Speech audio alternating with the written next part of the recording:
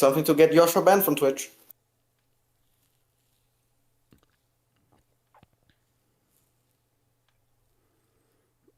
Adriano, no longer Lemuria. It's over. It's done. Oh, that's the last non-Lemuria piece you did. I forgot. Yep. That's the last non-Lemuria stream piece. Is an invertebrate. Indeed. What the hell are you guys talking about? That's the Jurassic World.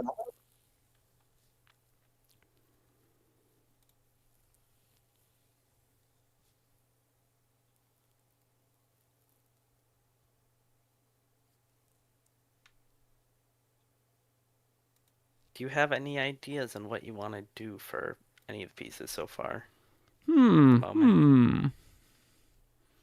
Well, I would like to start with Nanotyrannus. True. Nanotyrannus. Both species? We will do both species. I'm pretty sure we have a fresh new skeletal drawing floating around somewhere of In the deep web. I'm pretty sure that Hartman did a new one. For Lethalis, Hartman did a rename of Jane. Oh, is it just his Jane skeleton? I think it's just a pretty sure it's just his Jane skeletal. Change file name. For Lanciensis, there's currently not a robust skeletal in a format that is usable. Technically there might be one. Lancian's working on one. Technically, my girlfriend has one, but I can't show that to you guys. Yeah.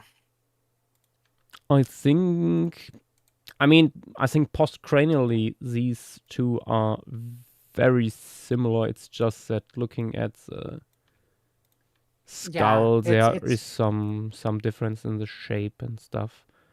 I would just do a head swap of. Yeah, and I know Lancian already did that part. Yes, exactly. Speaking of Lancian, hi Lancian, welcome. Hello. Finally, holy moly! Finally, the animal you are named after. I've been waiting for this paper for who knows how long, just staying quiet about it. Oh my goodness gracious. I think that's the thing with many people. Nice. Literally everybody, I think, has been waiting for this paper. Yeah, I mean, based on the reaction we got, I don't think everyone. I think a lot of people are waiting for Bloody Mary to get described in general. That is true. I cannot say anything. Me too, though. Eventually. Hashtag me too. Hashtag me too. I do have an idea, not necessarily for composition, but for a, just general piece idea. You are looking for those at the moment. I mean, if you have something in mind, let us know. I'm also looking into my inspiration folder right now. I think it'd be cool to see it, going toward a deepish water and grabbing the snout of one of the two paddlefish species. Well, true, we have that, yeah. Just looking at some photos here. We certainly should use this one. Totally useful for this. Let me... What the? I saved some of these images of people flying into the eye of a hurricane. Oh yeah. It's such good footage. Let's see. You could have also Leptoceratops hiding in, far back into a burrow as you just see the head of a Nanotyrannus poking in and trying to get to it.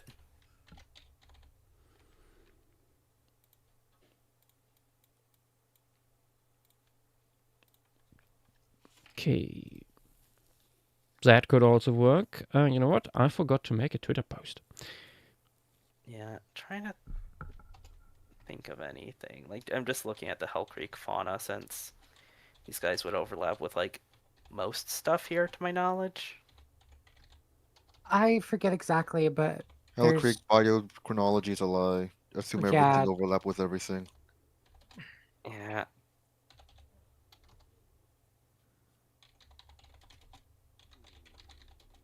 Would it also be worth looking at the Lance Formation? Isn't it, like, just different parts of the same area? Yes. yeah. I have a map. Let me grab my map. Yeah, there could also be some cool stuff from there. There's it's a lot Oh of the wow, same. the Lance Formation page sucks. Yeah. What is this? Technically, you could probably pull from Lance, Hell Creek proper, and Scholard, or not Scholard. Fucking, is it Scholard? Saskatchewan. It's French. You're thinking of Frenchman, but you Fren- can still Frenchman. Scholar anyways. Yeah, Scholard. Speaking of Frenchmen, there's Scholars one are- wanting up. Yeah, Scholard's a different depth. You will not nano the Tyrannos without me. Yes, we will. Kick him again. Videx, I remember back like a few weeks before it got published, you got the Tyrannosaurus book, and you were like, after reading it, I'm not too sure. I'm sure now. I read the fucking paper in its entirety. Yeah. Yeah. Womp womp womp. Is there finally a formatted version available, or is that still? No. Also, Fucking nature. Josh. I am here. Josh, do you remember that? You know, in the circle of circle of Tarbosaurs on the EVP meeting. Yeah. The second smallest one, I have images of the actual material. I found it. Someone fucking sent me that like 10 years ago. Zach? We have the guy. I think it's Phil Curry just dropping NDA on a kid. I have the guy. Beautiful. Also, I have returned from Italy. Oh yeah, how did that go? So you went. You actually went. Looking at the Tethys locality. We went. With that structure, because looking at that fossil, I am. Other parts of the paper I think are good and nice and everything, but looking at the soft tissue crests they propose over the midline of the dorsals doesn't really work for me. How do they know that it's not a piece of displaced skin? Or like, how does it correlate with underlying osteology? We don't know where the bones are underneath. Is it even like sticking out? Because like, it's a hadrosaur. They have quite tall dorsal spines.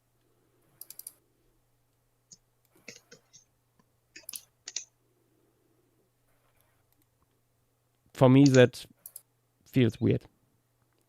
Also, I found a very good image. Very quick. Question: what are you doing with the now totally real motherfucker? We don't know yet. We are figuring that out. I just want to say I think you need to do it. I think you need to do it in full view. Because I mean, we have 4 pieces to figure that out. Yeah, I was gonna say. Wait, it's all Nanotyrannus? It's all Nanotyrannus? Yes. You literally asked before stream, and you got response. No, like I didn't Jacobo's literally told you all 4. I didn't see that all 4 are. I didn't see that. I was traveling out of fucking Italy. Why would you We ask don't care. You that? should pay attention to notifications more. He literally replied to you a minute later. I think that's on you. Does it matter? Do No, I it boot doesn't. all of you? Maybe. Who knows? I've done nothing I wrong. was gonna suggest out of like the little pile of images I posted. Yeah, for Montana, but if emphasis, I only I think if I boot everyone but you, that's somewhat awkward. Oh. Don't mind me. I'm just doing my fucking safety training on my phone. The fucking. Anyway, I was gonna say from the little like group of images I suggested, I think the last one is quite a funny one. Like having a nano tyrannus just stretching as far as he can to grab something from the water, like that squirrel is. Stretching the man beyond his limits. I don't I mean, know he's how. quite lanky, so he could potentially stretch a bit. I mean, but it's also bipedal, Yeah, I know. so I don't know how much it could stretch over water. Not like that. Not in that dimension. I think. Not like that, but it could be quite funny. Alternatively, I was gonna it'll bring up the jump. first. I was gonna bring up the first image you posted, honestly, like the one where it's just the gazelle. That's like, yes, the head has all the soft tissue, and then it's just like neck and part of rib cage. Stretching the man beyond his Yeah, limits. hyenas are be- known to could make be- taxidermies. True. It could potentially be the nano carrying Oh, off Jesus that like Christ. recent pachycephalosaur from Hell Creek. What was its name Oh, again? That guy, I don't think is from Hell Creek. I think that's Hell Yes, Creek. it is, but not the Was early it? one. Not the early one. He doesn't know. There is. He means the what's it called? Is it Spherosaurus? No, Spherothos is known from like 20 fucking years ago. Platytolus. That one. Yeah. We are not talking about the earliest known Pachycephalosaur here. No, I was No, thinking no, of the guy that was described after that, like the big boy. Yeah, Those two are also that species is also that's Holderdus Campania. Yeah, wasn't yeah, that like I knew from it was Canada? North American, but I didn't think it was here. No, it's not here. Yeah, no, that's what I'm saying. Like that's why. You were thinking good. You are a good boy, you know. So what? I'm looking at bird photos. Did you say Yes. boy or boy? Deploy the boy? What? You know what? That's exactly why we made the giant, or specifically Montana made the giant Hell Creek size shard.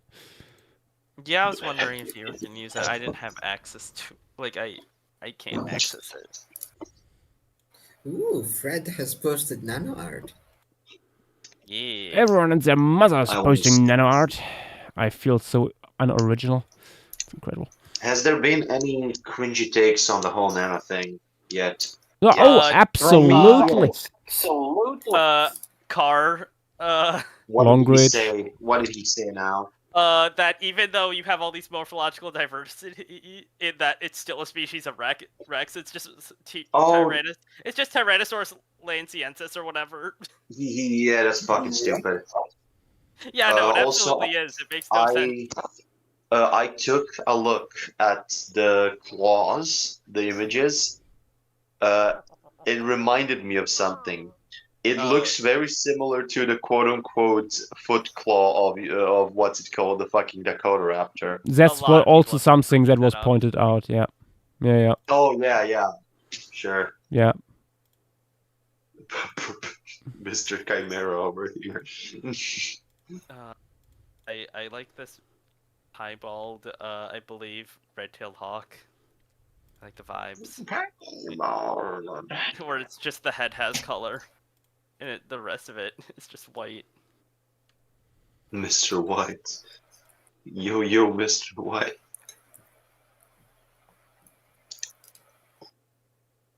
Vitex and Fang would make a wonderful Mr. White and Jesse. Just who's who. Fang, we need a cook. Yo, Mr. Redax. Oh yeah, Videx, how are things going? I know you probably can't say too much, but how have the things been going? Good. Not exactly as we planned, but we turn it around. It's good. Sweet. So what? Oh, I was just saying sweet. Yeah.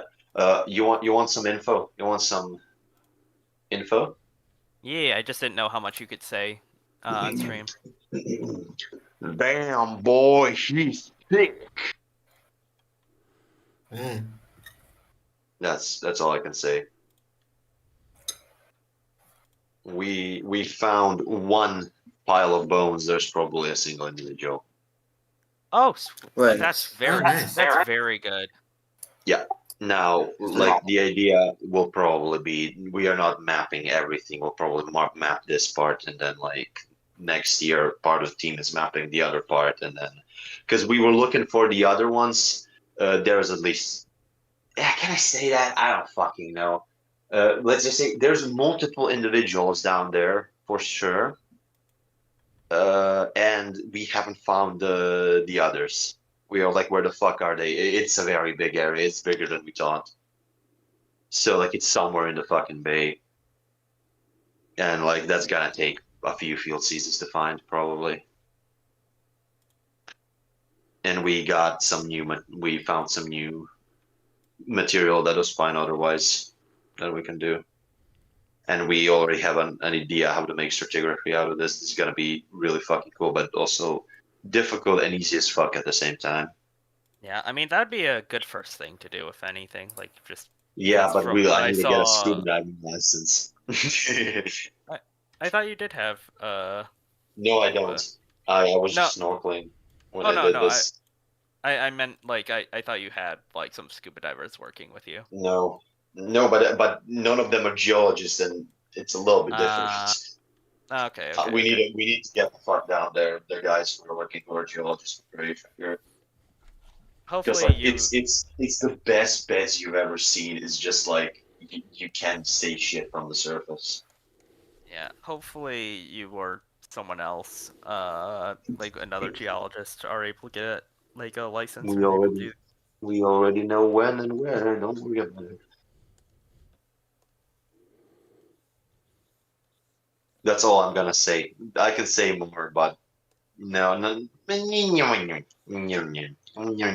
is for after stream hours. Yes. Yeah, I was about to bring that up. Also, if you want to see a funny take, I'm gonna post 2 images in other talks. The funniest take. Oh Jesus Christ! I can't finish myself anyway. Sure. Okay, so what is it? What? That has to be sarcasm, right? I don't know. Yeah, Some I people think don't that's sarcasm. That's gotta be sarcasm. I hope it is. It used to be believable. Yash, I see that you are beginning to draw. Any specific ideas? Yeah. Finally.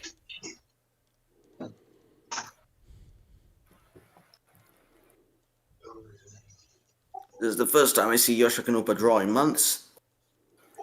No idea what he was doing before that. It could also be nice to see like a speculative interacting with a like more speculative juvenile Rex based off of both some specimens along with Tarbosaurus ontogeny.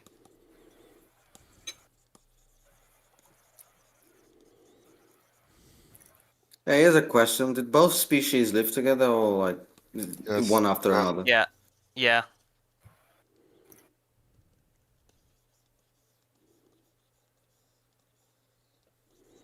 There was some overlap.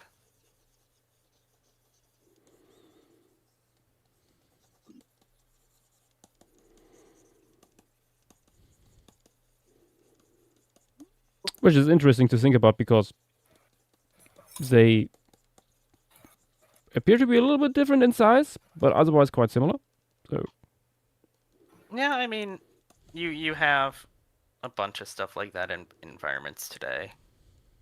Hybridization was possible.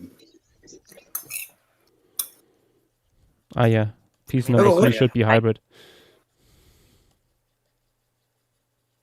Realistically, I don't like. I think that there could have been like. I don't think there's any reason why with how much birds hybridize today. Who's hybridizing with who? What did you say? Who is hybridizing? The two Nanotyranus species. If they even overlap, I wouldn't do that. Yes, they do. No, they don't. We don't know. Read the paper. Are you Virex. It was No, hypothetical. guy? We have two species, two specimens. The Bloody Mary is from the lower part of the Hell Creek. The Jane is allegedly from the upper part, but we don't know because we don't. The data has never been published. But And I then have a where is- screenshot from Napoli telling us in another server like 3 hours ago that stratigraphy is unknown, it's being worked at, and they probably overlapped. And at minimum, there is no reason to think that they did not overlap. why not? Why not? Why? If In the other first- species of from Hell Creek don't overlap, why are we like? That's not true, actually. The only species that in published literature that has stated to be non-overlapping is the two species of Triceratops. And Can I ask maybe something? Pachycephalosaurus, but no other Hell Creek vertebrate. And I have seen literature for all No, I'm not saying that. Two 180 of species them the same have genus. been stated to have that. Two It's species of the a same genus. misconception. May I I'm ask just saying- something, please? If we want the answer to this question, why don't we ask Napoli himself since he is here? That I is did. true. We did. I have the screenshot. I Wait, could just tell you in the the screenshot. server. Thank you. That's what I'm trying to tell you. Thank you, Brennan. Or Lance. When you say here, you mean as in the server? Yes. Yes. James is on He the joined like the day before the paper dropped. I'm pretty sure Joshua might have even asked him if he could be here. I told him that we would be online. We live in crazy times. Not really, we have a bunch of paleontologists in here. Give me a second. But I mean, can you imagine getting Cope in here?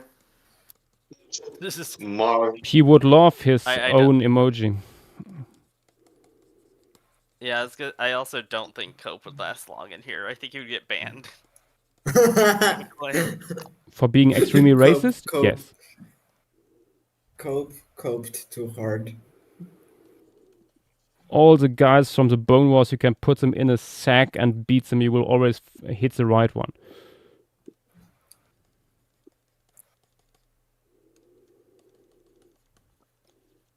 I remember, at least when I was a kid, and like in my early teens, there was this weird glazing of these guys online. We're like, oh my god, are you a Cope guy or a Mash guy? And I'm like, fuck both of them. None.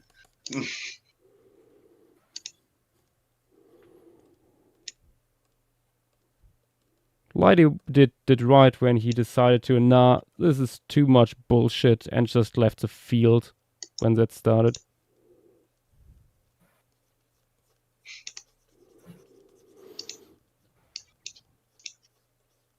Wait, who? Who is the third party you say? Was a teacher of both of them, basically. What's his name? What did you mention? What's the name? Lighty! Look, look, the guy went into anonymity. Josh doesn't want to dox someone. Doxing him. Also, is the supplementary for the nano paper available? I don't think so. Yes, there is. There's a There's? gigantic supplementary. Oh, Yes, is it it's actually huge. available? Yes, that was available before the paper itself was. Yeah, I Okay, have. yeah, I see it now. Yeah, I highly recommend you guys read that. Yeah, may I get it, please? You have supplementary 1 and then supplementary 2 through 14. Most of them is just Matrix related, but the first one has like text and tables and stuff like that. It has no figures though, because the osteology is forthcoming, and they say it in the stratigraphy, so that's not really a secret, in case anyone thought it was for some reason. May I please get one?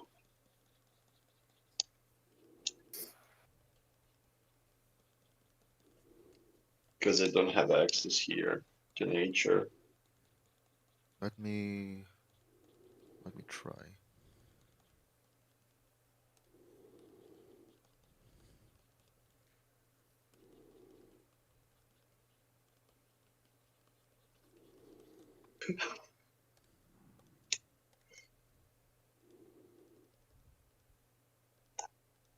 How come the man himself is not in chat? Not Napoli, the other man himself. Since we're talking about Nano. I think they're busy doing something. They're watching Donkey Kong. Yeah. Incredible. Though only watching 2 episodes, so he might show up.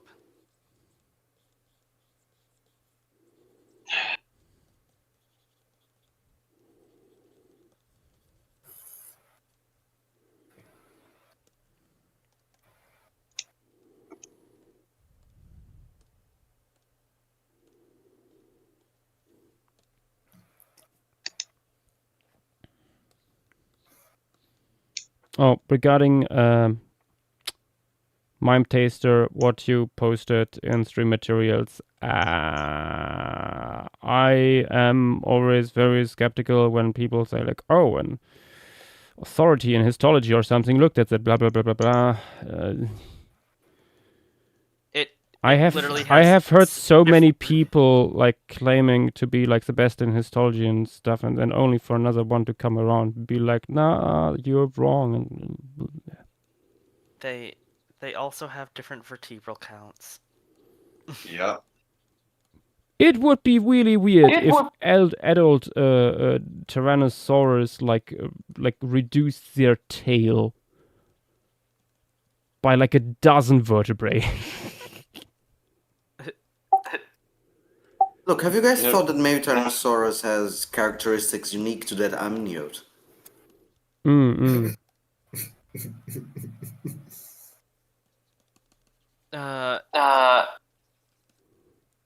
Fish can have like different amounts of vertebrae between individuals, but once you get to amniotes, I don't think you see that anymore. Yeah, you see that's a special kind of God, what's it called when like old features pop up again? Neogeny? No, wait, not neogeny.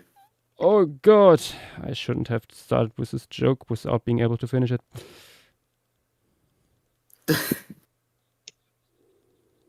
Now it's biting me in the ass.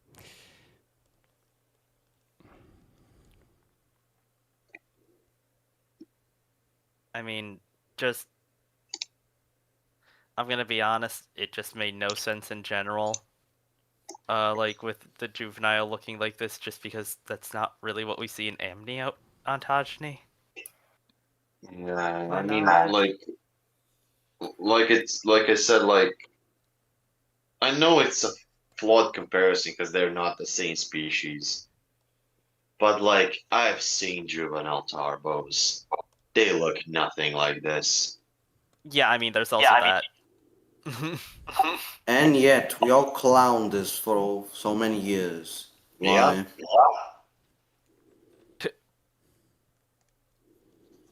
I mean, also just the thing of the idea of a single animal dominating basically the medium to large predatory guild.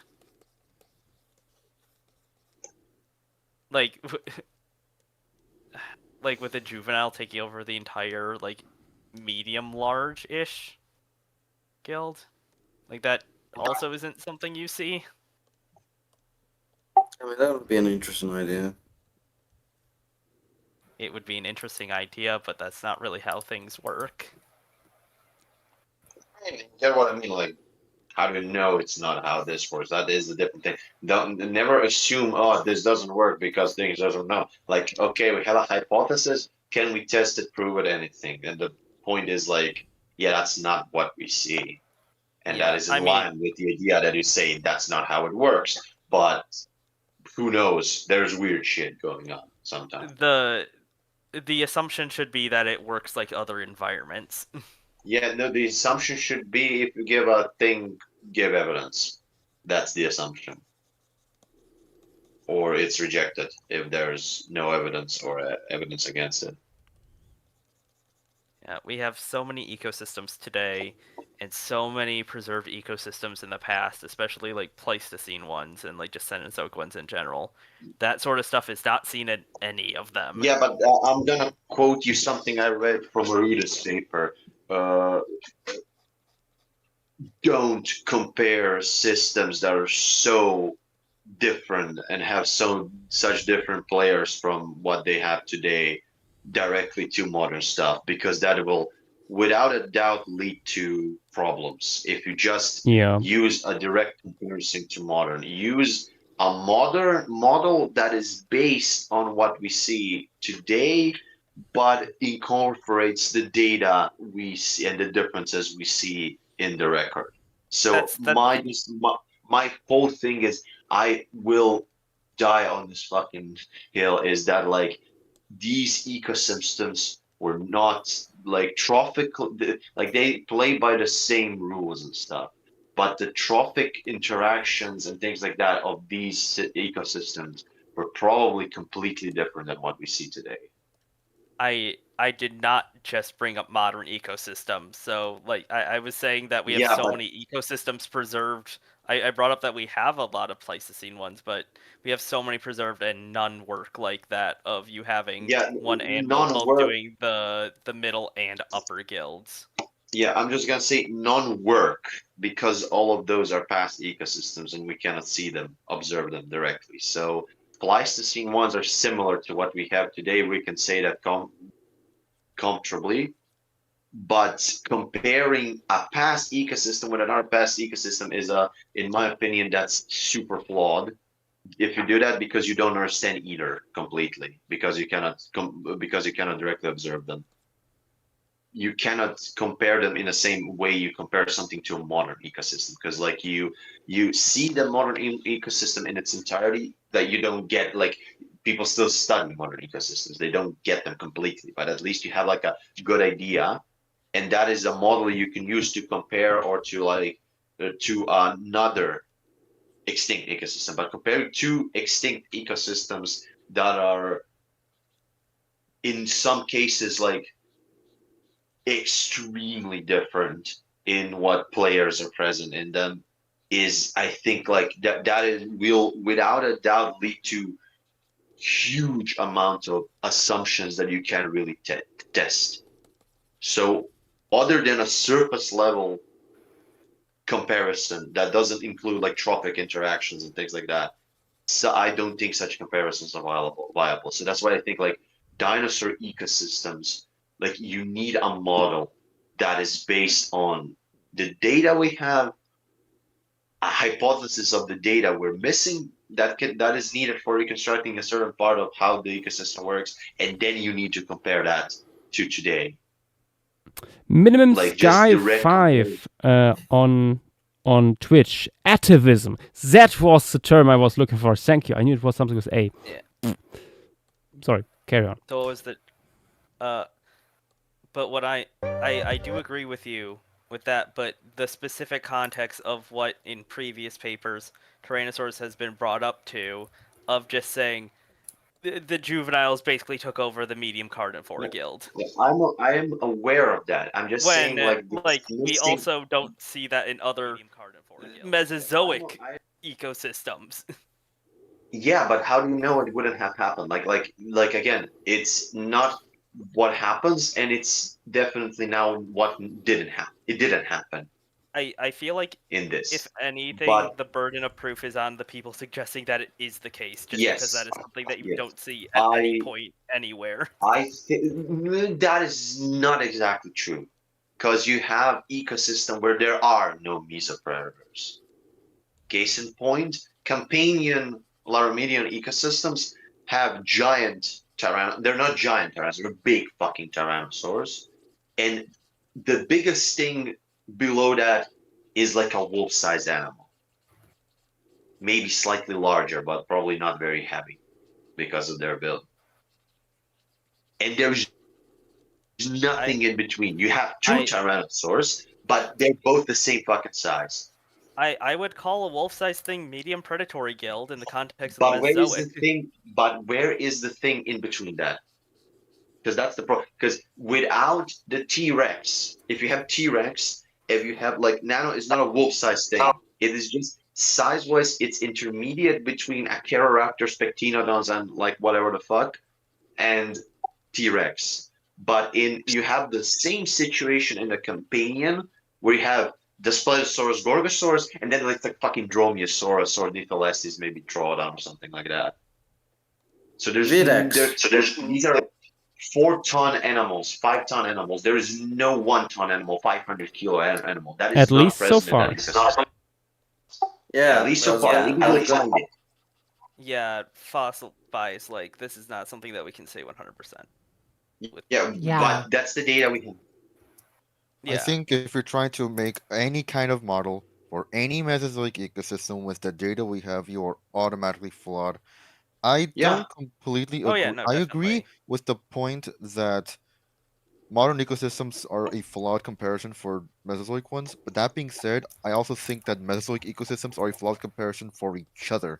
Not because they're the same, but because we have nothing from literally any of them. Who's to say that we don't actually have medium-sized, meaning like 4 to 8 meter long theropods, like from any of these places, and they're either just A, misidentified, or B, we're just simply not finding them. Neither of which are particularly like hard to believe. The Dinosaur Park Formation has a large ornithomimid, smaller than Gallimimus, but like not crazy much smaller, and it's known from like one claw. You know, that so, thing like, is probably that thing. There's also the Dinochirid that got described, but I don't know how big that guy is, or the potential. No, the Dinochirid is it's not big. Judith River. But like it's big enough. It's only I scaled it. It's only like 5, 6. I have reasons to believe that I have reasons to believe, number one, the giant, quote-unquote, Gallimimus-sized ornithomimid from the Dinosaur Park Formation is known from multiple bones, but those bones are not found in association, and it has been suggested that they probably belong, that there is no way to not that they probably belong, there is no way to effectively accept possibly size, because there are some big fuckers there. There is no way to effectively how to say, tell that this is not one of the ornithomimids that is already present, but like an adult or a larger one. I think that's a very silly. I think paleontology. Well, not paleontology. I think dinosaur paleontology. I feel has a really, really, really big problem with like, oh, this is like probably something that we already know. The verdict on proof is to identify each and every individual fossil. Like, and I don't think that's like almost never really, really done to the degree and to the thoroughness that it really should be. So first of all, you can't really say was the scan material provided. We don't know. It's just indeterminate. Maybe it's something that we already have. It's maybe not. That's exactly what I'm saying. Is that we're on the same page? Yeah, no, absolutely. Dinosaur teeth should absolutely not be described to a genus. Yeah. Like you see in a lot of North American formations. Like, that is just not realistic. Haha. Judith. Yeah. I mean, the overall point being is like stay tuned for next week. It's not. It's just next week. Unknown. Like it's unknown through and through, and you can't even really make like any claim because like you're right. Dinosaur Park, 2 Medicine, etc., doesn't really have like a modern, or sorry, a meso quote unquote meso predator. But like, I don't think that means anything. I just think that like that it only means that we have not found one. It doesn't mean that it wasn't there. And I think trying to model any expectation in any direction is fundamentally flawed. That's why I have huge gripes with the overwhelming majority. Well, not the majority, a lot, I should say, but a lot of like paleoecological quote unquote papers and studies that is like modeled towards. Because I mean, it's like some stuff you can definitely get, like an isotopic study, or Yeah. like statistical empirical studies on like death rates in Mayas or bone beds because they're all dying in the same place and that's a huge congregation, or stuff like that. But when you start trying to get into like the bigger picture and quantifying everything, that's when you start to really lose me really quickly. And Yeah, like the paper makes note, and Napoli has commented elsewhere that the Nanotyrannus paper. I mean, we don't really have this controversy of like, oh, it's like juvenile Gorgosaurus actually Gorgosaurus. We don't, we're a little bit more confident with that. But it does open up the possibility, like, hey, we should probably look at like everything we have. Yeah, there again, might. maybe. Yeah, that is true. There might be smaller Tyrannosaurs hiding around yeah. that we haven't yet noticed. I mean, that's also one I- of the nice I- things with this paper and what Napoli published beforehand, or rather, I think it's still in preprint, but with the cranial nerves, that's a toolkit that if sufficient material is available, you can use to determine, is it actually a juvenile of what we think it is? Yeah, quite easily. Two things. One relating to isotope things and like paleoecological stuff. Like we just had a very good paper on like how based off strontium, like iguanodon wasn't migratory, which is super interesting and leads to some interesting paleoecological stuff. Wait, how did it determine that? Strontium, you can determine like where an animal is at certain parts in its life because like it's weird to describe. It is something that is Yeah, I deposited understand. in its teeth through the water sources it Yeah. drinks from. Yeah. And Yeah, and that is different true too, water that sources have essentially- different amounts of strontium. So if it always stays the same throughout the tooth cycle, basically, that means the animal probably did not move much. But also, Michael Deek would like to have a word on this also whole something topic. that I want to bring Hello. up. Hello, gentlemen and ladies. Hello. Hello. I certainly Hello. was not going to miss out on this one. Welcome. Excellent. Thank you for having me. Wonderful.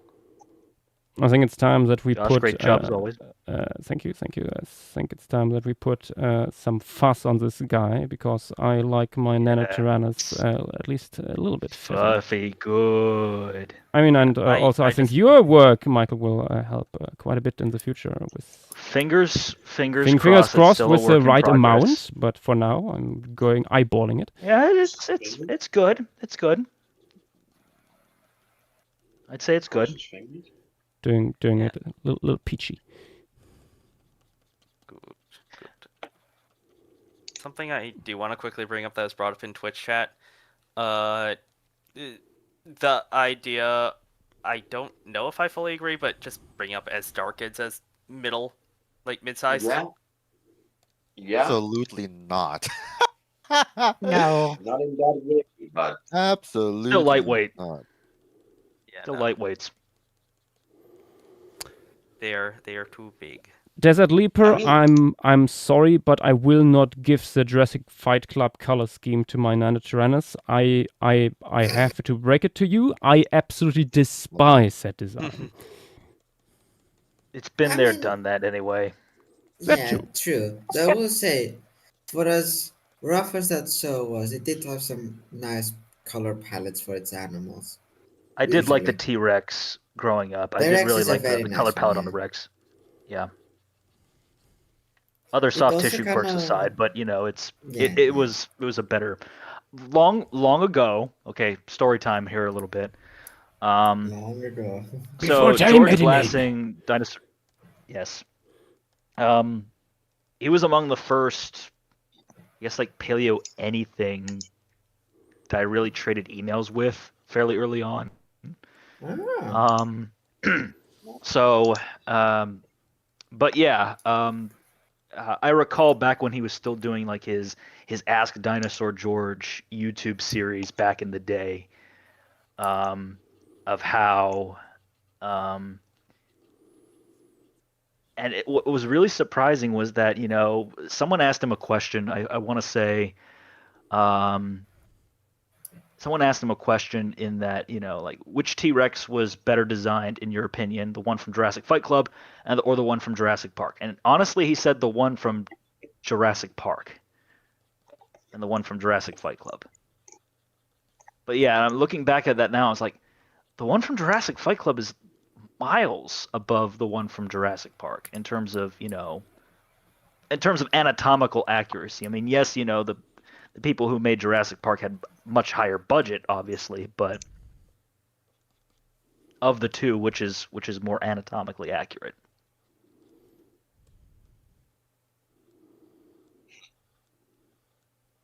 But yeah, just looking back on that, I think with stuff like this, if it's not specified, it's always like a question. Okay, do you mean like anatomically or design wise? Yeah. Like Yeah. Something can be very anatomically nice, but just be very ugly. Yeah. Yeah. We have plenty of those. Or flat out boring.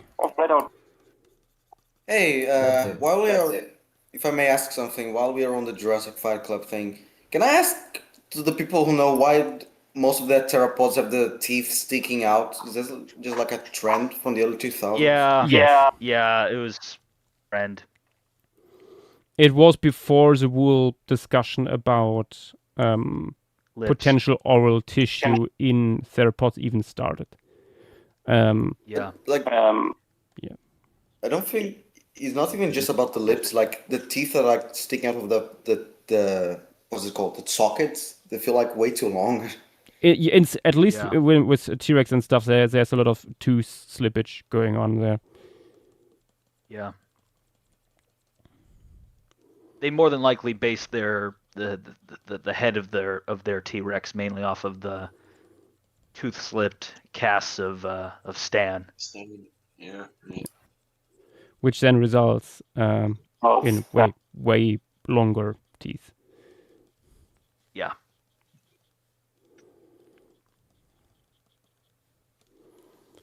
That being said, if the teeth truly did protrude that long, I mean, obviously the Cullen et al. 2023 paper, with its own caveat of flaws aside, did point out that, theropod teeth are no bigger or smaller. Honestly, it would have been cool to see, if tooth slipped versus non-tooth slipped progression kind of thing. But yeah, that's just me. On top of, the histology they did on the teeth.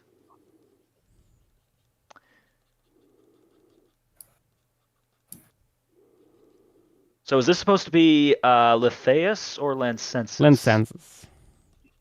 Okay, this is Lancensis. Awesome. Yeah, Lithaeus later. Bucker's Pygmy Tyrant. You're going through chronological order? I wouldn't call it that.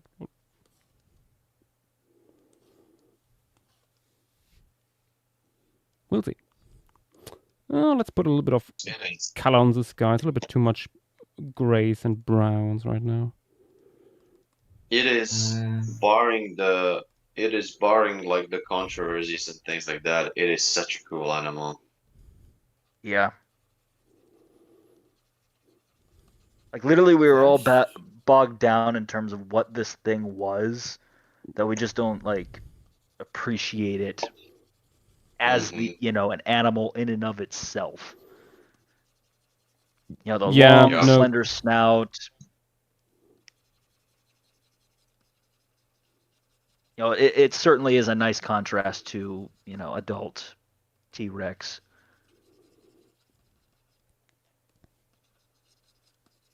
Yeah, I don't know if I could share. I don't think I can share the juvenile Tarbo. How different that looks. It's a Tarbo about the size of a nanoskull. It is. It looks like you shrank down an adult Tarbosaurus. Yeah, it's a little bit slimmer, but like it's. Yeah. It looks like what you'd assume a juvenile Tarbosaurus would look like. I mean, have you ever seen it? Yeah. And I've seen the diagram that Vile made years ago. Yeah. Oh, absolutely. No, but you ignore the diagram, the actual specimen. I'm pretty sure that I have seen it. Gorgosaurus lancinator is a published specimen that you can look on Google. Yeah, Images, yeah, so- true. Yeah. But there is a one that is even smaller. Oh, are you talking about the one that Gorgosaurus is Whitmer, the Tsushigi et No, al. no, Or it's not published. That's what I'm Oh. saying. I don't know. It is. Being shared online. No, it is NDA that just got dropped on me by a paleontologist. Says like, And you here, can't dude. post it. Yeah. yeah. As you do. But as like you when, do. like 10 years ago, I found the image like, I don't know, sitting on my hard drive.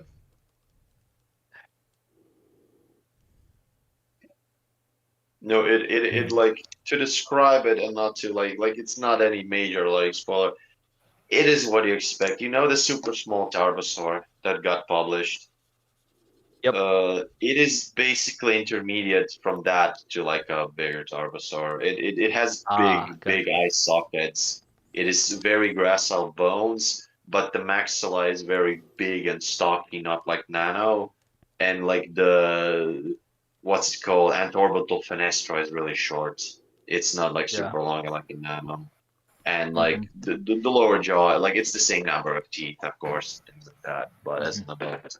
But like some of the bones are way less massive than an adult Tyrannosaur, especially in the back of the skull.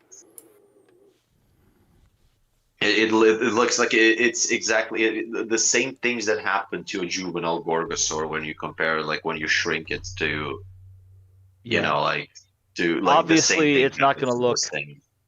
Obviously, it's not going to be a one-to-one comparison, but it's like nothing weird, is going Yeah. on necessarily in terms of the overall Yeah. proportions, like it is with this thing. And Yeah, honestly, as some of you may or may not know, as someone, back when I was an undergrad, of course I was one of those probably annoying Nano supporters, basically, or Nano truthers from back in the day. Shamefully admitting it.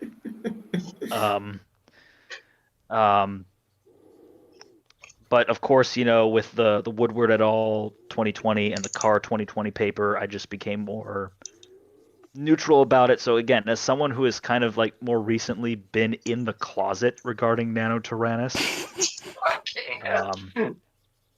yes, I was in the closet, but now I'm back in hell. Hashtag back in head. How does it feel to come out after all these years? Yes. But yeah, as someone who has been in the closet about Nanotyrannus for the past few years, of course, I don't want to go down the route in terms of like, like we told you so, but at the same time, it's just surprising in terms of like, it just feels weird now just casually talking about this animal not being a juvenile T-Rex and not being like a couple of you guys said, not being clowned upon for it. Yeah, it feels weird and to even, me. And even with all the privately owned specimens and stuff aside, and the fact that we're now acknowledging the evidence that we did have back then, pre October 30th, 2025.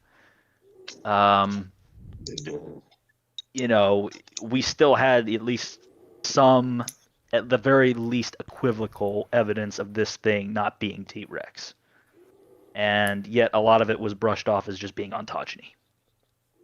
Yeah, I mean, Sorry, you go. I was saying this goes into what Lansing brought up of the assumption in dinosaur paleontology of this must be something that we already have. Yeah, exactly. Yeah, I think. Go ahead. It just feels like to me it feels like you read the paper, you see the figures, and you're like, yeah, this shit is super obvious. Yeah, it at honestly was. It is super obvious, and then like thinking about it, you kind of feel stupid, but you also like, I don't know, like, because like it went so quickly, like you said, from hey, this is the beta to hey, that kind of just very gradually morphed into yeah, this thing is not real, fuck it. Yeah. But then it's just like they write this really, really good paper. They just lay out the new specimen, just like all the arguments, and you're Yeah. like not that it was like a long-term process of getting to it. You get what I mean? No, this actually no, it's just like Exactly. Yep. yeah, this is just And it. Like you got it all fucking wrong. Yeah, I mean, yeah, in real, I think what was very important with this is that the parties involved so far had nothing published on Nanotyrannus or Tyrannosaur ontogeny, so they felt like to everyone as unbiased observers. It was a lot of groupthink going on, and it was refreshing to see, this completely neutral take on it, like just basically saying what do the fossils say. And I will say this is that, again, not naming names or anything, but in terms of, the folks out there that basically said that, oh, we didn't really have all that good evidence of Nanotyrannus back then. It was either flimsy or equivocal at best, but now I forget where I was going with this. Yeah, I think I get where you're going. But you kind of get where I was going. It was basically, having not read the paper in full,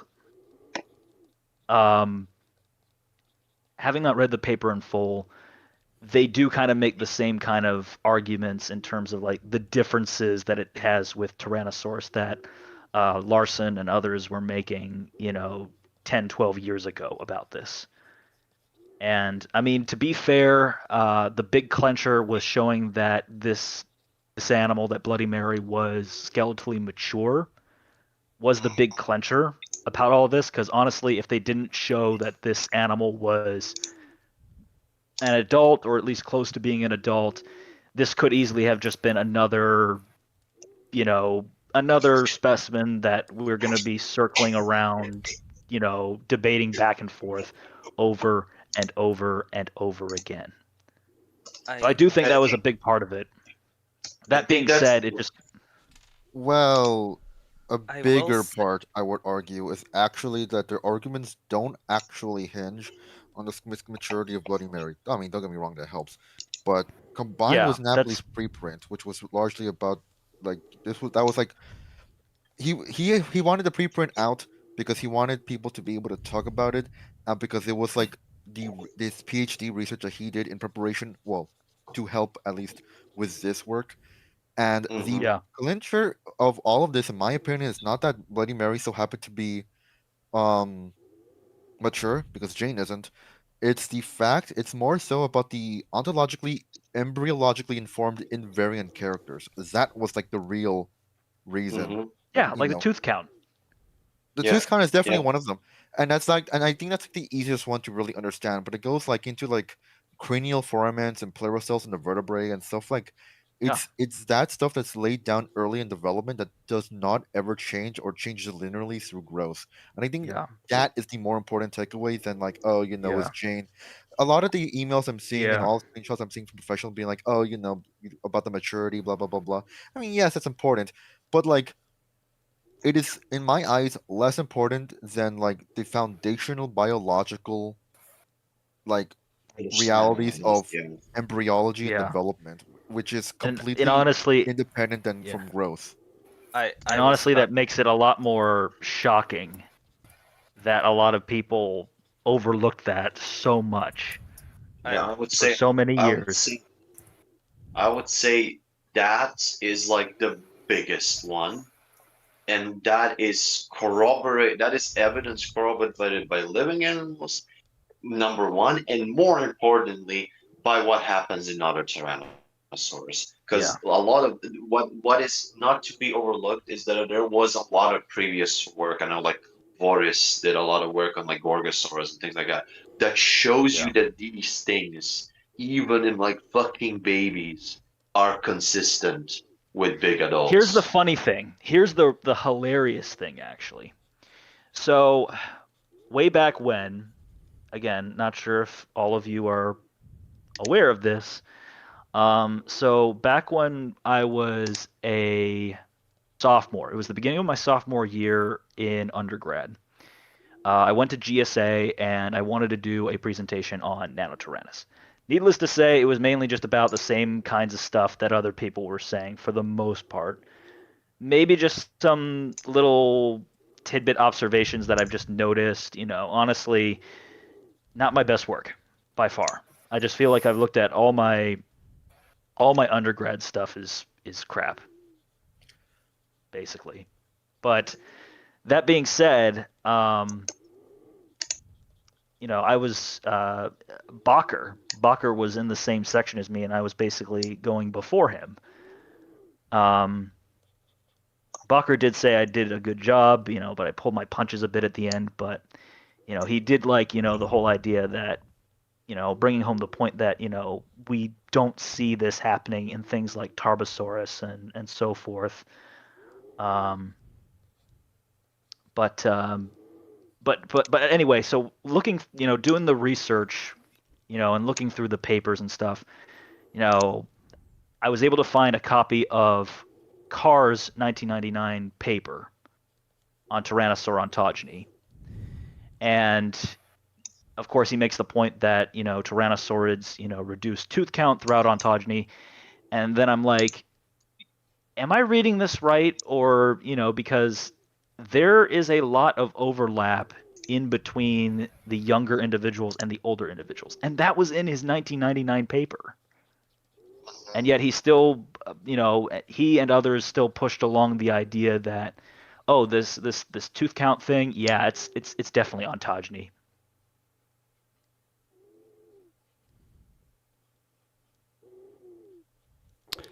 I think I saw a question. Aura Terrorbird is asking specifically what is differentiating Nanotyrannus and juvenile Rexes. Well, that is a little bit hard to say in case of juvenile Rexes because we don't have good descriptions of definite juvenile Rexes, but we can say that Nanotyrannus is distinct from T-Rex on the count of many things.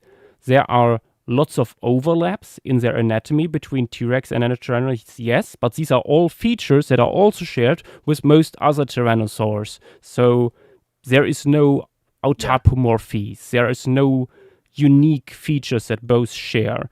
The tooth count is different. The animal is shown to be mature in the histology.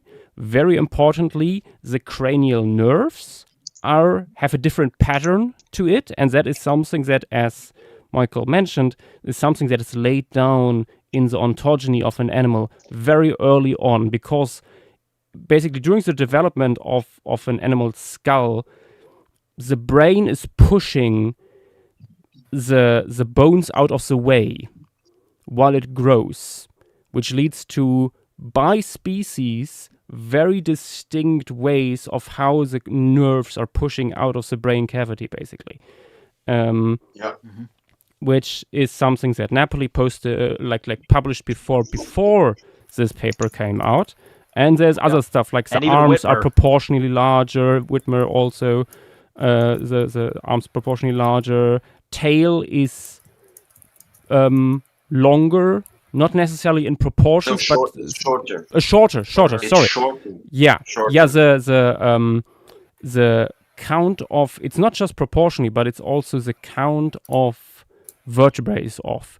And usually, outside of fish, vertebrates don't do that. Yeah.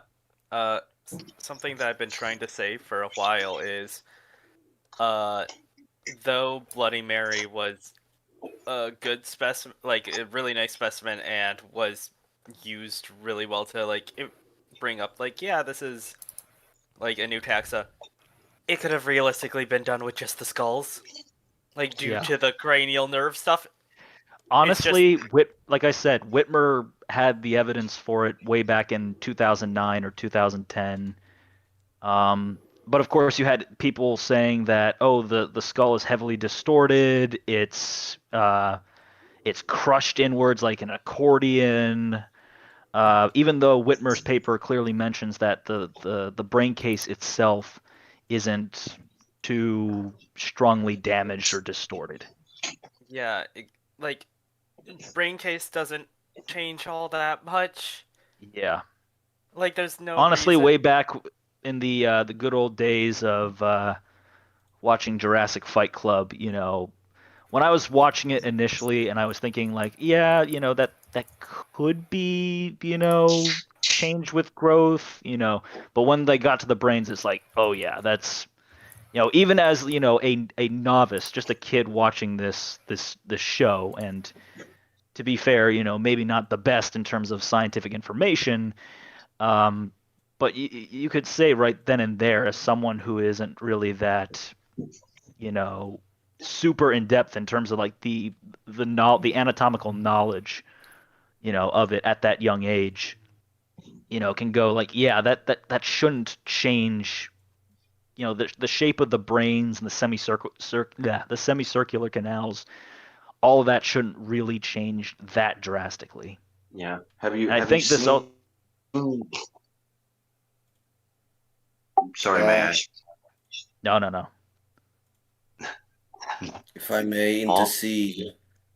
Yeah, just wanted to quickly say, have you seen the studies on the brains of juvenile gorgosaurs? They look exactly the same as the brains of adult gorgosaurs. Exactly. It feels like this is something that should have been questioned by other people a while ago, like outside the people who were more commonly publishing. And honestly, honestly, that was something that I wanted to do during my undergrad. But in the years following, like into my master's, I just kind of felt like the debate has just, it has just been like overblown. And again, with the Woodward and Carr papers from 2020, I just feel like, I'd better shut up and be more neutral about this and not being vivacious and not being seen as sort of like a crackpot. But, it's just that, the debate, I lost interest in it, quite a bit, going into my master's. I didn't have it in me in that I did have in the thing. I feel like it's just been done to death, and that obviously I knew the Dueling Dinosaurs was going to be published eventually, since it was, finally obtained by the North Carolina Museum of Science. But I was just going to wait and give my thoughts until then. And now the day's come. So, and it's just great that we're all looking back on that and saying that, yeah, this was probably flawed from the start. Bloody Mary or no Bloody Mary. It's problematic that a lot of higher ups in academia basically, hammered this over and over and over again, like calling Nanotyrannus fake news, for instance. I just feel like that wasn't the proper way to frame it. It's one thing to be skeptical of it, but going that far with it, I just think is, that's not the way to actually to frame this and to joke around about it that way. Yeah. And then it just leaves us young and up-and-comers to actually pick up the pieces and try to, and those of us who really wanted to like seriously look into this, we're constantly shot down about it. Yeah, as an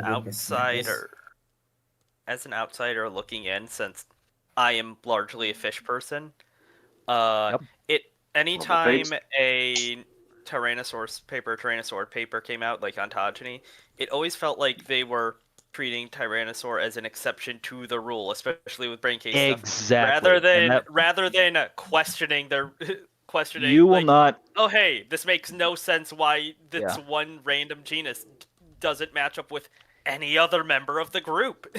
Yeah, and again, back when I was an undergrad, there was again one prominent individual in the field who will go unnamed, who literally told me just that, that Tyrannosaurus, is a special case. It's, it's a bizarre taxon even compared to its close relatives. If anything, all of this tells us more about how we put T-Rex on a pedestal compared to not only other dinosaurs and other fossil taxa in general, but also even members of Tyrannosauroidea as a whole. Yeah, Just this whole idea of, and again, people have already said, the whole idea of this thing conquering various niches throughout ontogeny, it makes T-Rex sound badass, like even more so than it is. And, I'm pretty sure the people proposing that, weren't really thinking it in that way. But it can almost seem as sort of like an unconscious bias towards Tyrannosaurus itself and us wanting to have more answers about a very unknown aspect of its biology. To me, even bigger problem here that has arrived from this. This type of stuff has been like this lumping. Sometimes you need a lump. There were problems, and there are fields in paleontology that I've worked on ammonites, for instance, where you need to fucking lump. They oversplit it to shit. But that most, in my experience and everything I've read, most splits that need to be lumped are a product of shabby or quick or not enough careful work. If a taxon is named on careful, most, the other type is made up from okay, we don't have enough information about something or something like that. So there will be lumps. Lumps will happen unavoidably. But what seems to me to be the case is that most splits, if they're reasonable, most new taxa are a lot of the times justifiable, because a lot of the times you have enough data to say, okay, this is stratigraphically different, this is morphologically very different. We have 4 specimens that look exactly the same, but it's a minor difference, but okay. Yeah. What I think is this almost there are debates for is Latini venatrix its own thing, or is it Troodon? And it's like okay, maybe it is, maybe it isn't. Even when they redescribe Troodon newly, they say maybe it is. We will not yet be sure that it could be different, but we need more data. But another thing that I think is a huge problem is that it's not only T-Rex, it's the entire fucking latest Cretaceous ecosystem that has been a subject of it being unique or special. They demolished Nanotyrannus, and it's now real. They demolished Stygimoloch and Dracorex, and now that's being debated. And only when they started trying to shove Torosaurus into Triceratops, I think it started falling apart, and everybody was like, that's and even the point of being stupid. Yeah, and even I when would say, sorry, may I just? Keep going. It was a long day. I'm just gonna end it here, and then you go. So basically, I feel like a big problem is that people say, but these are such closely related animals. For instance, Torosaurus and Triceratops. They're too closely related. Or it's weird that, I don't know, Stygimoloch, Dracorex, Pachycephalosaurus, they're all closely related and all in the same ecosystem. Yeah, but that tells you something about the evolution and the ecosystem. There can be closely related things that speciated recently. That tells you that there was a overturn, that something went extinct and they started speciating and going into different niches. Yeah. Which is exactly what the fuck happened in the Maastrichtian, from all we know. Yeah, I know you bring up like, oh, it's not too good to compare modern ecosystems to ones from the Cretaceous, but like we have some like 15 species of like antelopes in the same ecosystem. What are you talking about? Yeah, exactly. Yeah. Also, Which is Jadaka in the amount of Oviraptorosaurs. What are you talking about? No one is arguing that these Oviraptorosaurs are all the same taxon. No one, absolutely fucking no one. I have heard people say something like that. There is a case in the Namek where it seems like, but these are guys that have raised new taxa. You get what I mean? These are guys that like acknowledge that there's like 10 fucking species. They just say, okay, Nemectosaurus, I don't know what it's not Nemectomaya. Or look at what happened with Triceratops. Gobisaurus or something like that. There is a small Oviraptor. They say, yeah, this was kind of shittily. This is a juvenile of an already named taxon, but it's like they kind of didn't. But that's like they have 11 and they took out one. You get what I mean? It's not problematic. There's just like realistic assertion. We must lump elk and moose together because they're both cervids living in the same ecosystem. Yeah. True. How could it happen? I think we should lump them based on linguistics, but that's just me. It's trying to think. Yeah. It's just really dumb. Lump them within the same genus. That's what Carr would do. They're shared characters. They live in the northern hemisphere. No, that would be pulling a Longridge. Sorry. No. Like Carr bringing up Tyrannosaurus lanesiensis. It is a Carr thing, also. No, the North America thing. That's what I think Josh is. No, it was I think. Oh, I didn't realize. Yeah. I meant coding your geography into your Oh yeah. cladographs. I love watermelons. I love watermelons. I love my favorite. I love watermelons. But yes, question on YouTube. These are indeed Presbyonicians. These are the quote unquote Styginetta from Hell Creek, and I wanted to show these guys for a while now, a little bit more prominently, and I think it turned out okay. Yeah. Quick thing, as seen in Prehistoric Planet. Also, two quick things. Samsonar on Twitch. Quick thing. Maybe refrain from saying Raptorex is Namek. It is different from Tarbo probably, but we are not sure of the provenance. There was a paper that said it's probably Namek, but there have been objections privately raised on that because there are Chinese formations from the same time period that are super unexplored. So it might have been from there. Yeah. So like not the same, maybe similar time period. Yeah. So it might be like a different Tyrannosaurine that is like from somewhere, either different region or slightly different time period. I think there is good evidence that it's not the same thing. There's always these issues with commercially excavated or illegally excavated specimens that first make their way onto the private market and then into a collection, and like we lose in most cases all the context. Better example than that, I would say, is Tarbosaurus and Aeoleramus, because they coexisted. And second thing, I see people say, oh, Stigi and Paki and Dracorex. Just a quick thing, there are some unpublished Dracorex, Stygimoloch specimens. I've took a look at that. Somebody sent me pictures. That looks extremely... There's like better skulls. There's almost complete skulls. They are super fucking similar to Dracorex. So can I tell? Yeah, sorry, you go. Just want to say. Just want to finish the sentence. I cannot say anything because I may or may not know things, but I have. And yet you are speaking. Shut up. No, Yes, just say it. You have But seen. I have seen several of those skulls in person, and they are very interesting and are very cool.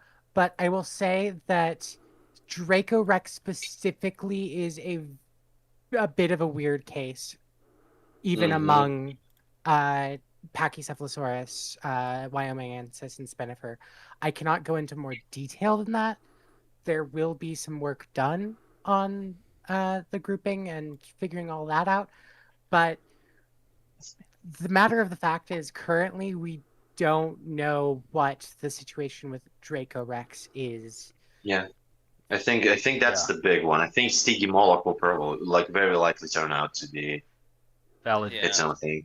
It's I can't say, but in my opinion, they are different.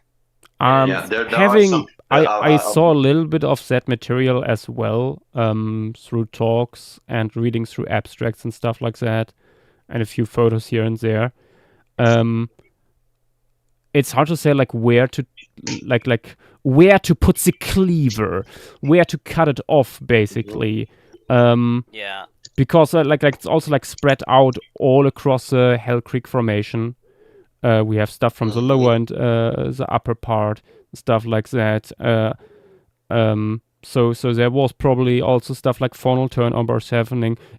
I think we are more moving into the direction, probably, if this stuff gets published, if that it's basically, is it justified to have it as its own genus or as its own species, basically. Yeah, I was gonna say that I've heard a lot, I've heard both as potential options.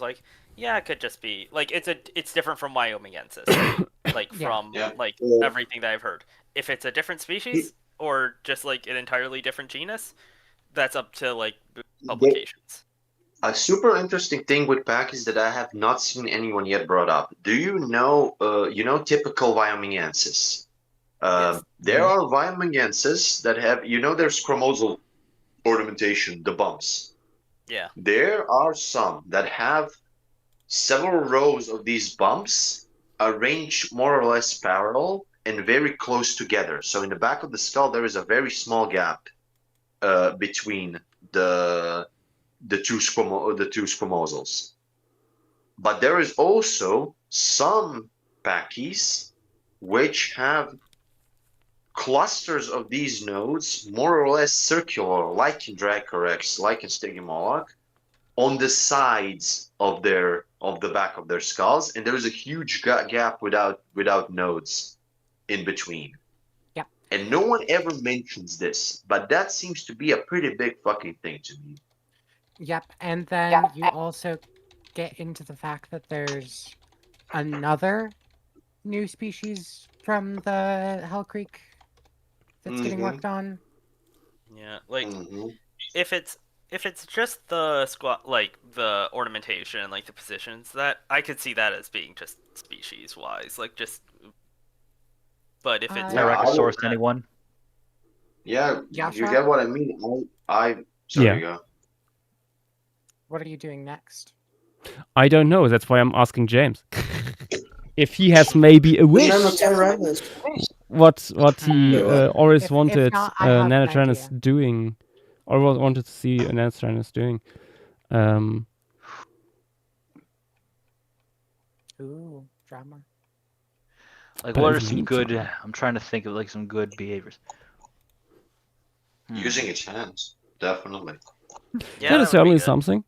Yeah. The fucking maybe carrying off, a very young T-Rex or something. It's literally holding something literally under its arms. I feel like I have already seen that. It's What? Yeah. Kind of been there, done that. Simply carry a turtle to eat later. Oh, carrying Dakota Raptor. I don't recommend carrying anything. Yes. Like, what? No.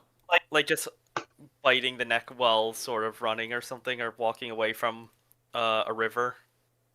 While it's sort of clutched also between the arms, or between the chest and the arms. Just finding a better place to sit down. Or we could have it tangled with, large dromaeosaur, Dakota Raptor, whatever you wish to call it. No, But like, okay. no. There's a better guy that he can This fight. is a He could fucking this is a fight with Dakota Neil Raptor Armstrong free from space. Kentucky. It's a safe haven, please. Yes. What about So one of the ironic big that Dakota Anzus? Raptor has become the new Nanotyrannus, basically. I was about to bring up Big Anzu too. Like if you want, That or Eo Neophron. Yeah. Isn't that I the would say- eBay guy? It is, What? but Yeah, it's but it's a valid species. House in an institution. I mean, like. Yeah. Yeah. he Yeah, bought Eo it, Neophron's sure, at but it's, like, Carnegie. real. I just Yep. I just only remember it as the guy from eBay. That's without fair. any Fair enough. without any I don't disagree. locational Fair enough. info. I mean, the fossils I are would- not I would- super pretty, so I understand that. I would say a male Anzu, so like a slightly bigger Anzu than like the holotype. Those exist. Apparently, like either guarding the nest or something, or even like getting into a scrap with an Nanotyrannus. Like you know what roosters do, like Yeah. when they're super fucking aggressive and things like that. Yeah, something They like that. defend. I think that might be Bruce cool. Sassy using Just have the Inferno feathers Dracon- flying everywhere.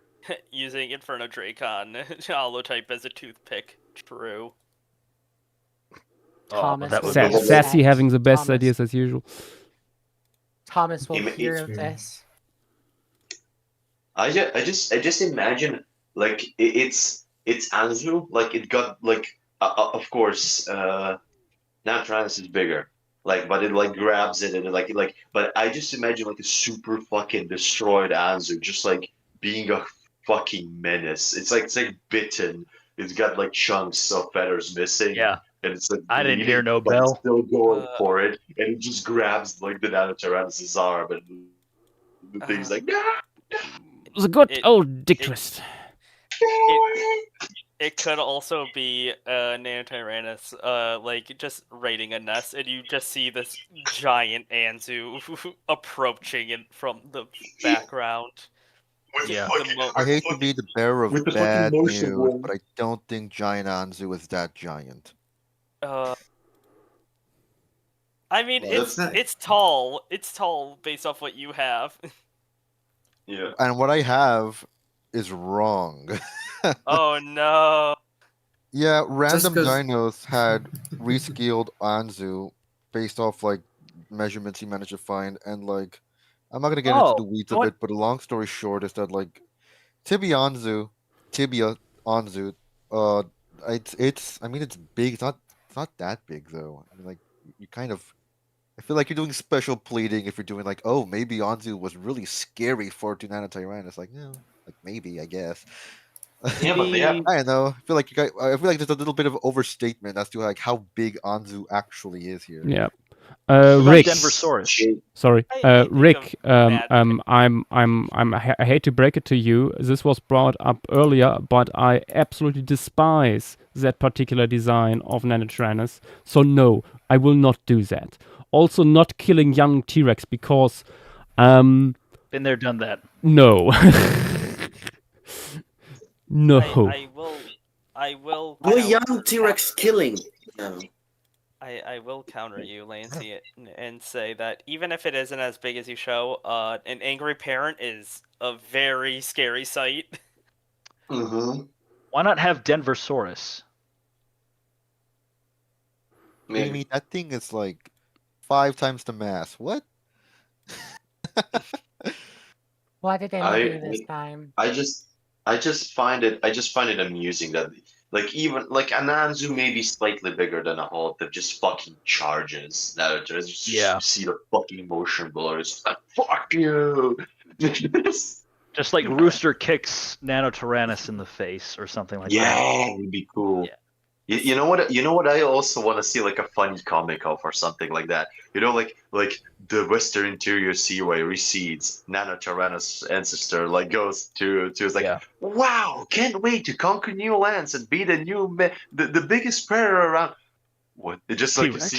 see you see just. Why like, do I hear T-Rex boss for, music? Like, You said hear the boss music. It just it just like raises up from like a bush, and you just see the 1,000-yard stare of like the fucking Nanotyrannus like by Rail or what by Barlow. Just says like, what the fuck is that? Yeah, It's like there's fucking 1,000-yard stare. What the fuck is that?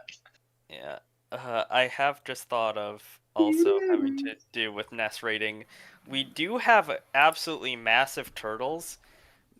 You could definitely show Nanotyrannus digging up a nest from like one of the large one of the large soft shells here, sort of like how monitors do. Like dig up. Maybe just have like a crocodile. turtle come out behind it and about to like snap it on the ankle or something like that, and it's just unaware of trying to dig. Get the Achilles tendon. The Cotoraptor getting the Achilles tendon. Horrible. No, I thought it was gonna go somewhere worse, but okay. Don't. Nanotyrannus pseudo-penis twist? Is that what you were going for? Oh my. No, not quite that, but I suppose. Going for the balls! The scrotum humanum. True. An unexpected return. The It's a British Bacher put exchange it- student. Yep. Exchange students.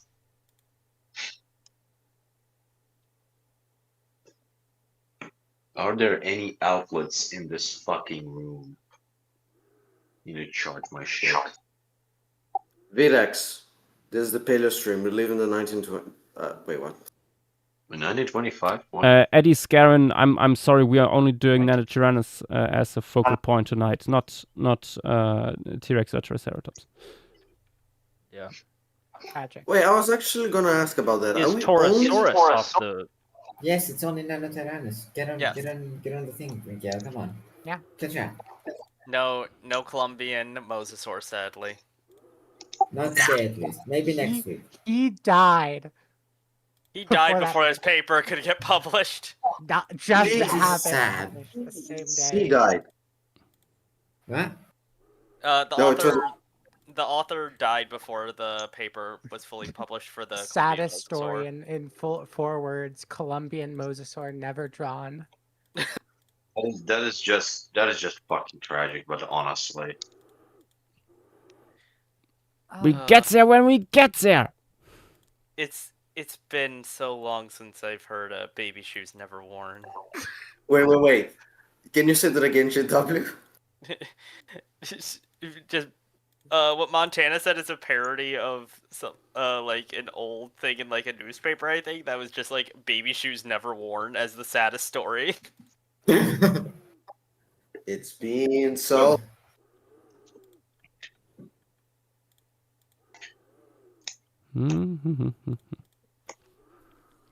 The boss music. When the nanos come out. Brazilian monkey is clearly not watching the stream. Sort of is, not really.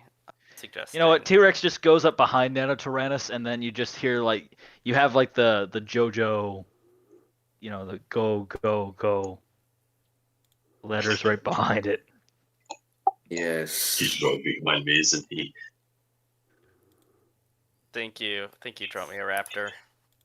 Baby shoes never worn. May your baby shoes be never worn. There's it's for sale baby shoes never worn. Wait, can I see the original meme? Now I'm curious. No, it's not like a meme or anything. It's just like an old newspaper thing. Like, Oh no. Oh, I think I get it now. Fuck. yeah. It was the saddest story in like 6 words or whatever.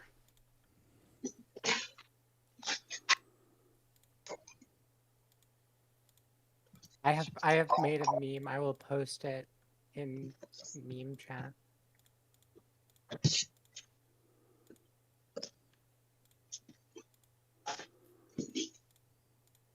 A and no one will understand it, but it will be funny. No, I do.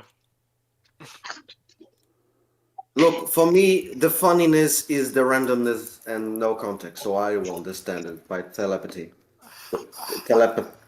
Fuck! It's so funny that people got mad at him for that image. It's so funny. I love Jack's. It's so funny that What image? I love Mr. Forehead reduction surgery. What? So there's this YouTuber named Jax Films. He's been on the on YouTube for like 2 decades almost now. Yeah, I heard of it. And recently he posted a photo, like I think a month ago, that was just with the fajitas come out sizzling, and right-wing people got really mad about that for no reason. When the nanos come out sizzling. Just like my nuggies. By the way, Dynamo and Sly one up. Dynamo and Sly. We're getting full house here. I guess saw I forgot Sly Sly's raising been his here for a while, but I forgot to say something. I Hello. also forgot to say something. Yeah. No worries, no worries. What did you guys do without me for the past month? That's why it smells so Canadian in here. What? You mean French? No, that French was weird. Canadian. True. Sly, did you hear I'm visiting your land in a month? Yeah, awesome. Wait, I forgot to check out the. Welcome. Stay here. It's slightly better. I wish, buddy, but I don't want to just live in my girlfriend's apartment in London for the next month. For the Oh, next you're going to week. London, Ontario? Ooh, I feel ya. Yeah, I'm going to London. Oh, hello, Dinoslide. Hey. Okay, so we've all talked about like how like we shouldn't meme on actual research, like we should treat like scientific progress seriously and all of that, and like the memification of like Tyrannosaurus and all that. What we're not talking about is Appalachia as like a continent. The fact that Nantyrannus might have like a sort of Appalachian roots. Yes, that's what's epic for me. That I'm like, sorry, go on. And here's something that I think is also, again, adding to that, the epicness of that notion is that there have been like certain people here and there claiming the possibility that Nanotyrannus may be related to things like Dryptosaurus, or may actually even be Dryptosaurus. And again, as someone who is, again, in the closet, but still, was thinking like, yeah, if this thing is valid, this thing's more than likely a Tyrannosaurid, probably an Albertosaurine. That's what a lot of us were really thinking. But and lo behold, albeit the methodological roadmap to get there, may have been flawed, but at the same time, hindsight is 2020. This is, It is just the funniest outcome for Nanotyrannus in a single paper to not. Yeah, really not get only to be species. valid, but not to be a Tyrannosaurid, as a lot of people were expecting. And on both sides of the controversy. Yeah, a second species in its own family. Potentially. Yep. No, the second Nanotyrannus species by far was the biggest, like out of left field, out of nowhere, thing to come out of that. But for me, by far, I mean, definitely, the Appalachian origins, the potential Appalachian origins of Nanotyrannus was definitely a surprise. But I feel like there being two distinct species was the biggest surprise by far. Yeah, if it is in the same family as Dryptosaurus, it would it would be Dryptosauridae, but that's more nomenclatural stuff since that was actually something proposed. And honestly, it's almost surprising because I'm trying to think. Was Cope the one who named Dryptosaurus, or at the I- very least, or It's Laylaps? one of the two. It's I one believe of It's the what two. Yeah. believe no, it's a Cope. lady taxon. It goes back to like the very beginning. Let me check. Yeah. Wasn't it? Oh yeah, it a was. lady. I'm pretty sure it was Joseph Leidy. Yeah. Who did that? Yeah. Yeah, Dryptosaurus is like one of the first American dinosaurs. Period. When Yeah. we were still doing stuff in Appalachia. Along with Hadrosaurus. Before they It's- ventured into the It's Wild West. originally Yeah. it's originally Leidy, but then Cope renamed it. Yeah, the leaping Laylaps. No, I'm not going there. But where was I going with this? I was gonna make the connection because again, you know what? Google to the rescue. True. This is possibly the most confusing taxobox of all time. I'm looking at the Dryptosaurus taxobox. It says genus Dryptosaurus attributed to Marsh 1877, but then the binomial name is Dryptosaurus aquilunguius, and they attribute it to Cope 1866. What? And ladies nowhere to be found, so I have no idea what's going on, and I don't care enough to research it. So. Wait. You see, the two of them were having a divorce, and each of them wanted the genus into custody. Yeah. Sure. Pretty much. You can Miguel, only I visit Marsh think on you the cracked weekend. the code. But it is What? ironic given that if Cope was responsible for naming Dryptosaurus, and of course he mentored Osborne, who named T-Rex, and then his mentor, was, and he mentored William King Gregory, who then mentored Al Romer. Al Romer was mentored by, he was the PhD advisor for Bob Bacher, who had named Nanotyrannus. And guess where Bacher's from? It's all Jersey. connected. Exactly. Paleo, this just feel like nepotism, like on an academic level. It's Yeah. Yeah, paleontology, I mean, genealogy. Then again, I'm in the Cope Osborne Romer lineage per se in terms of mentor mentee kind of thing. My undergrad advisor, he was mentored by Don Baird, so another one of Romer's academic children, which unfortunately also includes Jack Horner. So Horner's my academic uncle, but at least I have Bacher as my granduncle, Uncle Bob. that would be actually a really funny family tree to do, of just like People have done that. mentors. There Ooh, have is. There is such a they? thing. Ooh. Oh, post, please! I need to see that. You have to. All put right. your name on the- I need the to list. post my academic heritage. Just But do honestly, it. I just did it as sort of like a fun thing, mainly just to see like how, who else is in, your family tree. Of being a nerd. How quickly do you get to somebody you don't like? Like Yeah, how quickly do you Horner, right there. Yeah, Yeah. Horner. 6 degrees Yeah, to Horner's Jack right Horner. there. My Yeah, I mean, being honest, as much as it's, awesome that I am a direct descendant of the man who named T-Rex, but at the same time, Oh, he's not a nice guy, as let's just say everybody knows. hyper racist.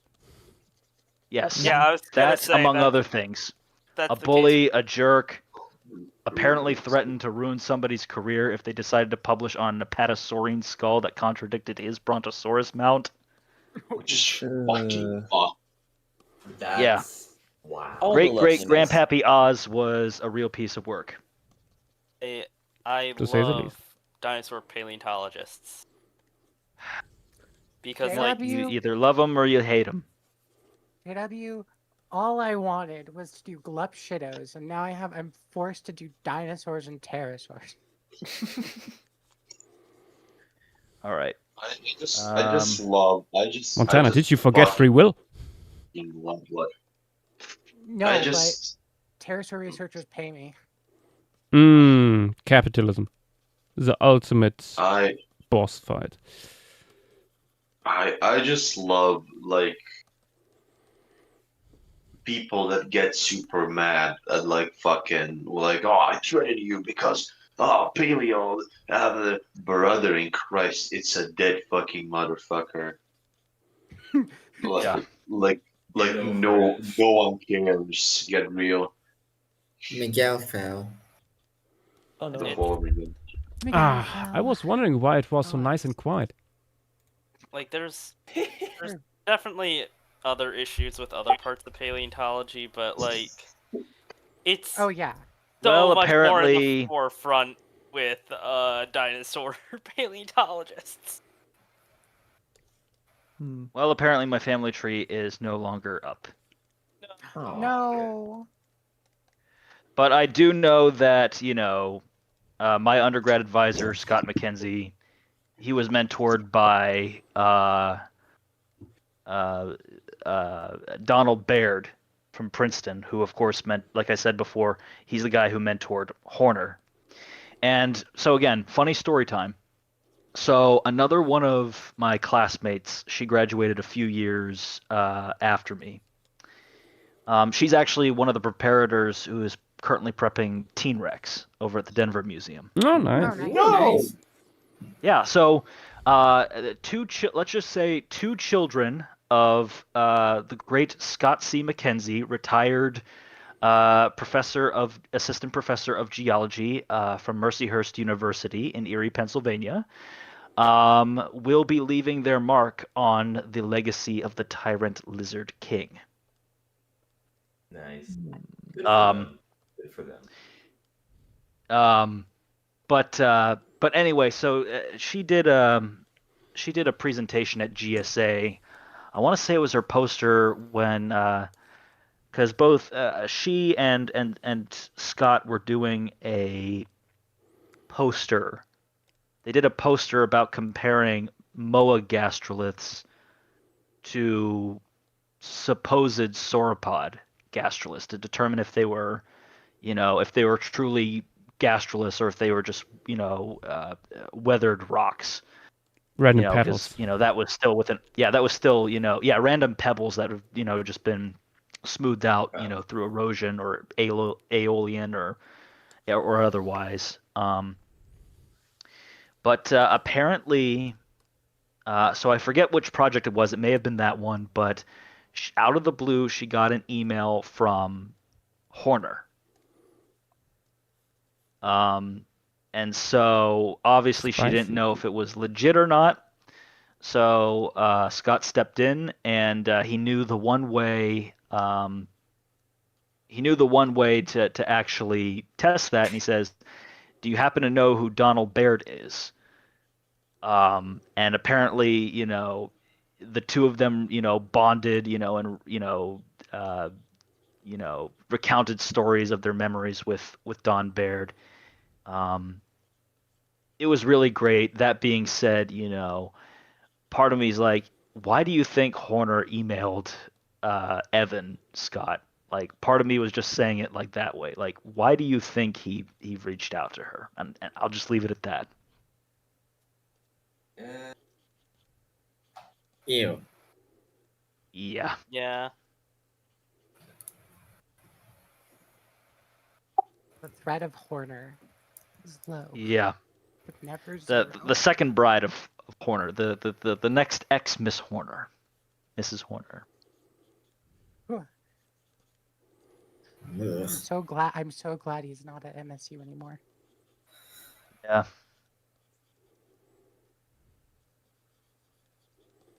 Again, my academic family tree, I'm kind of disgusted by in some cases.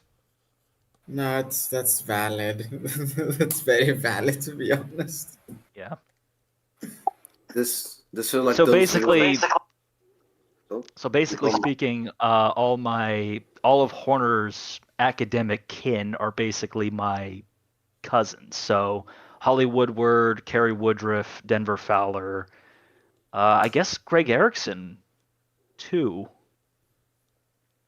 actually talked with Woodruff last month. It was a great talk. I'm sorry, who? I actually talked with Woodruff last month because. Oh yeah. I met him once, presentation. long time ago, at Cleveland. So yeah, Woodruff, Tobin Hieronymus, trying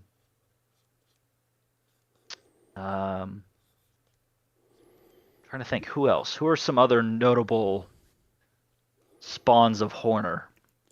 Ladies and gentlemen, short Who are not interruption. who Don't are forget typically your not exoparia. as crappy as a human being. Please don't say spawn of Horner. Yeah. Don't say Oh, God. hornlings either. Oh God. I just prefer that. The horn. The little hornies. No. No! Make out! Get out of here! No. You know what? You want to know something that's really so? Oh dear. Years ago. Okay, more story time. More story time. So, from my time as an undergrad, so a long time ago, my mom was out visiting some friends in Montana, and she actually went to, and this is back when I was a teenager. She actually got me a shirt from the Museum of the Rockies. This was probably after Horner left, quote unquote.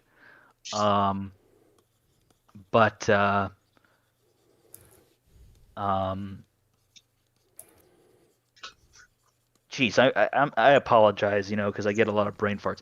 So yeah, she got me this cool Museum of the Rockies T-shirt, had a T-Rex skeleton on it and everything. So one day I go to talk to my undergrad advisor. Walked into his classroom. Another one of my classmates was there talking to him, just shooting the breeze about the latest paleo stuff. He saw that I was wearing the Museum of the Rockies shirt. He's like, and he was all like, Museum of the Rockies, Jack Horner.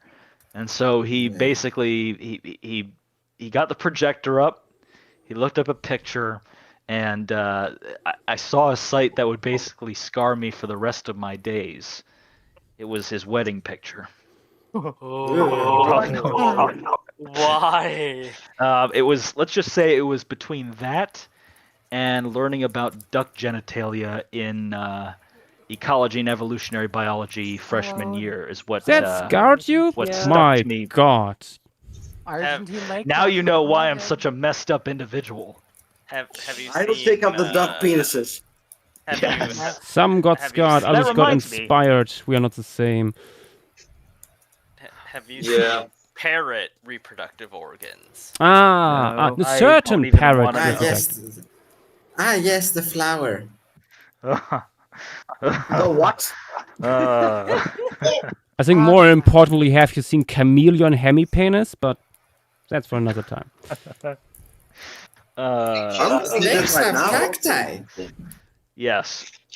Needless to say, my respect for Horner plummeted that very day. Good. Yeah. And my respect for Bacher only has increased with time. I met Bacher not once but twice during my time as an undergrad, and it was a real treat to talk to him every single time. Like, he's literally a guy you could probably just sit down and him just talk about anything. And I literally, second time around, the second GSA where I crossed paths with him, he was doing a talk about it was in a paleo art section, but it was about, the interpretations of Behemoth and Leviathan and why they're not dinosaurs. But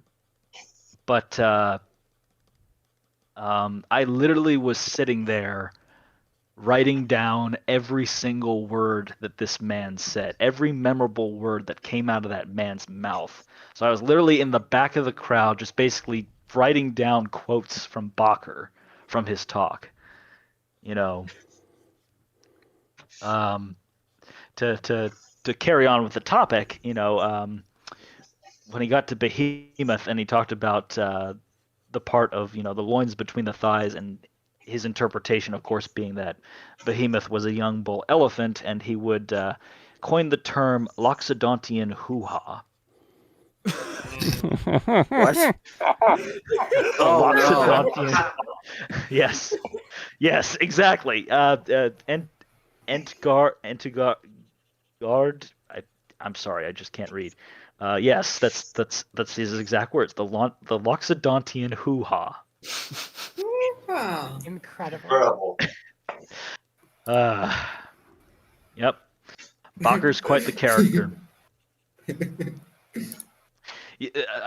So the first time I met him back in 2016. So this was when I was giving my Nanotyrannus talk. I literally saw him, walking around, looking at posters, and I'm like, oh my god, like it's him, it's Bob Bakker, the Da Vinci of the dinosaur renaissance, Honestly, I passed him up a few times trying to build up courage to actually talk to him. Eventually, I got the courage to go up to him, talk him. I had my copy of Dinosaur Heresies to ask him to autograph it. And so, well, hey, I'm doing a talk on Nanotyrannus right before you. And he's like, oh, cool, And so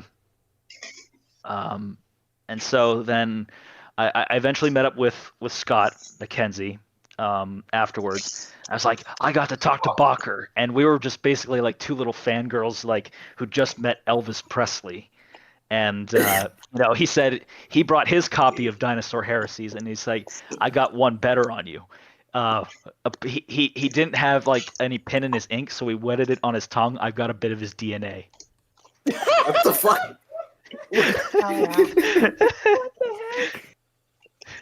Yeah, like literally we were fangirling out. So later on it may have been the day afterwards, I forget again. This was nearly 10 years ago, and all of it's basically a haze at this point.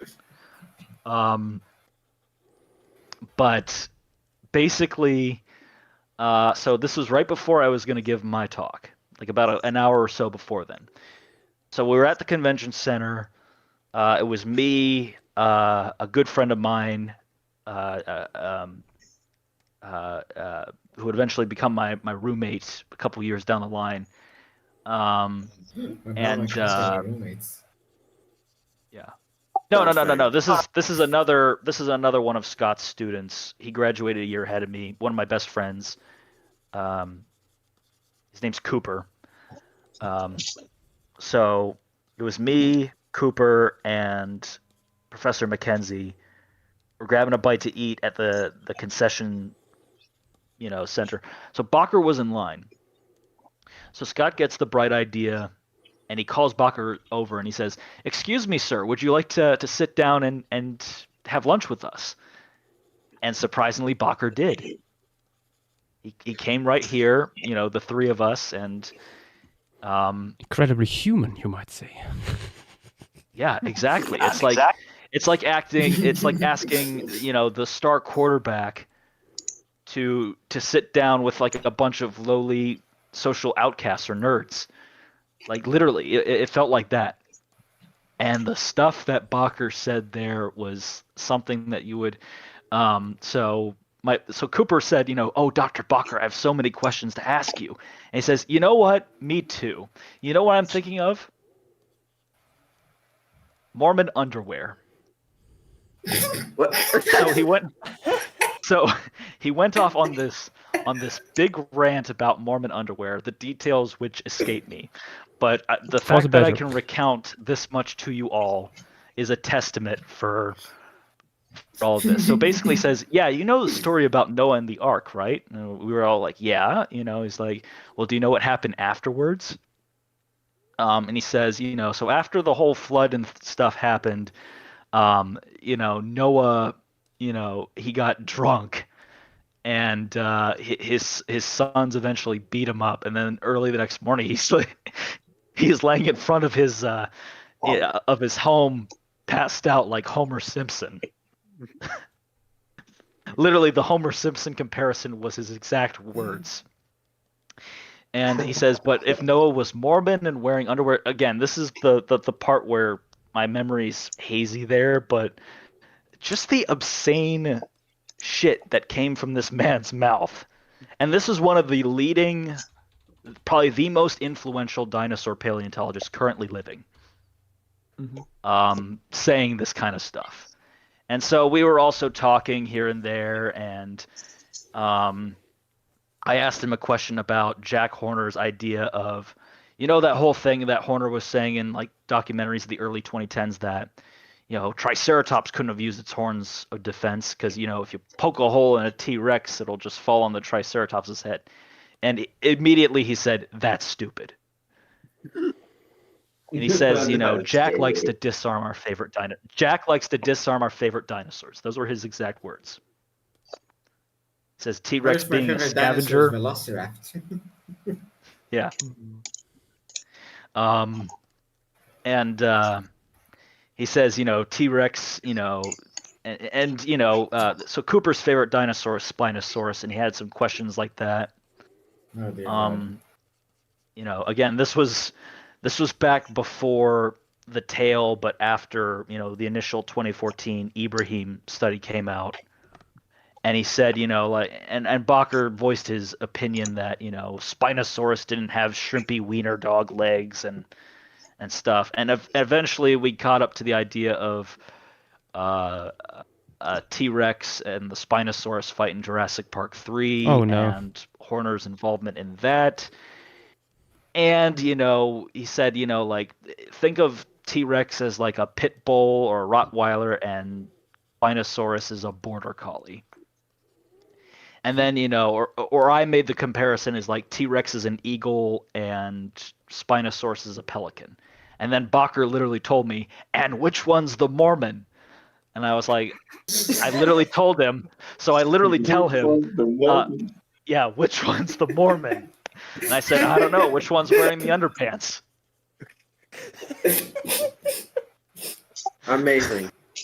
Which one's the more you Mormon? talk about Bakker, the more that I realize that just paleontologists all have just their own quirks. Yeah. Oh yeah, the thing that people forget about is no matter how famous someone is, regardless of the field, we're still all people at the end. Yeah. We're It's still definitely all very weird. Yeah, we're still all very weird people. Like meeting a celebrity scientist is not like meeting a actual celebrity. Like they're much more down to earth and much more human and more easily approachable per se. The best quote of my current fieldwork has been Matt coming out of the fucking water in his scuba gear and says, "Fuck, I feel like I need 10 beers now." After having fucking, I don't know. Oh, Matt who? Yeah, near me. I'll tell you one day. Okay, fair enough. A very nice homage to a certain soul-staring Nanotyrannus piece of paleoart. Yes. Very good. Those red eyes.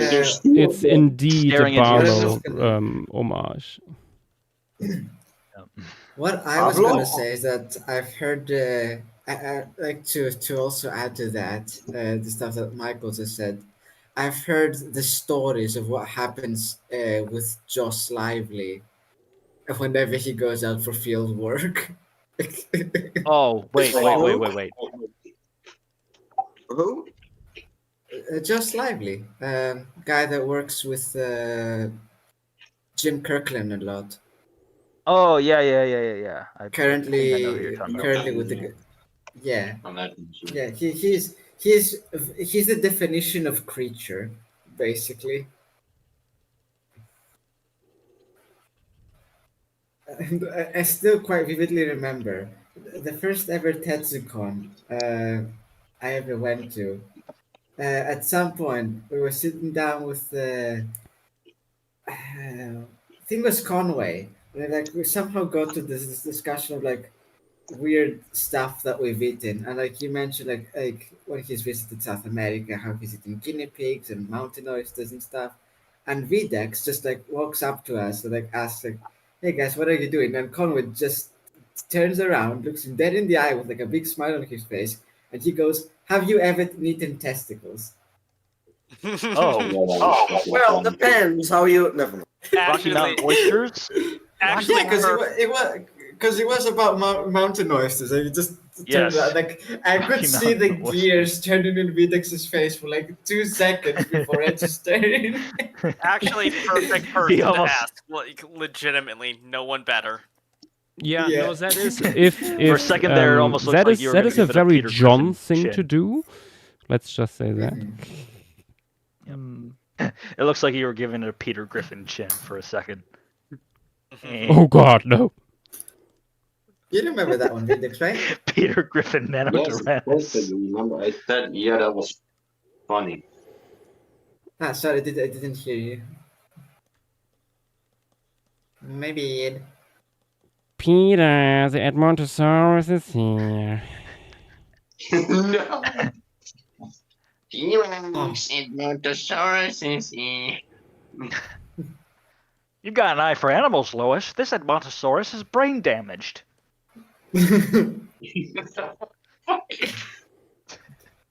Edmontosaurus just walks up to Nanotyrannus, just starts eating the fingers. Valid T fingers. Very much so. Have you seen that horse?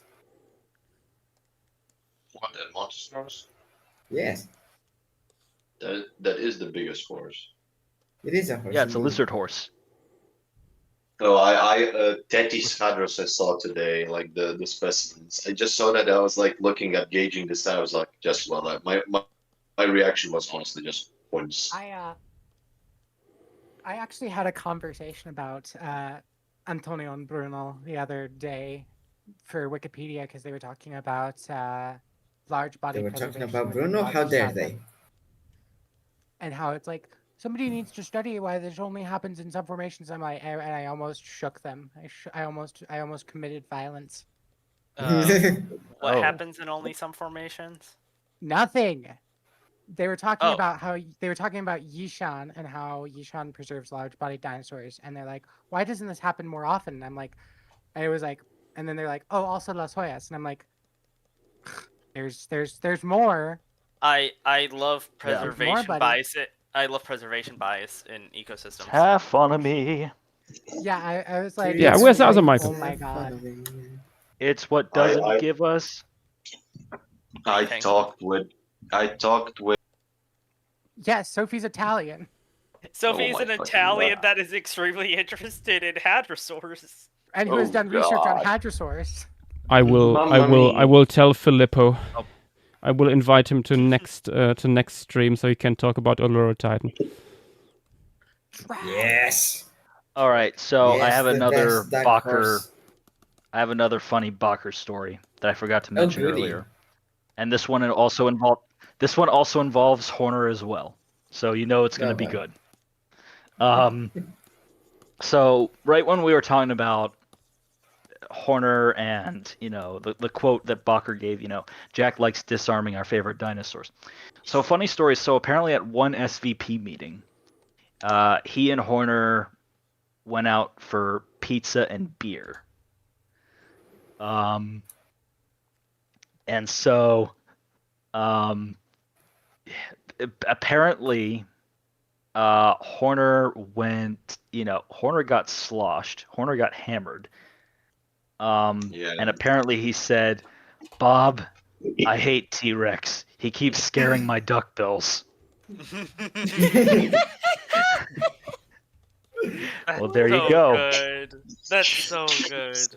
Horner's hate boner for the goat finally explained. I thought that was what, Yeah.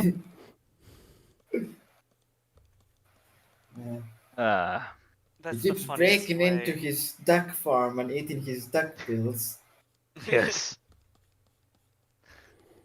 Certified It's like- chicken owner, anti-fox person.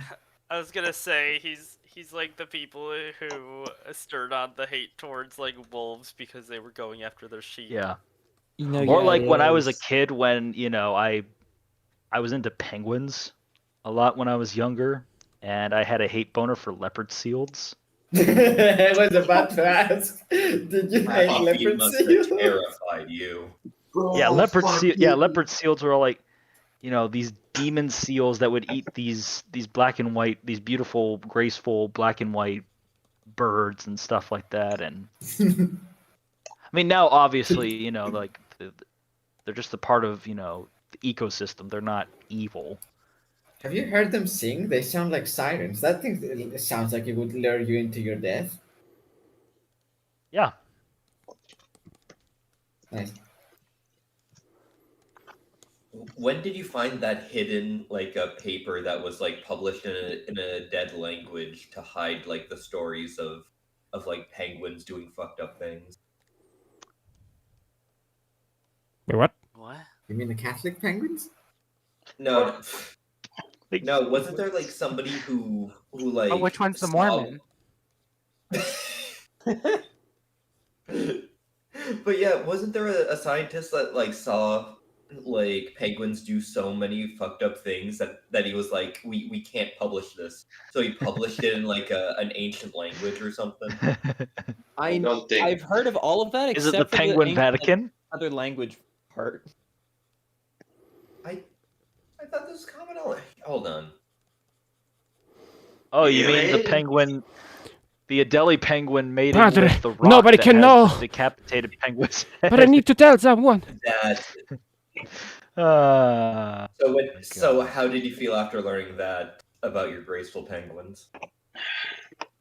me? Yeah. So when I was a very young kid, my favorite animal were ducks. And let's just say when I learned in college, of their reproductive habits on that front, I never saw ducks in the same way again.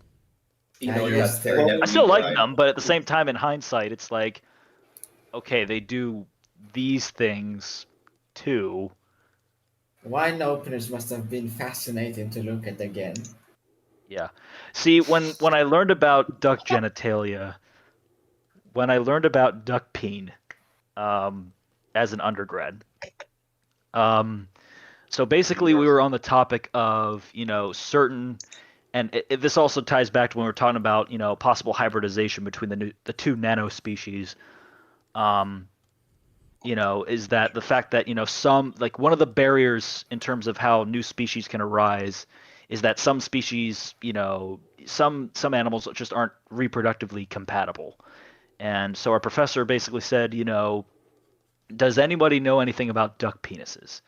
And I literally said out loud, no. And honestly, it's perfect because, this was right around Halloween time. So yeah, this was roughly 10 years ago, a little over 10 years ago now, when I first learned this. And so we eventually, like a couple days later, he pulled up the True Facts Z Frank episode about ducks. And seeing that ruddy duck, seeing that picture of the ruddy duck was like, you're so shocked and appalled, but at the same time, like, you want to look away, but you're so You can't. intrigued. It's like a train wreck. It's the You just can't it's look the away. sick fascination of it all. That Like, is you're- so American of you. Yes. I'm a proud American paleontologist, remember? Proud American. Proud American. I got I Henry Osborne and Edward Drinker Cope in my background, We Jack Horner and Bobby Bucker. We are making so many fucking proud American jokes here. Like, Yeah. I want to call it a field camp. We were like in a fucking hotel level, like, little houses, because it's next to a fucking camp. Yep. So, like, call it. We also made quote-unquote Italian field camp. jokes, so No, Italian jokes were today, but like the American jokes are like every fucking 10 seconds. Americans Yes. about themselves, we about Americans. yeah, exactly. Mamma mia. And now Okay. back to the Italians. No, back to the Americans. Anyways. Back to the Nanotyrannus, which is nearly finished. Yes. It's Another getting out of hand. Now there are 2 of them. And they're staring into our soul. They're just staring there. Standing there. Menacingly. Nice save. Ding, ding, ding. I realize you were just like me. Anyway, it's a fucking Elvis version.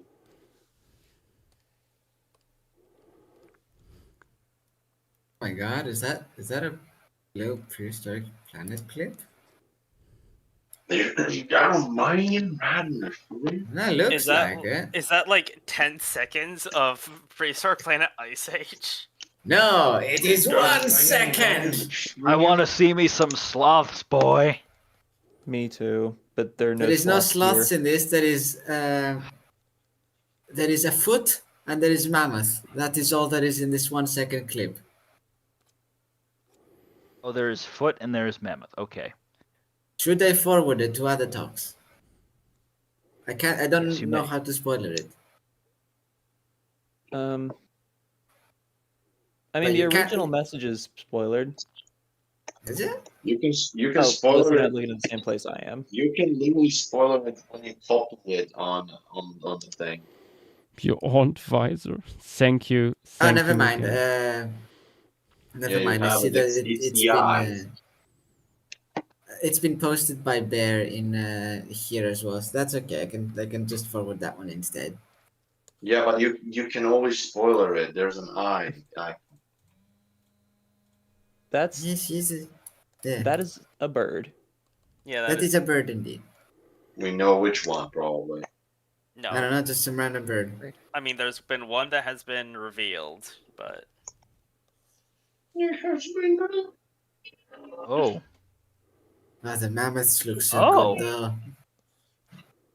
Oh, Tim. Actually, well, do you think that's a maybe, moa? but You might get Tim disappointed because there is a bird that's revealed that is not a moa. Let's Let me have check a look. something Let's real have a look. At first, I thought this was a trailer. I was like, "Are you sure this isn't a trailer from the last season?"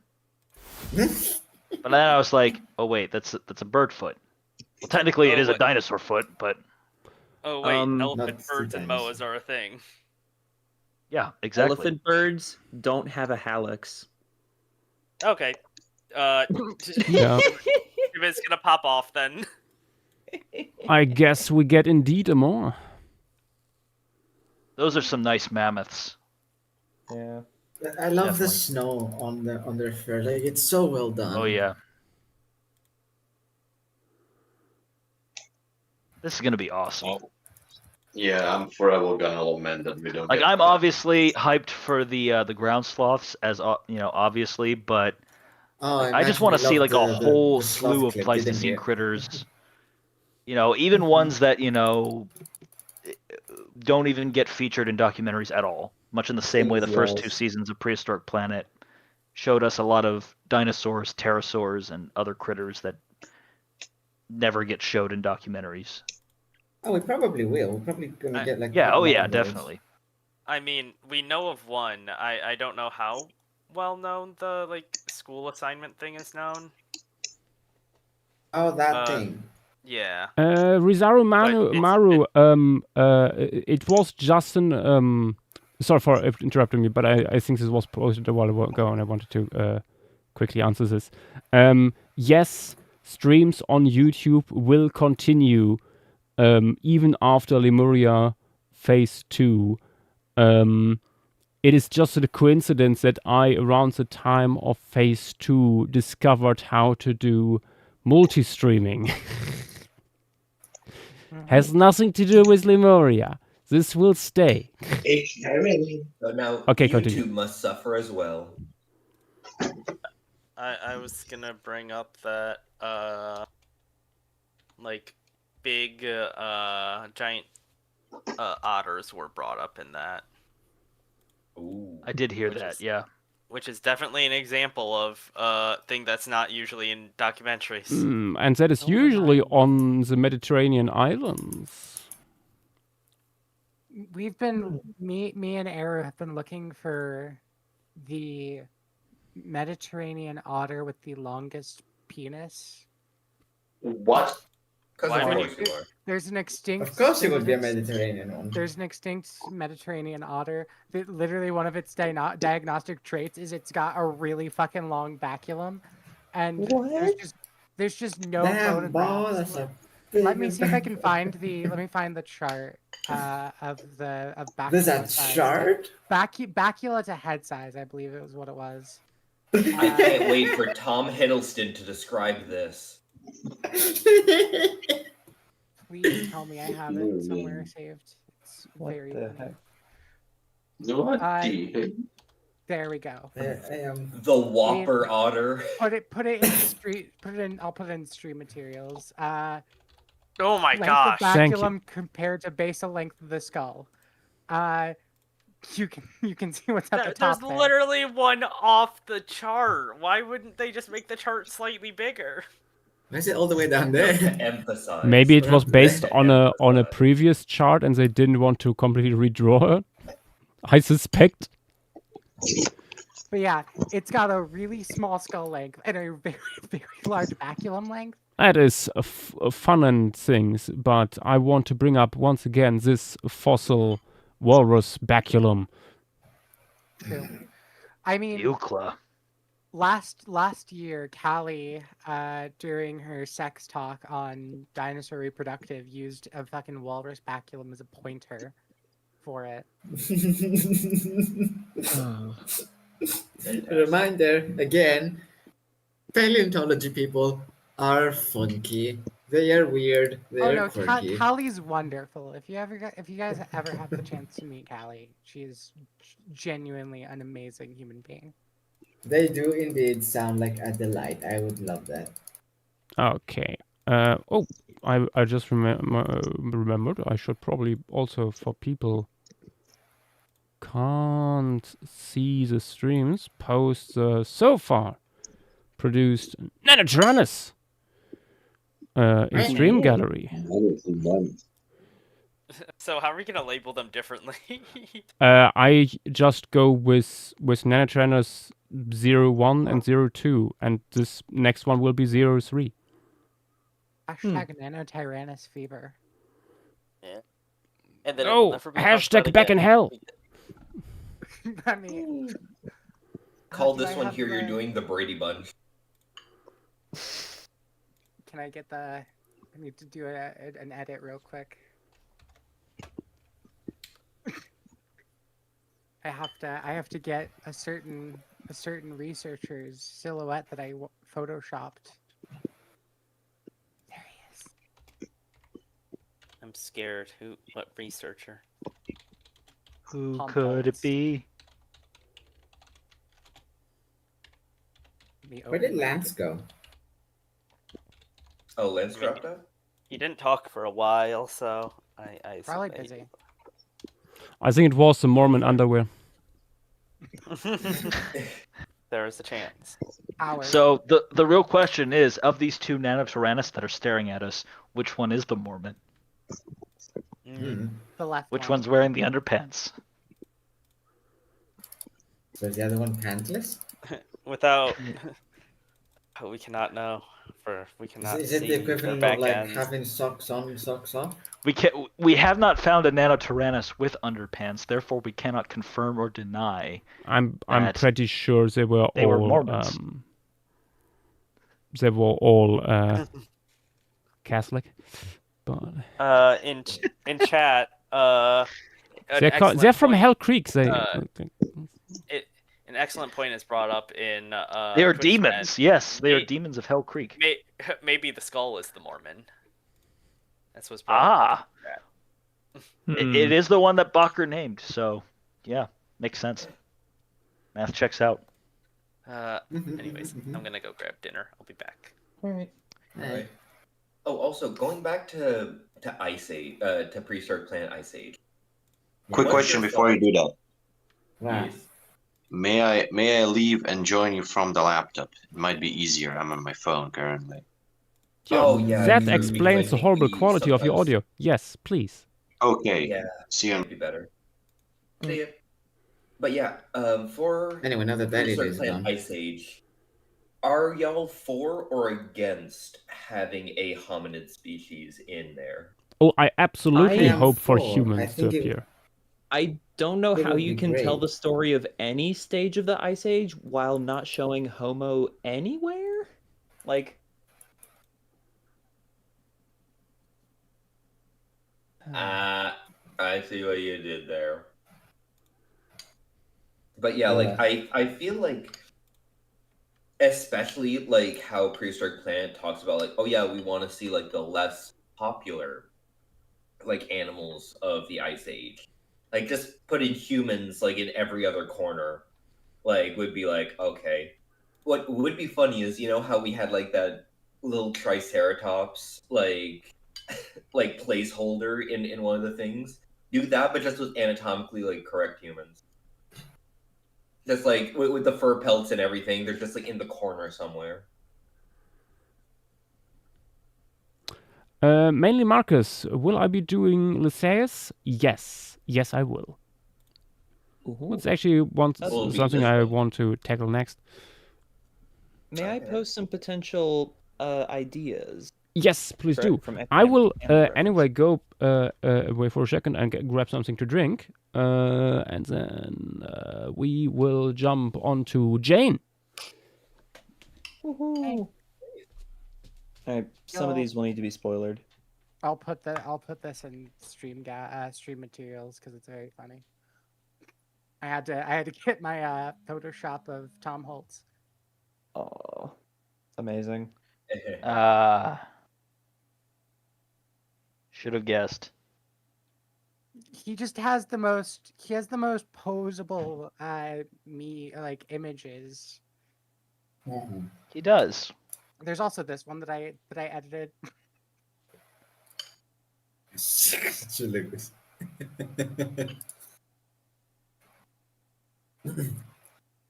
That is indeed the look. Let me see.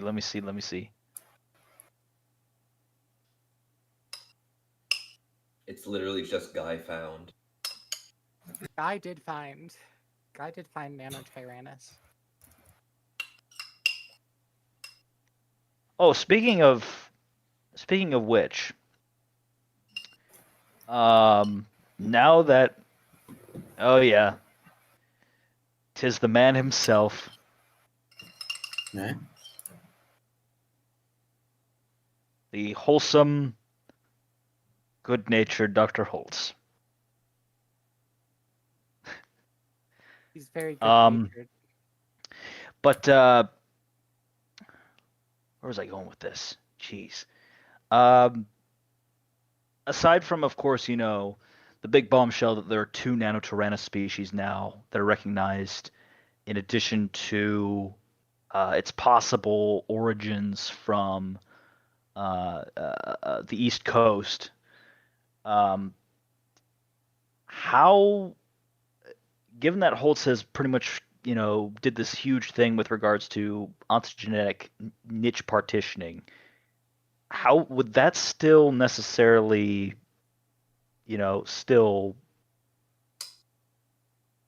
hold true to a certain degree?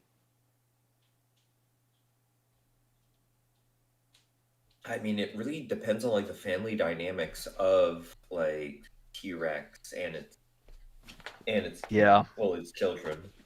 Yeah, it's at this point it's really hard to say. The amount of material for each species and juvenile T-Rex is still, in the grand scheme of things, low. And I don't know what they were doing different species to species. It could just be that they weren't, which is weird, but that happens. Right. Sorry, just come back and I see a signature look of superiority. Tom Holtz is staring into your soul. if you scroll up a little, Yash, you'll also. I altered your ontogeny. Hope I don't alter it first.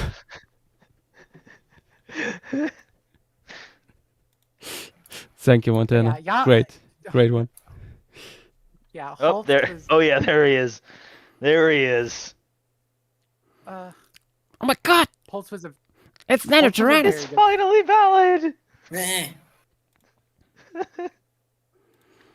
I also Also, have a- Michael, I by also the way, have a- I hope you saw the incredible video that is the digital history of Nanotyrannus. I loved it. It was a masterpiece. I have one. Took It was the 6 most beautiful hours. thing I've ever seen. 6 hours of compiling all of those. Yeah, I Oh my was God. a little bit part of it. And like I said, you know, it's hard not to. I mean, it's hard. You know, as much as we who are on the minority side of the debate, it's hard to really say like, "Ha, we were right," and again, trying to be humble about it in all honesty, but it just to see like all the hate this thing got, in terms of the concept of it being separate from T-Rex, it's appalling. I just feel like, again, quoting Shrek 2, King Harold and Shrek 2, we both acted like ogres. I feel like we all did. And I think now's the best time to actually just, move forward with all this. And there's just going to be some really cool, interesting science that's going to come out of the wake of this for future papers to come. And I'm really looking forward to seeing what Napoli and Zano have. We are holding it. Oh my God! I just saw in that. the I'm club, sorry, but straight up Holtzing it, and by it I mean my Nanotyrannus. we are holding it. We But yeah, are you all are holding right. it. Yeah, Like, but yeah, it's just looking back on all of this, and again, viewing this as someone who is on the minority side. And to be honest, since we're on the topic of Tom Holtz, he has done a better job than most at keeping a more open mind about it. He has said numerous times, that, hey, I'm happy to be wrong. It's one more Tyrannosaur out there. Yeah. But No, also I considering can't that really... like he published quite a bit papers under the assumption of it being a juvenile T-Rex. Yeah, exactly. And he has said numerous times over the past 25 plus years, the one thing that would really conclusively show that it's valid is either A, we have a mature Nanotyrannus that looks nothing like T-Rex, or B, we have a juvenile T-Rex that looks absolutely nothing like Nanotyrannus. And now we have, at long last, an example of the former. And we may be getting examples of the latter published in the future. Mm-hmm. However, so as much as Holtz, being good and neutral, albeit, leaning towards one side over the other, but then again, such is life. I can't really say the same for other individuals. Yes. Invested, I mean, to be fair, like people do get invested in this. Yeah. But... especially if this is something that you proposed right from the get-go and you built your career off of it. Honestly, though, that shouldn't really be a big of a deal, since you are where you are now, basically. Yeah, it shouldn't. So, like, for instance, like you make it shouldn't, but people treat it as way. Like, for instance, my master's work on ground sloth thermophysiology and integument. We could find evidence of megatherium being sparsely fuzzy and having a higher metabolism. Okay, sure. I'm all for that. I'm happy to be wrong. I'm just happy that I, threw my hat in the ring and I gave my 2 cents and presented the data and the findings on our front, and that it would open up more discussion for future generations of paleontologists to actually investigate. Mm-hmm. However, it just seemed like other people in the field who are really dead set on this thing being T-Rex. And again, going into the whole idea of, unconsciously, thinking that, unconsciously, hyping up T-Rex while throwing this thing as a valid taxon under the bus, essentially. And it also didn't help, with the whole blood feud between researchers and the commercial/private collectors. Yeah. If anything, this whole debate basically escalated tensions on that front big time. And since a lot of the folks, that I know from the commercial side, are, vouch for Nanotyrannus's validity, and of course, and then and of course it goes to,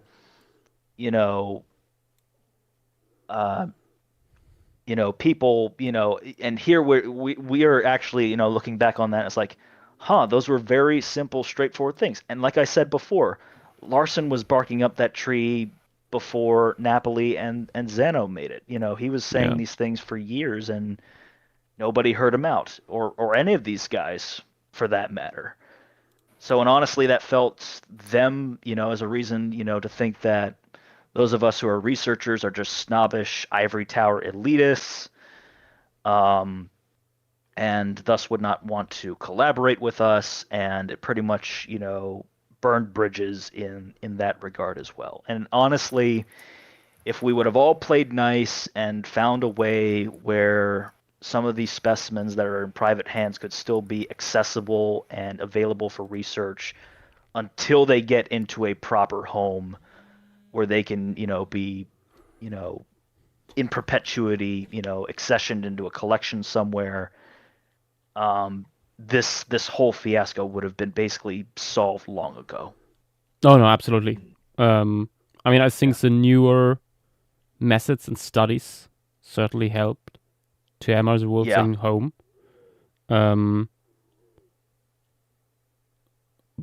But it's I think there's absolutely certain individuals in the field driving the divide between commercial collectors and academics.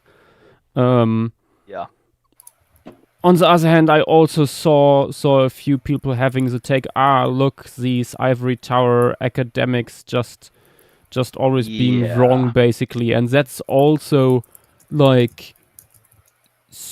that's also not the mindset to have. That's also stupid as hell. Only because it were PhDs who now published this and brought this around again, and it is an incredible stupid take to be like, the people just bogged down in the field in their cushy little positions. They don't know. Yeah. There are people like that, mind you, but at the same time, is that the majority? No, it's just a bunch of loud-mouthed, obnoxious minorities on both sides that are basically driving this divide further, and it's only furthering to, be of an inconvenience rather than getting progress in the field of science on both ends done. Yeah. But I also would say I am pleased. Oh, go ahead. What I am pleased about this new study is that this was a collection, this was a collaborative effort. I mean, from the story that I know is that the way the dueling dinosaurs were able to get into the North Carolina Museum's collections was that Zeno actually hit up Pete Larson, who then, told Clayton Phipps and the people who own the dueling dinosaurs that they would like to purchase the specimens. Obviously there was a big, the lawsuit, the mineral rights stuff that held it up, but, this was an open collaboration, open communication between researchers and the commercial parties together, and Phipps and his family, who helped discover the dueling dinosaurs, They're willing to help the North Carolina Museum in terms of like accessing the original site, making sure that there's stratigraphy work being done. So all these great things. So again, this is what things should be in these situations. And honestly, this is a victory not only for of science over dogma, but also for hopefully building better connections with people, with ranchers and commercial collectors, and having them as valuable allies in our crusade to understand the history of life on Earth. Yeah, I get that it's oftentimes frustrating and things to deal with, especially commercial collectors and landowners and stuff like that. But it also doesn't work without them. Exactly. Yeah. I mean, literally, Mary Anning, the mother of vertebrate paleontology, was a commercial collector. Barnum Brown, the man who found the T-Rex holotype, was a commercial collector. Yeah. Before he got hired by the American Museum of Natural History. Roland T. Byrd, the Sternbergs, so on and so forth.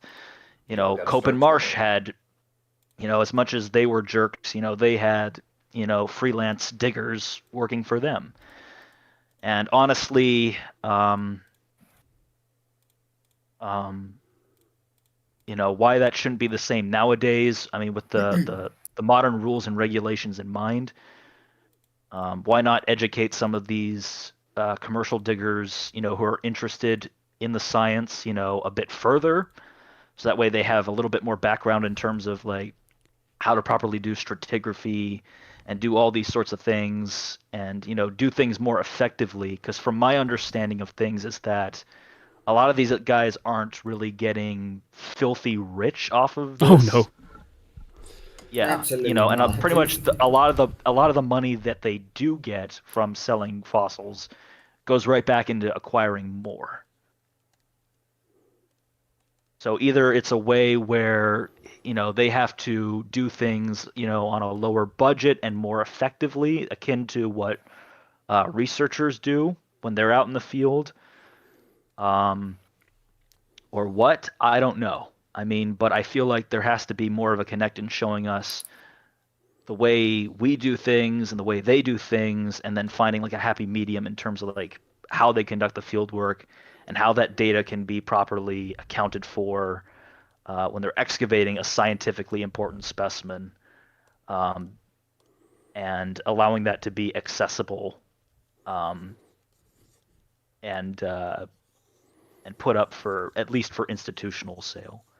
I mean, honestly, a big pipe dream of mine, which would hopefully solve this, but also create like an entire can of worms in and of itself, is that what if we made like 3D prints of bones? Because it was a throwaway comment. I forget what Professor Mackenzie and I were talking about specifically, but he said, he said, when you get to my age, people will probably just be scanning stuff and sending it to you, like the actual material, like something that's nigh identical to the real thing. Like, wouldn't it be cool as if, we were able to make like a 3D scan of it, and then it copies basically, and make like a 3D printed, but it also, like it's chemically, histologically, like all that extra data that you can't get off a cast, like is there, that it's practically compositionally identical to the actual thing. Okay. And so that way you can have like the actual specimen in perpetuity, make as many copies as you can, either have the original accessioned or auction off and still keep hold of the files to make said copies. I mean, obviously, we're far away from something like that happening. And of course, if something like that were to come about, it's going to cause, a lot of can of worms, in terms of like how do you even know this is the real deal anymore? Yeah. That stuff. I want to say Tom Kay and Evan Saida, when they were doing their synthetic fossil research, that was one big concern that they wanted that they kind of bring up in terms of bringing this technology out in the open market, and people making fake fossils based on like living animals. This is something at EAVP. I think 3 years ago we discussed that in Italy. We had a big board meeting discussion about NFTs, which was big back then. Yeah.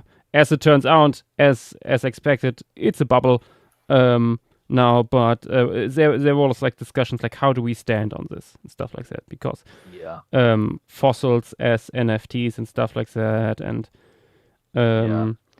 so I mean, was a topic. But what was brought up by senior members in the crowd is that at least in Europe, you aren't allowed to make money directly off of publicly owned specimens,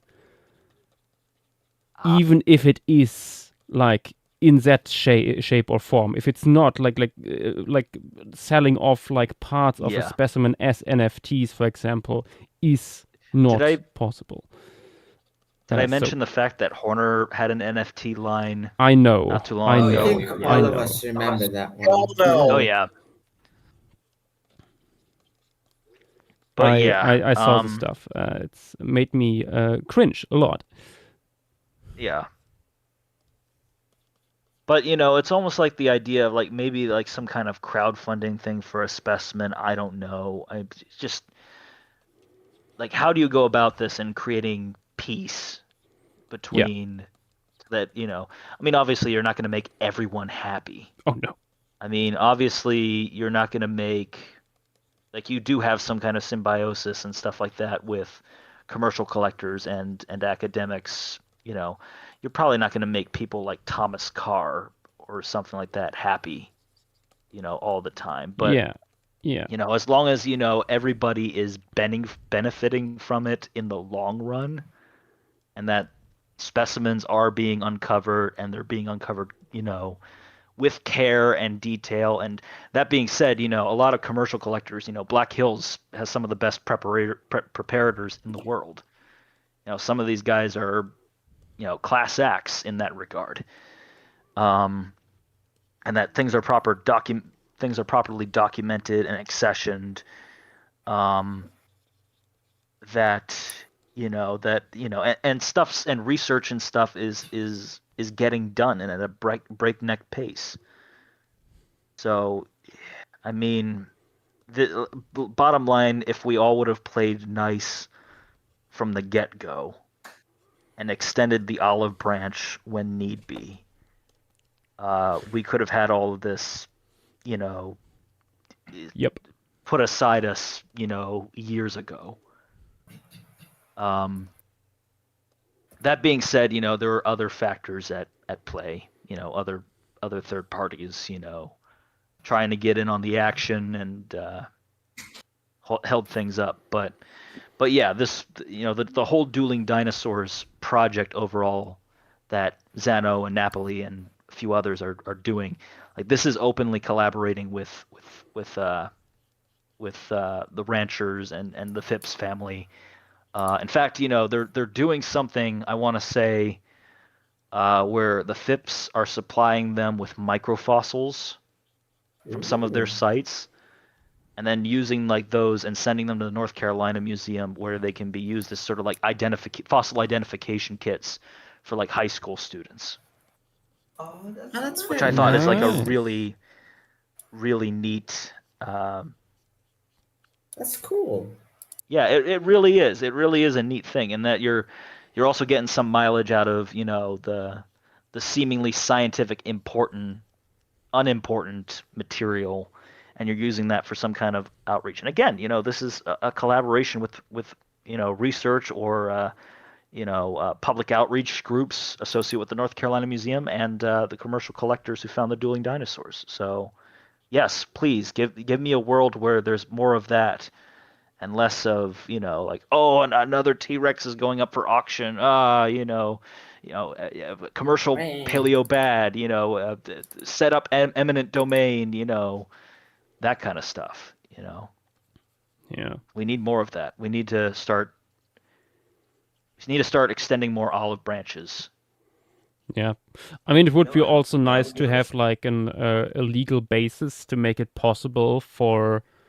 Yeah, there is that. I mean, like I said, people. For private I can definitely specimens see to people on still the. be published by.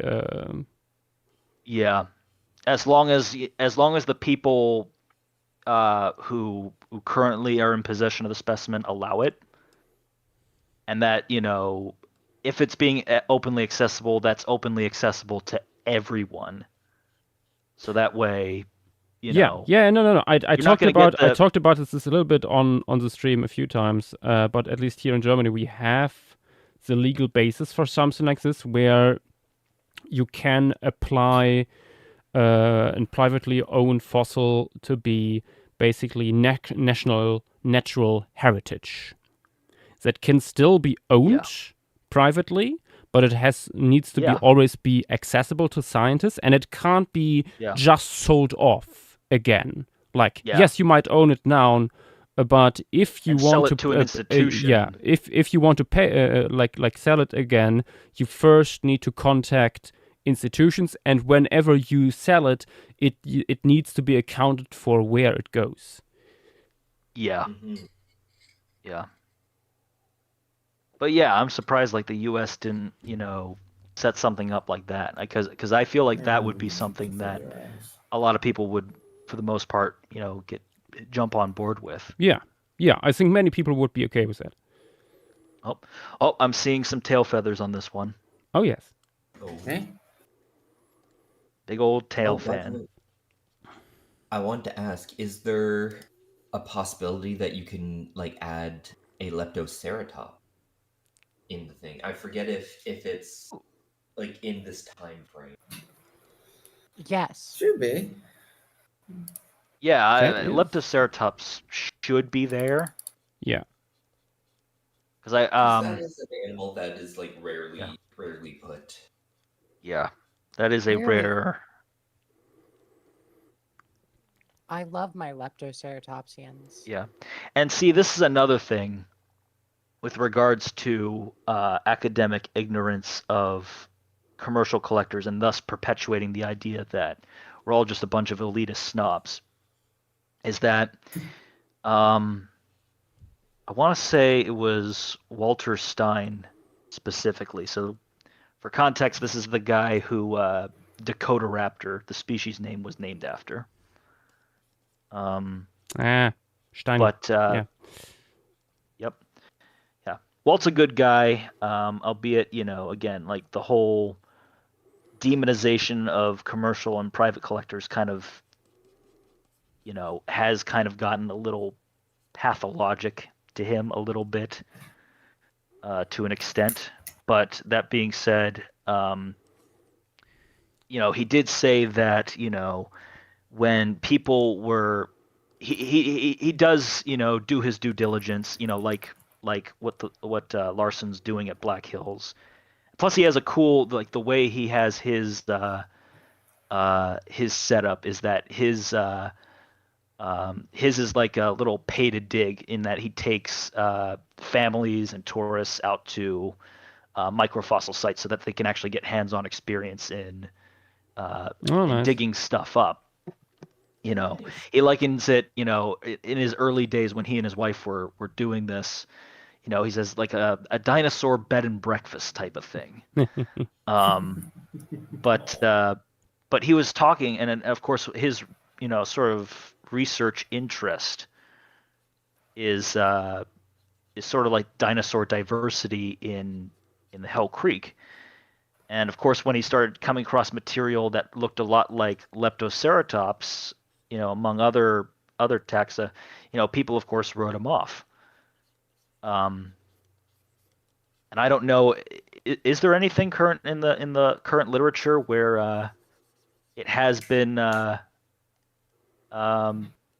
stated that Leptoceratops is indeed present in Hell Creek?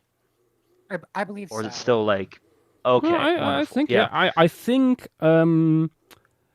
I know there's stuff up in Canada. I remember from the old Saurian days that they didn't put it in the game, for example, not because it wasn't from Hell Creek, but because it was from only parts of the Hell Creek that they did not cover. So it's not all everywhere in Hell Creek, but it is there. I think that was a gist. Yep. Regardless, even if But it yeah. wasn't Leptoceratops for some reason, there's literally based on what we have from every single Judithian and Maastrichtian site in North America, they're going to be present in the guild. Yep. It's I've just that literally they're the little seen- guys, and they're probably not going to be quite as present in the fossil record as some of the larger taxa. Even still, based on like from what I've seen of Leptoceratopsians, basically most stratigraphic areas are covered by them. It's usually very fragmentary material, but Yeah, but they're there. you get stuff like, Horseshoe Canyon / St. Mary River. You get Willow Creek has one that's unnamed. You get stuff in Hell Creek and Lance. You have a shit ton from the fucking Belly River Group Judith area. I think there's some coming out of Southern Laramidia as well that I'm excited for. Yeah. Oh, anything from Southern Laramidia is going to be nice. Yeah, again, like breaking in terms of breaking some dogma here with like Laramidia being thought of always as like this very homogeneous fauna, which is now beginning to crack, especially with like there was like just before Nanotyrannus, there was this other big paper. I remember looking at the southern faunas and noting how distinct they are. There are a lot of new taxa from like Waweep and Kirkland and Kaiparowitz that I'm very excited for. Yeah. Good stuff. Yes. Unfortunately, a lot of them I have out-survived the public knowledge of, as in some of the knowledge used to be publicly accessible on YouTube, but then they took the video down, so now it's just embargoed. So I had to ask Farky about it. I'm like, what can and can I not say about these animals? And they're like, if it's in the deleted video, you can't. If it's in the pre-existing publications, you can. So certain things like some of the present material I can't say, and the skeletals that were in that paper I can't talk about, but very exciting things regardless.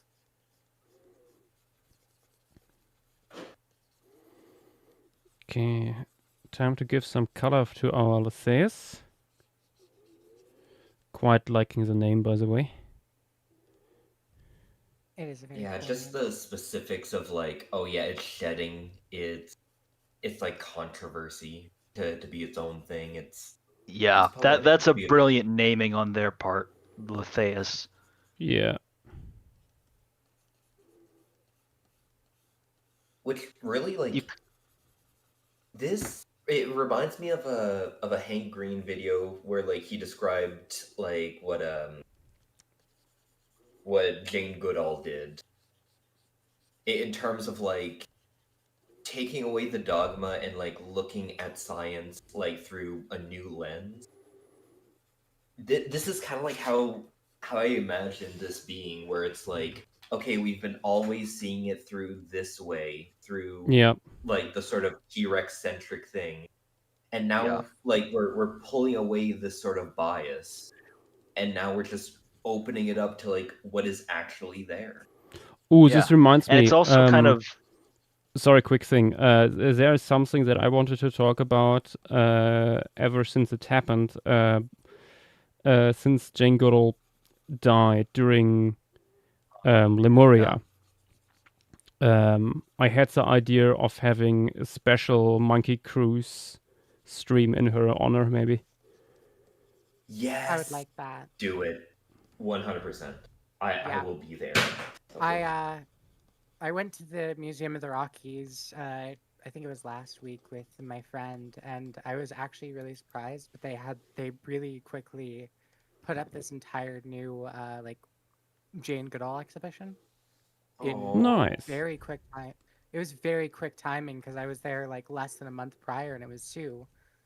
And that was very recently after she died, and it was all put up, and there was like actual stuff from her, like her journals, and there was some really cool like projections. There was like a fucking Jane Goodall hologram, and I was quite impressed That's actually about. beautiful. It was a really fun exhibit. There was like, you know, the thing in like the Disney ride with the Haunted Mansion ride where they project on glass to make 3D stuff. Yeah. Oh yeah, They did that with like her journals. So they put Ooh. like her journal, and there was like this glass, and it made like an animated journal sketch while it talked about it. It was a really cool like little exhibit. Ooh, do you have photos of that? That sounds super cool. I don't. I forgot to take photos. Shame. Maybe there's online photos. Probably on the web. My friend might, but it was really cool. There was like a whole like mock tent. There was, I believe, like Jane Goodall's like stuffed animal. There's the old Tarzan book because that's important to her like story. Mm-hmm. It was very cool. Did they maybe start working on that before the news dropped? And that just had basically quote unquote lucky coincidence.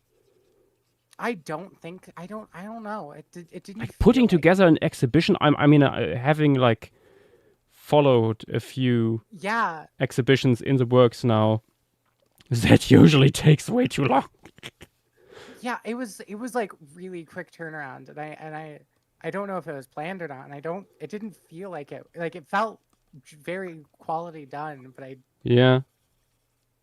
but it was this whole Jane Goodall exhibition. There was a like 3D projection of her like during a like pre-recorded like segment on her life where she actually like talked like life-size Jane Goodall like hologram. It was crazy. Actually, didn't she do like a literal documentary like that was supposed to come out like when she died? So it might be like the last I think the last recordings of her are like 1 week before her death. Yep. Wow. With some very spicy stuff regarding like current political leaders and where they are should be shot. Yeah.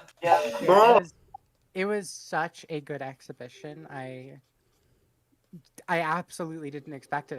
I went with my friend because they were visiting, and I was like, it's got to be Sue still, because I literally just went and it was Sue. But when I went in there, I'm like, that's a whole ass jungle set. Something's wrong here. So sadly, I couldn't get some photos of the undescribed pachycephalosaur material that was on display, but I got to see a very lovely exhibition. Nice. Awesome. Also, I do have to go, but like I said, Leptoceratops would be nice because wasn't one of the first like artworks of Nanotyrannus with a Leptoceratops? Yeah, with Mocker. Yeah. His like, this like slightly wonky cover art for the publication. Yeah. Exactly. Yeah. If you could make an homage to that, that would be beautiful. I agree. Yeah. All right. I have to go. Oh yeah. But nothing. Oh, no worries. But yeah, I have to go. So talk to y'all later. Bye. See you. Catch you later. Good luck. And I was never seen again.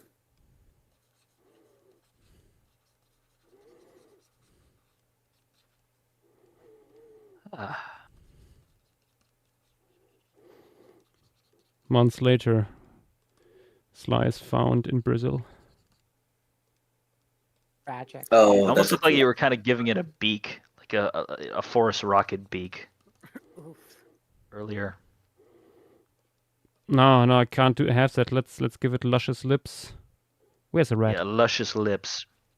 It's just that when you're drawing the outline of the skull, it almost looked like the silhouette of it almost looks like a. I mean, clearly, look at this Jay beauty. needs those luscious lips to kiss all the young T-Rex boys. Oh yeah, absolutely.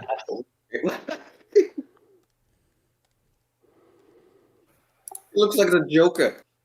Yep. John Clare. Ah, Jane, the femme fatale of Hell Creek. Yep. I would honestly, I would watch that movie. Petite Nanotyrannus in your area. Yes, Queen. Femme fatale Nanotyrannus in What, Hell Australian Creek, Tyrannosaurs? as a film, I'd watch that. Don't you mean if Megaraptorans?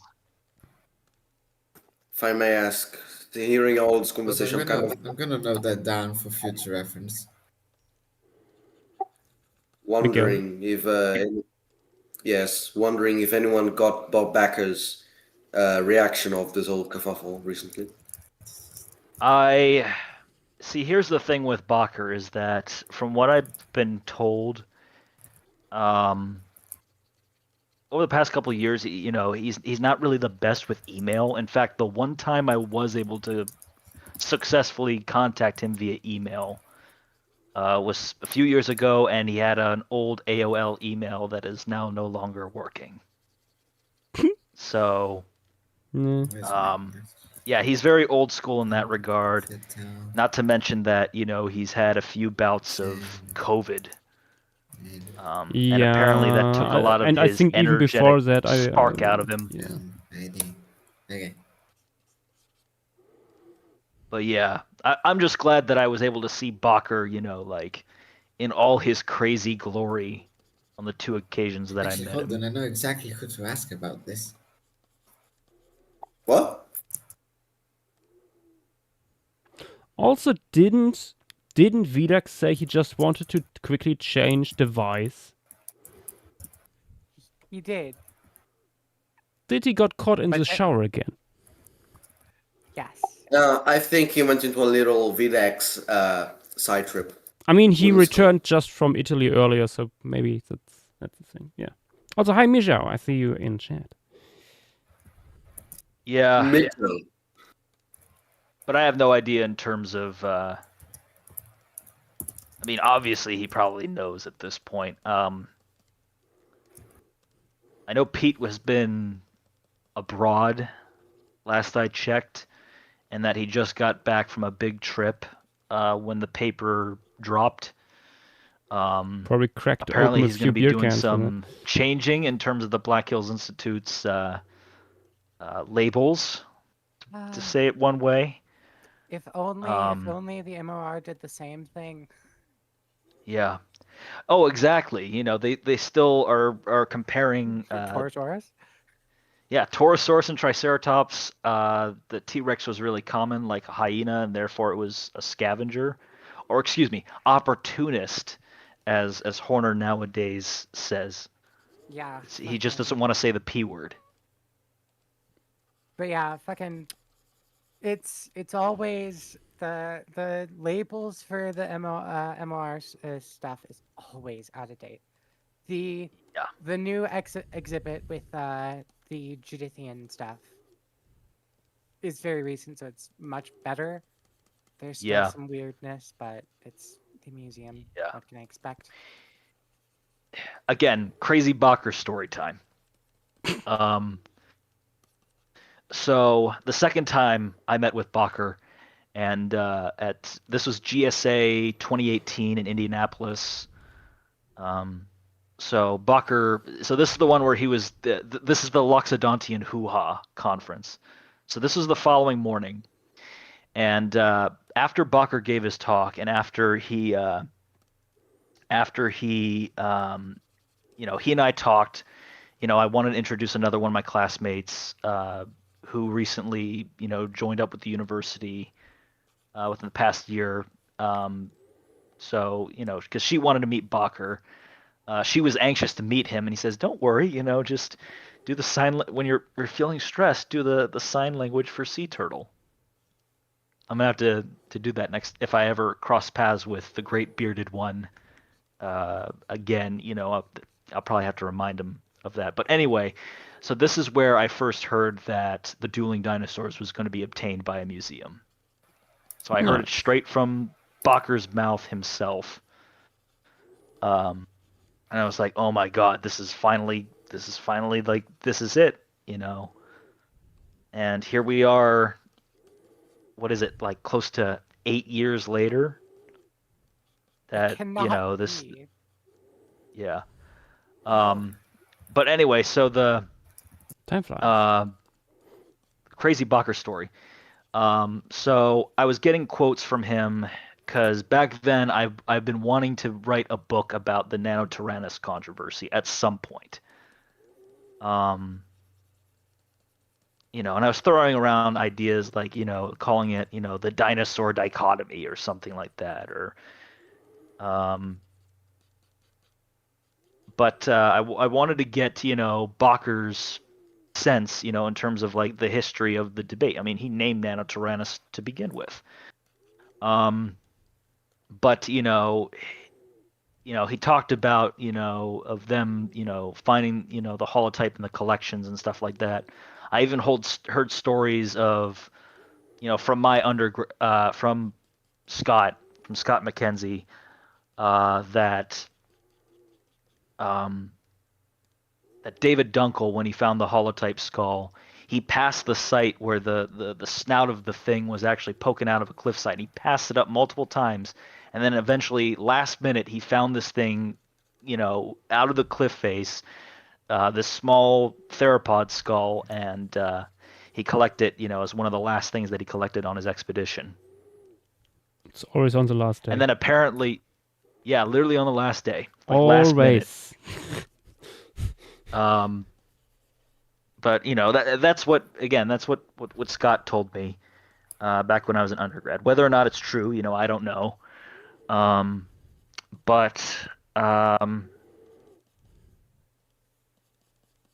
where was I going with this? But anyway, so yeah, I was talking to Bakker, and he was saying, like, and I asked him, what did you think of Carr's hypothesis when it initially came out? And he says, oh, I thought it was stupid from the beginning. It's like saying, he says, foxes don't grow up to become hyenas, was his words. And, again, and he tied it all back to Horner and stuff like that. And he says, like the Horner would always go, like, dinosaurs are weird. And then Bakker apparently, paraphrasing a quote of what he said to Horner, like, Jack, it's not the dinosaurs that are weird. It's the people that are at the Museum of the Rockies who are weird for thinking this stuff. This is true. Yeah. Bakker speaks facts.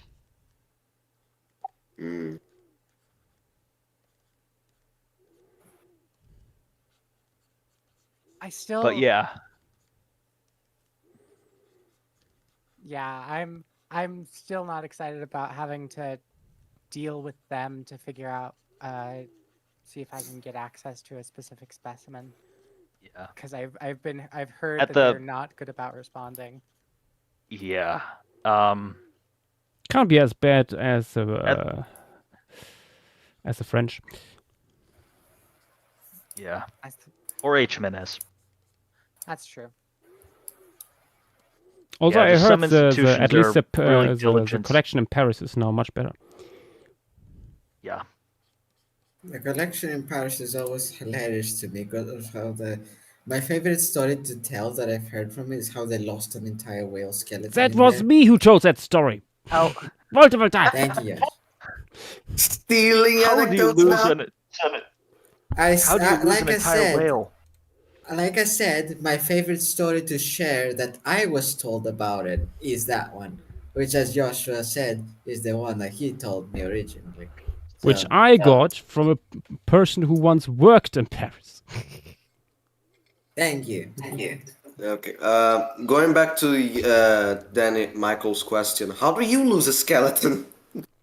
Yeah, how do you lose an entire whale skeleton? By having a collection that is way too large for your own good. Like, we're talking about Paris. France only has one big collection. Like, just as everything in France is like super centralized. Like, next to like Germany is the complete opposite with being completely decentralized. Yes, Berlin is big, but like it's nowhere near this extreme. Like, you have like only a handful other large cities in France. So of course the combined worth of a whole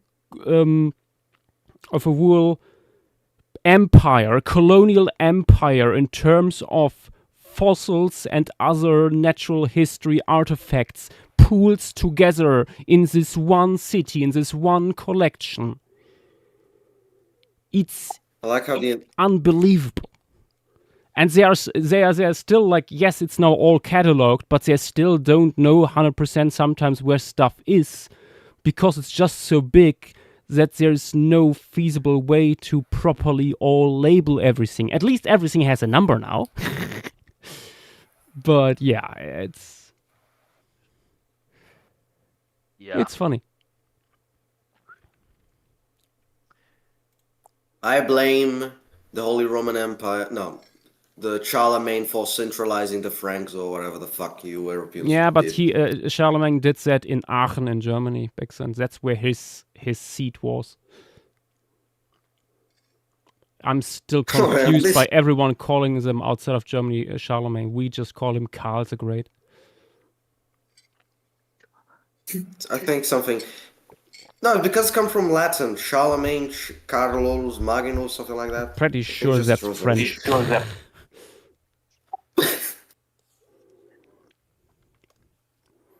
Anyways, yes, the French. Going back to dinosaurs.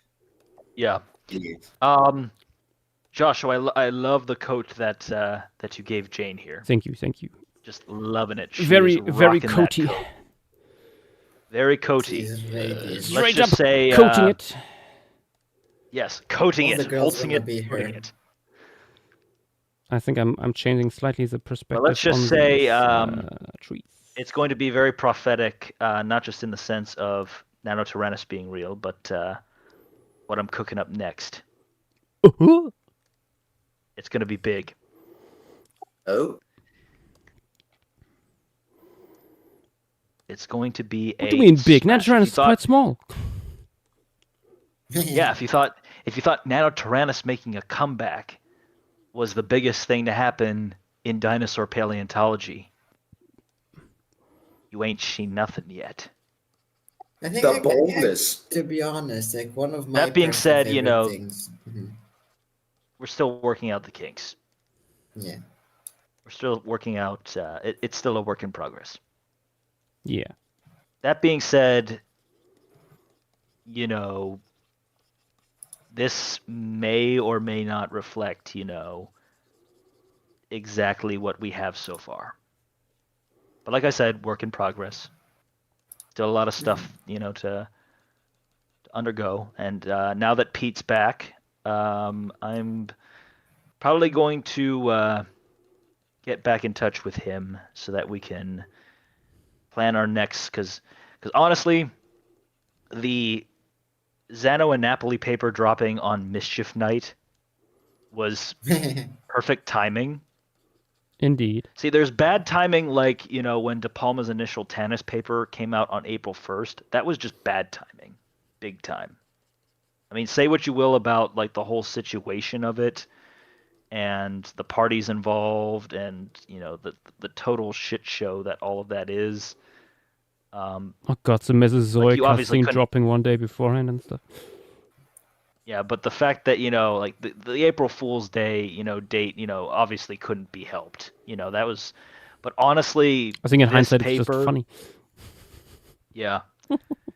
But the fact that, Nanotyrannus made a comeback on Mischief Night was prophetic in and of itself. Like that was, like I jokingly said, the award for the best Halloween prank ever played on the entire vertebrate paleontology community goes to this animal.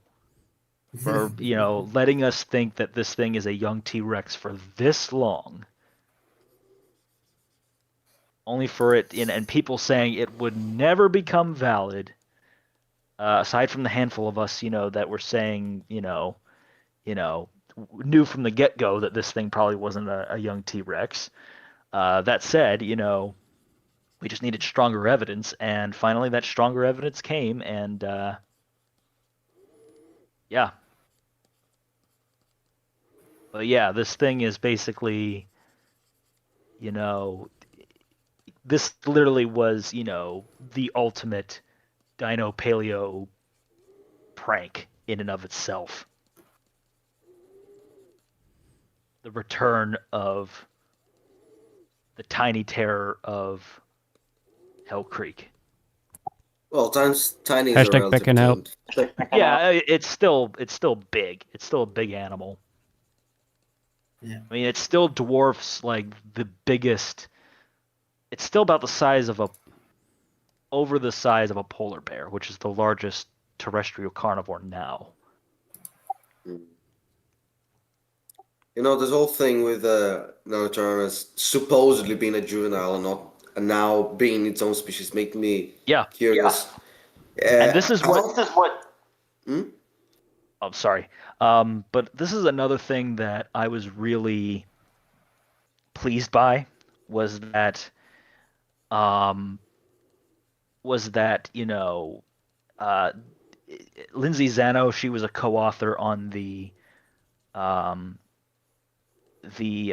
Woodward et al. Paper from 2020 that said that Jane was likely a juvenile T-Rex. Jane and Petey, actually. So it was very pleased to see that she came around in light of this other form of this new evidence. And like even then, back when this is still being talked about, that she was working on leading the projects, heading the specimen. And again, like I said, folks like stuff that I've seen from like Walter and a few other people, and the point where since Walter's been burned that badly, apparently, the point where he still trusts like some other researchers that he's close with, myself included. I've known him since undergrad. But he, given that Zano was, like I said, historically on the Juvie Rex side initially, and he kept saying like, oh, they're probably just gonna say it's a juvenile T-Rex. It happened with Jane. Because see, that's another thing that's also interesting from what I've heard from talking with folks at see, we would go to this fossil show in not Indianapolis, in Iowa City every spring semester. MAPS, Mid-American Paleontological Society.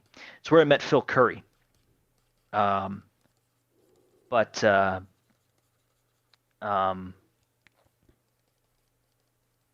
I've heard people saying of how when Jane was discovered and they were initially going to bill it as Nanotyrannus, because before that, think of it, we only had the Cleveland skull to go off of, and now we have a more complete specimen.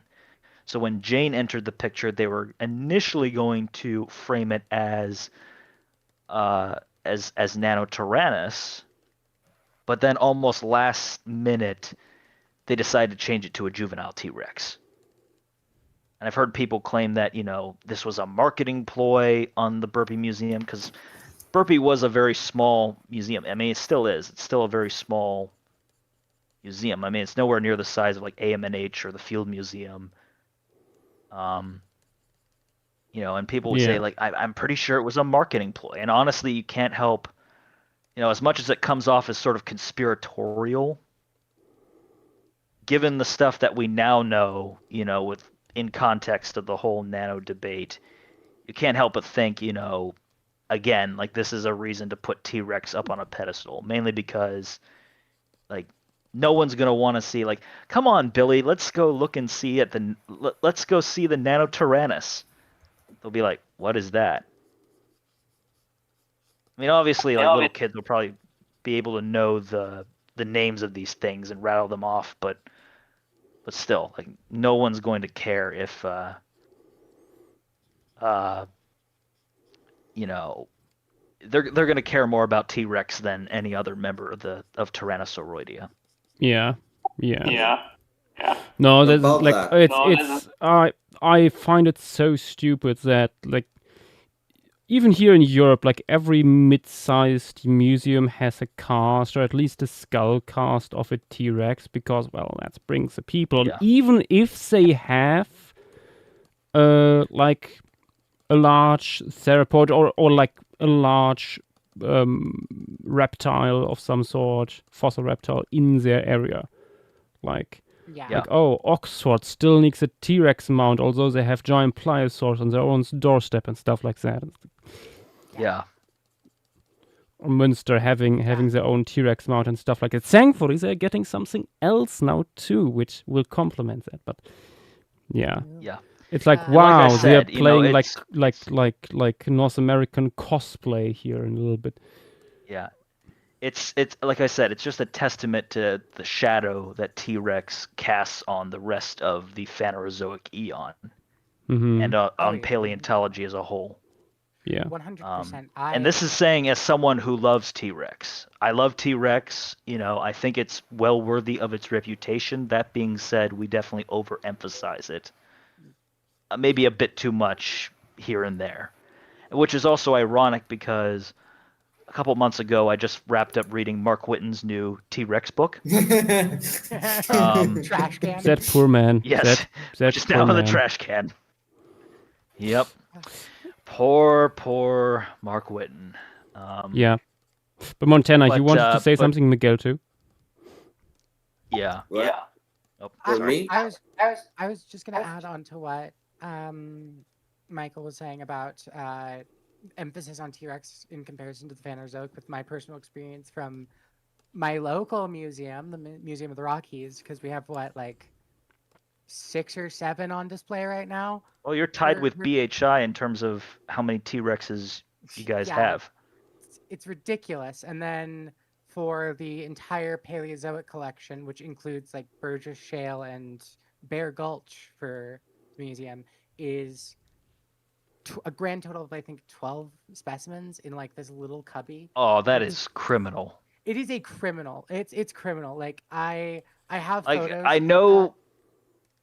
Like I know that you guys had one of the biggest dinosaur paleontologists working there, so obviously you want to emphasize the dinosaurs. But come on, give some love to the Paleozoic critters. Yeah, especially Bear Gulch. There's cool stuff there. Early sharks that are so weird.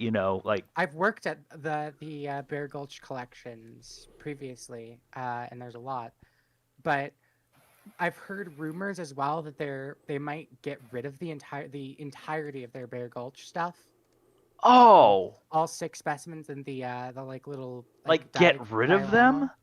Yeah, how? Yeah, because it's all on loan from the.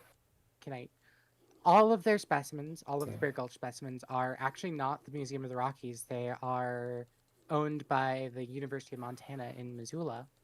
Oh, okay. So they're most likely, and they've been on loan for probably decades at this point. So it might be, in all likelihood, I've heard rumors from my boss when I worked at the the University of Montana, that they might be like removing that entire that in its entirety, which is an absolute shame because it's Bear Gulch. It's one of the most important sites in Montana, period. I have my opinions. But yeah, it's kind of a shame how much of the museum is dedicated solely to the Tyrannosaur. The dinosaurs. Yeah, but not even the dinosaurs. It's the entire fucking like T-Rex, Triceratops, and Montosaurus triumvirate. Yeah, the Hell Creek Hall, basically. Yeah, and then you get one Hall of room horns for, and teeth. Yeah, you get one room for the Kenozoic. You get the tiny weird cubbyhole for the Paleozoic. Uh, I would describe that aptly. It's less than a room. It's terrible. Yeah. And then you get the new exhibit, which is 2 rooms of Judithian dinosaurs, which is lovely. Yeah. And there's some other stuff on there, but for some reason, like Montana's Darko's not on display, even though there's probably space for it. And then you get the giant room with just Tyrannosaurus, Triceratops, and Edmontosaurus. And Pex it's like Rex. a shame. Yeah, X Rex is there. And No, it's Pex Rex. Oh, Pex Rex, yeah. Yeah. There's also X Rex on display in that room as well. Yeah, which is an Edmontosaur. Yeah, which is what I said. Yeah. Oh, yeah. Sorry. But Must have missed regardless, that. it's like Yeah. it's a shame because Yeah, it's just a shame, and further emphasizes the point that I love T-Rex, and again, it's speaking as a T-Rex stan. See what I did there? But yeah, I think T-Rex, needs a break from time to time. I mean, I love it. It's worthy of its fame, recognition, research attention, but at the same time, that's what I like to call the great dinosaur dichotomy right there. Yeah, it is quite the shame because I can say this: there's a bunch of sites outside of just Bear Gulch from the non-Mesozoic that I would absolutely adore having more attention to. There's several sites of exceptional preservation. There are some currently on display from a bug locality, but there's more. There's an entire articulated crinoid site that's really pretty. Even if you go outside of Montana, there's stuff in literally right next door in fucking British Columbia that I would love to see on display. Yeah. Shit ton just elsewhere, but it's very unfortunately the Museum of the Rockies, I guess, just doesn't get expansions ever. Yeah. Yeah. And it's a shame. Quick interjection. The best gaming in Otter. It's a Belgian collection, except for beautiful sets of well-preserved iguanodon. We don't have our predator. You have tons of giant predators in Belgium. I was in Brussels. I have seen the wool hall full of beautifully preserved large mosasaurs. It doesn't need to be always theropods. True. I even recently learned during my great hunt that there's a beautiful, beautiful Carboniferous fish site from Belgium. Some of the most gorgeous fish. It's so beautiful. Yeah. I think that's where we have some of these wasn't it one of these signs where we have basically a Placodon nursery? No, I don't think so. Then I might confuse it. Yeah. Yeah, probably a different site because it's a lot more like bony fish. Okay. Like interbasin bony fish, not like in compression fossils. It's probably a different site. There's so much in Belgium. Can I ask something? Post the list. Oh God, Miguel, there's like the most horrible of echoes sometimes coming through, but only occasionally. Okay. Yeah, but I've been meaning to ask something because now that Nanotyrans is valid and not considered a juvenile anymore, I was very curious to know what's the state of actual juvenile Tyrannosaurus. They still can partially exist. answer They're that. out there. We have They are out there. So here's my current lineup. Back from one of my days as an undergrad, literally stringing this together on like a conspiracy theorist board. Looking like a total wingnut doing this. So again, me being trying to be the good conscience, the Jiminy Cricket on the side of commercial folks. I'm trying to take everything into account. Leave no stone unturned. Private, commercial, in public collection, everything. So I try to, at least, accept everything. as possible lines of evidence. So, admittedly, most of them are in private hands. You've got Baby Bob, which is, of course, super fragmentary. Some bone histology has been done on it, saying that's probably around 4 years old. But of course, its tooth morphology and tooth count, still line up with an adult. And see, that was the other thing. Like, again, commercial versus academic thing aside, that's what I like to call an ontogenetic continuity error. Why would this thing, have the same teeth as a young juvenile, have more teeth as a late stage juvenile, only to go back to the same amount of teeth, as when you were younger as an adult? Made no sense whatsoever. But of course, people would say, it's just extreme individual variation.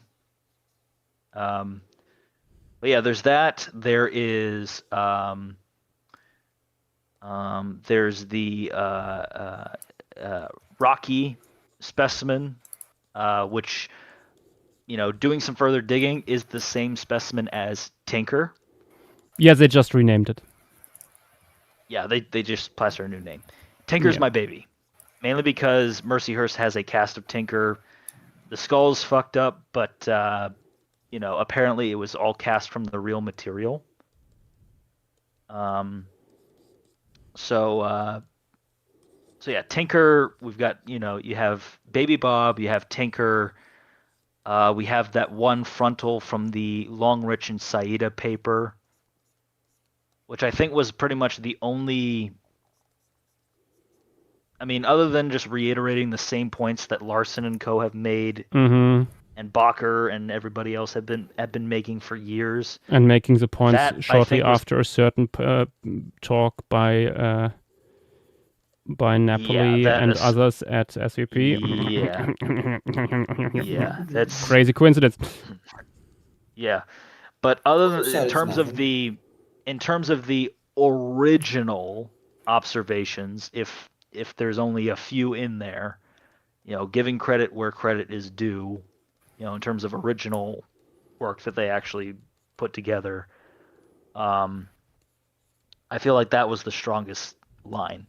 It was only a frontal bone for sure, but it was in a public collection, and if Carr can basically score multiple different characters, like a shit ton of characters on the most insignificant fragmentary piece of bone, this should have been fair game.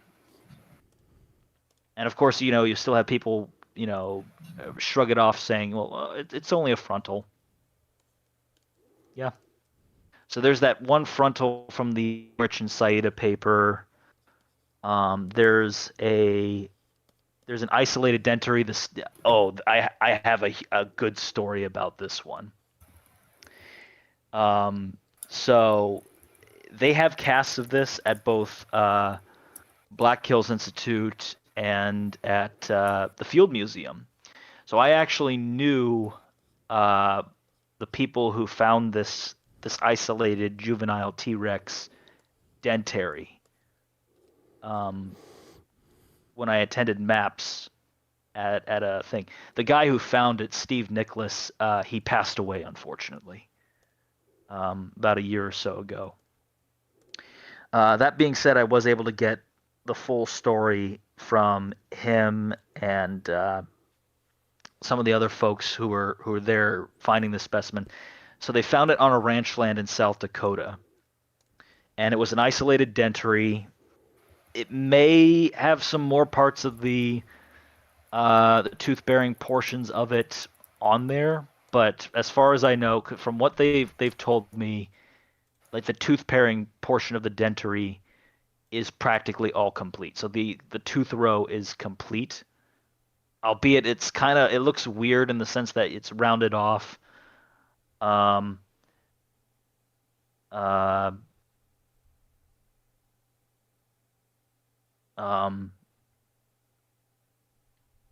it's it's kind of weird in that way, in the sense that it's kind of it's kind of this bowl-shaped look. There's pictures of it. Larson posted pictures of it a lot on Twitter. But anyway, so apparently their game plan was to have it prepared and sold to the Field Museum because they acknowledged that, this thing is probably an unambiguous juvenile T-Rex dentary bone. And this was going to be,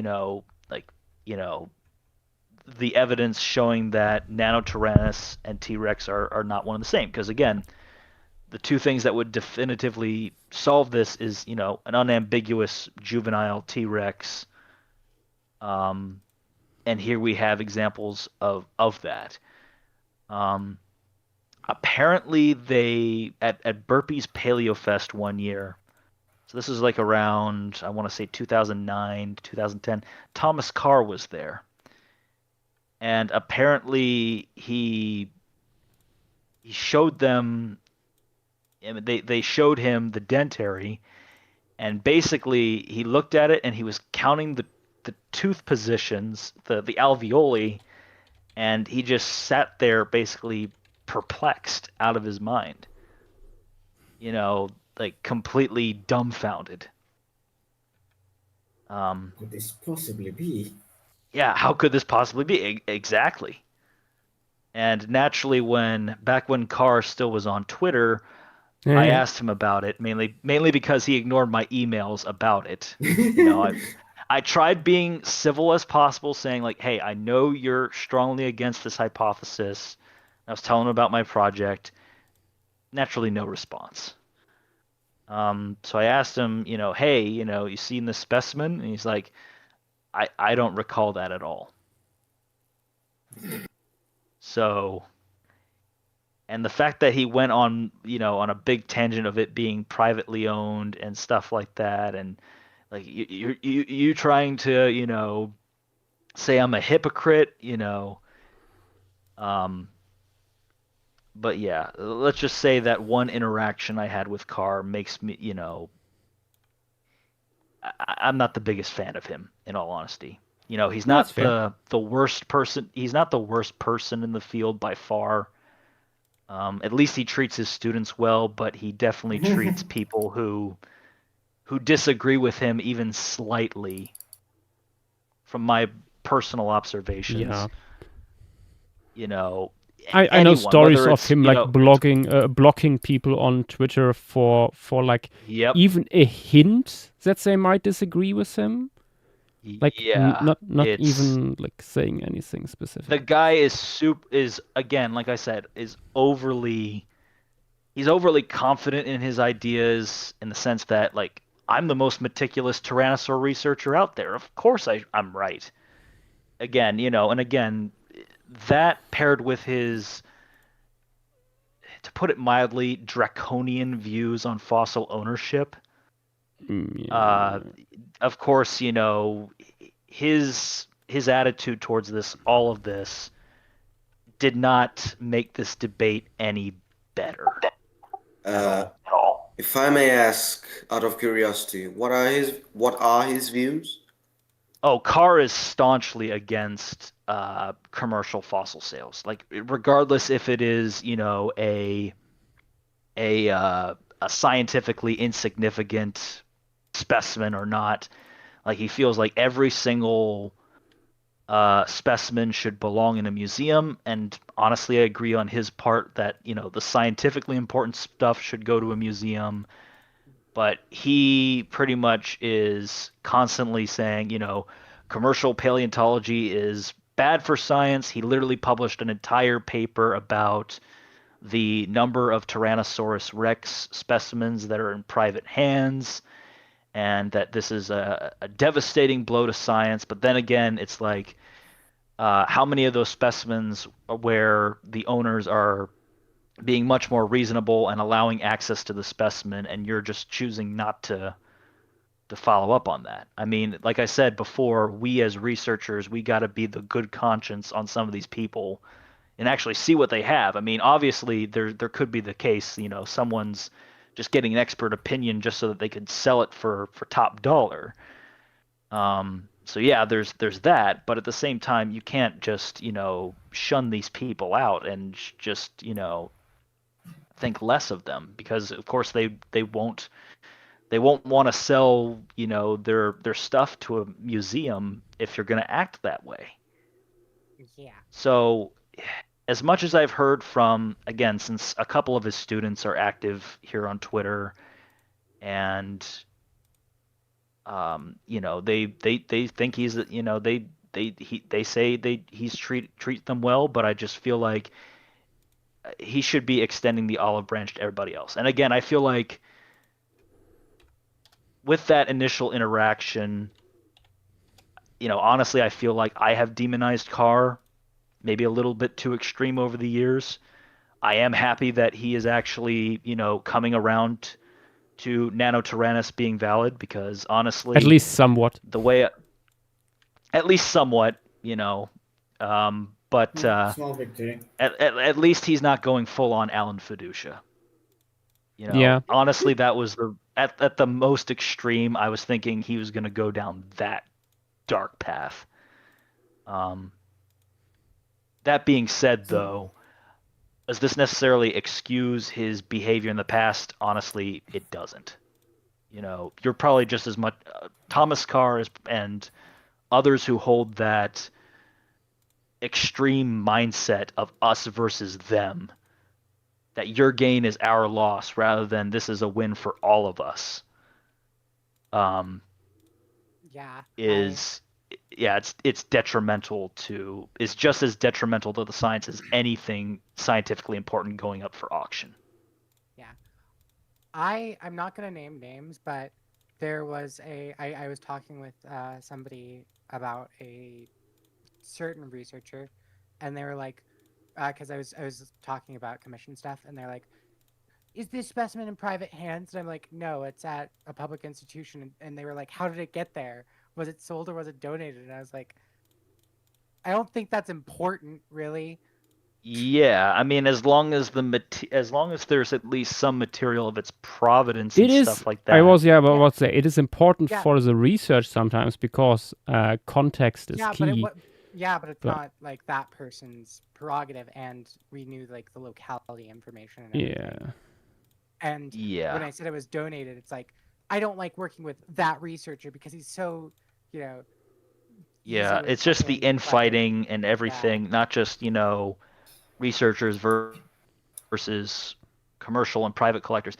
And again, I feel like a lot of that contempt I had for Carr and others like him that hold that view also stems from the fact that my Professor Mackenzie is and was a private fossil collector, and he always vouched for the open collaboration of that.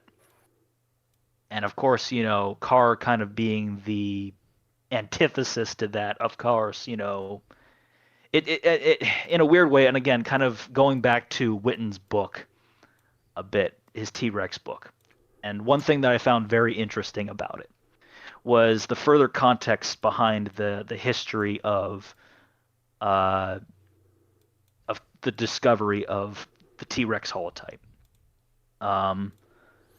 And it's mainly due to the fact that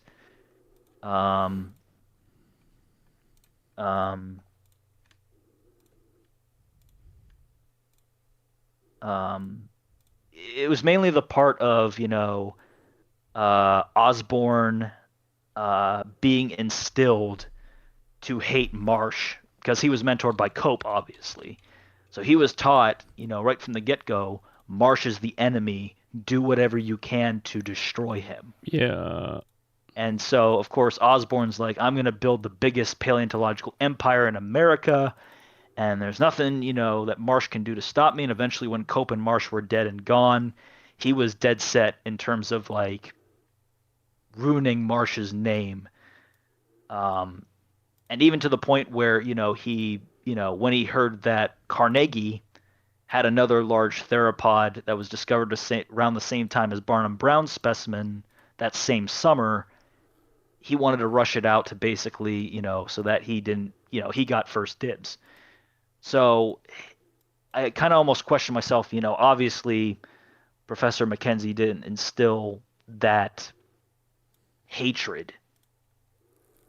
And hate's a strong word, but that same kind of distrust of people like Thomas Carr. It's just I feel like it came naturally. Like why would such a person like him demonize a good wholesome person like my mentor?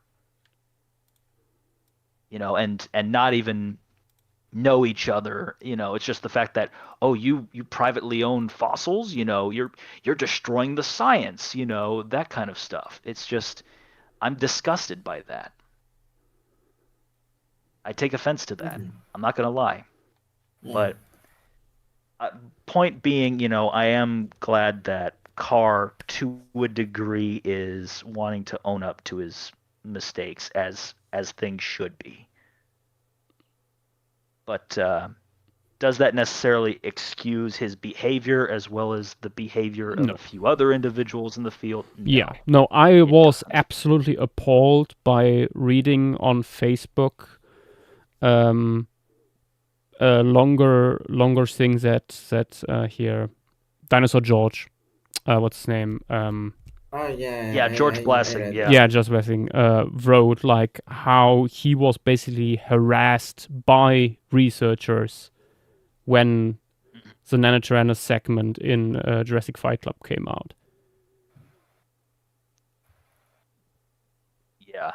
And he does not call names. But yeah, George is as a few that come typically a very wholesome individual, by far, in terms of being humble about things. Back when he still had his YouTube channel and he was having kids watch his content. He's always said practice your good manners, kids. That kind of stuff. Apparently he had a what's the name of that Moroccan ankylosaur? Is that Spherotholus? Spicomelus? No, not Spherotholus is the spiky Moroccan Spicomelus. thyreophore. Spicomelus, yes. So apparently at some point, I don't know if it's through a fossil shop or something like that, he apparently came into the possession of Spicomelus material. There's so much on the market now. Yeah, but he did the right thing and contacted Susie Madnant to get that repatriated back to Morocco. Good. So yeah, he does the right thing from time to time. I have heard, again, not to name names or anything on that front. I have heard other accounts that George was the one who was doing the harassing to this other person, but that being said, this is also another person who was staunchly against Nanotyrannus and honestly was being fairly, more obnoxious than most about it. But again, who's in these situations at this point, it's difficult to say who is telling the truth and who's lying. And it's just,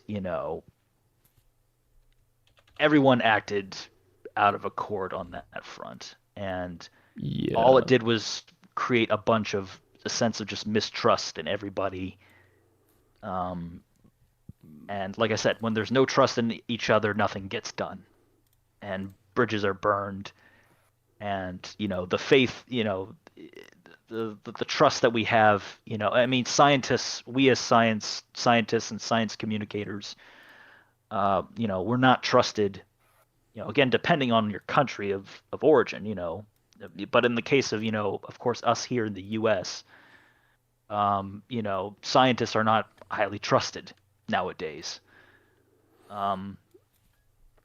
So obviously we want to have, as much backing as we possible, many allies in high places as we can. But if we keep going down this path, obviously people are not going to think highly of us. Yep. I just feel like this whole Spreem is basically just a big soapbox rant about the whole thing. Just looking back on how. I mean, there is like that is one of the for me. Yes, the science is interesting, but the interpersonal stuff surrounding all these Sociology of it all. specimens is sometimes even more interesting. Yeah. To me, like I said, this it's- kind of warrants yeah. a book. Yeah, it's As someone who's lived through this, and this basically all going down within like about 90% of my life, you Yeah. know, Same. this has been going down. So honestly, you know, it's kind of up to us young and up and comers who lived through all of this to actually and kind of recount and actually, you know, present it with more nuance than what the old guard, who was mainly doing a lot of the fighting, you know, brought. I mean, that's why for example, yeah. I'm maybe I just love gossip too much, but I am fascinated every time something new comes out with Spinosaurus. Yeah, Gossip. He's a gossip. I mean, I may not be invested in Spinosaurus that much. That being said, you know, a lot of interesting developments can happen at the drop of a hat. Yeah, I mean, I'm also not like super invested in the in certain theories. I try to avoid that. Yeah, but I'm very much invested in the debate overall. Yeah, that's definitely. usually like what everyone kind of looks to these days when like anything comes up with fun. Like go onto like our respective social medias and just see what the people say in the scientific field and like what's happening. Because sometimes it's interesting, sometimes it's like good actual discussions, and then like you turn like one corner in the social media landscape and you find the paleo enthusiast debates, which are usually less civil. Yeah, I mean, it's one thing to, you know, have your childhood notions be validated, but I think someone said this on Facebook or something like that, or Twitter. You know, it's one thing to have like being arguing for Nanotyrannus because you think the concept is cool, versus like actually looking at the evidence saying like, hey, there's stuff to this, and keep being told like it's variation, it's ontogeny. You know, they're all juvenile T-Rex. Yeah, no, I feel like this world thing, people coming out of works, I already said that, and then you're looking at it and it's like, dude, you were just in it for the aesthetics. Like literally. That's not a gotcha. Yeah, like literally, like I said the earlier before when I was looking at this when I was an undergrad, I read Carr's 1999 paper, and he literally describes, you know, like Tyrannosaurids lost reduced tooth count throughout ontogeny. And he says, well, Gorgosaurus does it, you know, therefore Tyrannosaurus must do it too. And literally within the same, there's a table towards the end of the paper that literally shows, you know, different tooth counts between various individuals, but there is overlap between the juveniles and the adults. There isn't like, you know, this set range of tooth counts between juveniles and adults. There isn't this black and white segregation. It's variable for sure, but you know, and it's not that strongly variable either. And plus, you know, there was also another paper I was looking at the past couple of years was a PCA analysis by Lisa Buckley about the variation of teeth in Albertosaurus. And a vast majority of the variation in the teeth that are assigned to juvenile Albertosaurus and adult Albertosaurus, most of that's size related. So the morphology changes very little throughout ontogeny. Gorgosaurus, pretty much, you know, they're nice spot on. Pretty much all of the variation was size related. So I was like, I wonder why you didn't do that with Jane and adult T-Rex, and just to see where they fall.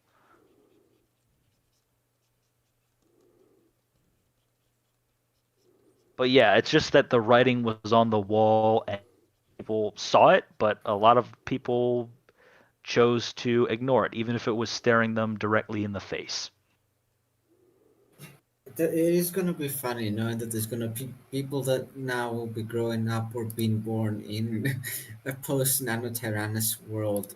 That No. We call that. know Sorry. We have a any- term for that. We should make it public. Right. Grace came up with this term. This is post nano clarity. Oh God! Post nano clarity. God, Yes, fucking true. Can we just go back to calling this thing juvenile Tyrannosaurus, please? No. There's no going back. There is no going back to take nanotyrannus. But the off comparison, the the comparison I always make was the dinosaur bird connection. The theropod origin of birds is a perfect example. So like literally this was a debate that pretty much lasted much longer than, like, I'd say up to 3 to 4 times as long as the Nanotyrannus debate. And it also got pretty ugly on both sides. But of course, you had Thomas Huxley saying that, theropod dinosaurs may be the ancestors of birds. Nobody heard him out. Then you had Gerhard his Heilmann. idea was pretty much accepted for a long time until Heilmann came around. Heilmann, yeah. Yeah. So it's funny. I once gave a talk on this, and like over the years, I realized, like, also looking more into politics and stuff like that, and how opinions form and like and stuff like that, and like what was very important to me was a little book by Derek Turner on so-called paleoaesthetics, and how much aesthetics in the widest sense. It's hard to explain because it's like it's not just about things looking nice. It goes a little bit deeper like that. It's basically a school of philosophy, the whole thing. But it's interesting how Heilmann's whole argument. He was an artist, not a scientist, but he made such compelling arguments not on scientific basis, but on scientific looking basis, based on aesthetics, based on looks, exactly, based on vibes and stuff like that. Yeah. And again, it's so fascinating like... because that apparently resonated with so many people so much that it got written into textbooks. Exactly. The same exact thing. History has truly repeated itself big time. Yeah. But I also think that's not necessarily a bad thing, because I think aesthetics are really important. Yeah. And I think that's why the nano thing was one reason why the nano debate held out so long, because the other side simply had the better aesthetics. It wasn't necessarily the like best, the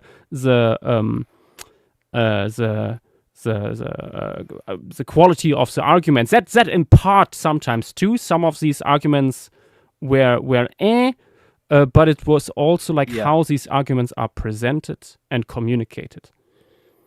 Yes, and I feel like in that regard, I feel like folks like Larson could have communicated some of his points much more effectively than just in a lot of Twitter threads and stuff like that.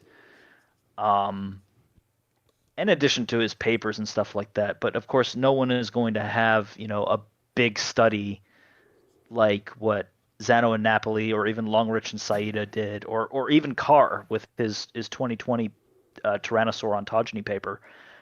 So of course, no one's going to have access to those kind of materials. So obviously, some points like there may be lost in communication, misinterpreted, eventually became straw man arguments and stuff like that. I mean, it's just, but yeah, going back to the comparisons with Heilmann, that's literally what happened with Carr, in the sense that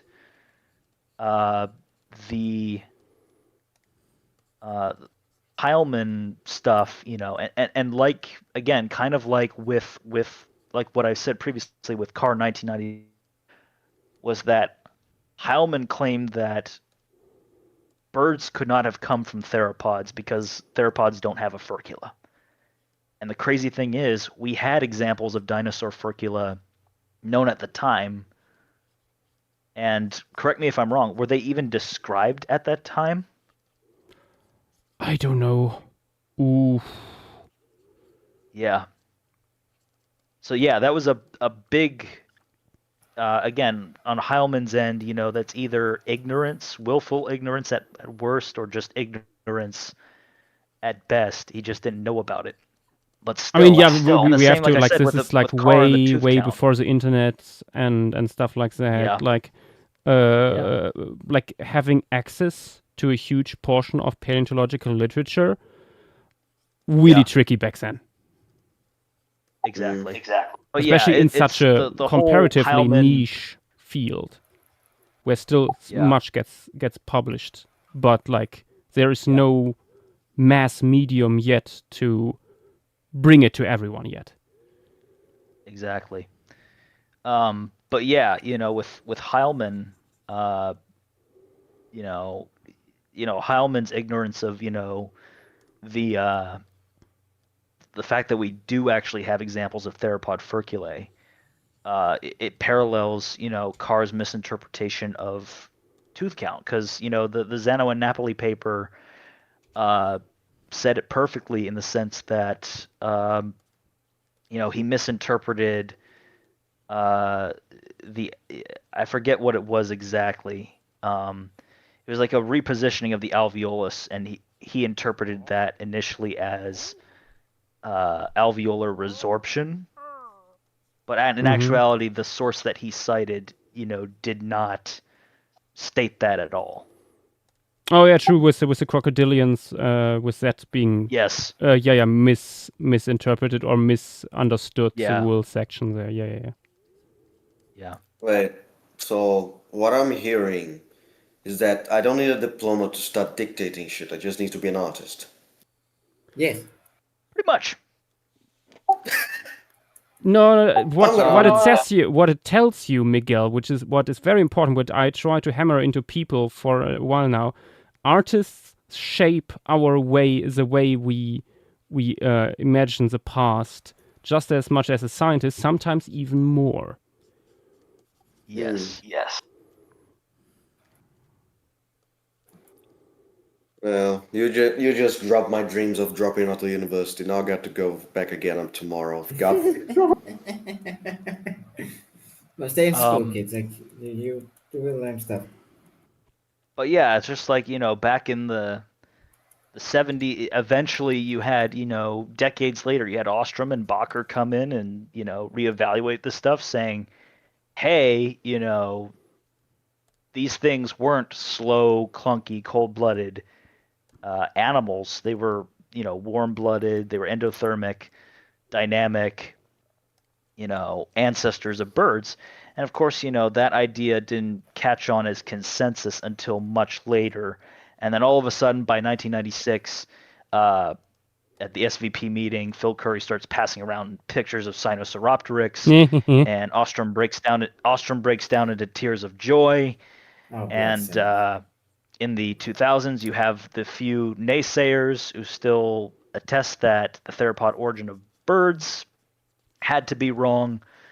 That these are collagen fibers, and of course, I mean, like I said before, I'm glad that these naysayers who once poo-pooed the idea of Nanotyrannus, they're not going down their Alan Fiducia mark. Their Alan Fiducia arc, at least for the time being. Yeah. But honestly, given that the parallels between these two hypotheses that eventually became, established theories in dinosaur paleontology, like I said, I wouldn't be surprised if the nano debate, at least certain individuals on the opposing side of this thing being a juvenile T-Rex are still going to say like, try and find some minor flaw, and now they're going to be seen as the crazy ones. I mean, yeah, Much in no, the same way, is like people constantly ask like over the last few days, oh my God, is a debate over? And I have to say, no, because nothing in paleontology is ever truly over. Yeah, nothing's ever definitive. Yeah, this is this is for now the published most likely explanation. Yeah, this is the most. Yeah. And if anything is to go by, with stuff that's going down in the pipeline, I feel like this consensus is going to grow stronger. That being said, like you said, nothing is ever definitive. There could be a chance that the theropod origin of birds is dead wrong, and we have to rethink bird origins entirely. Do I think that's going to happen? Well, I think the chances are going to be 0.000000001% that that's going to happen. It would need a miraculous level of. It would be a miraculous, far more miraculous other evidence, counter evidence. The resurrection of. Plot twist: the design intelligence people will rise. Exactly. I mean, then it doesn't need to change necessarily. Yeah. I mean, see, that's the thing, is that Carr even compared the belief in Nanotyrannus to young Earth creationism or flat Earth theory. Like, literally, it got that out of hand. That is very funny. And like in the days following the Zano and Napoli paper, I always framed as like, before Nanotyrannus was seen as the flat Earth theory of theropod paleontology, and here we are. Hashtag back to hell. Hashtag back in hell. Sorry, getting my own hashtags. Back in hell. Maybe you should rest a bit, Joshua. Maybe you should give the stream to me for a while.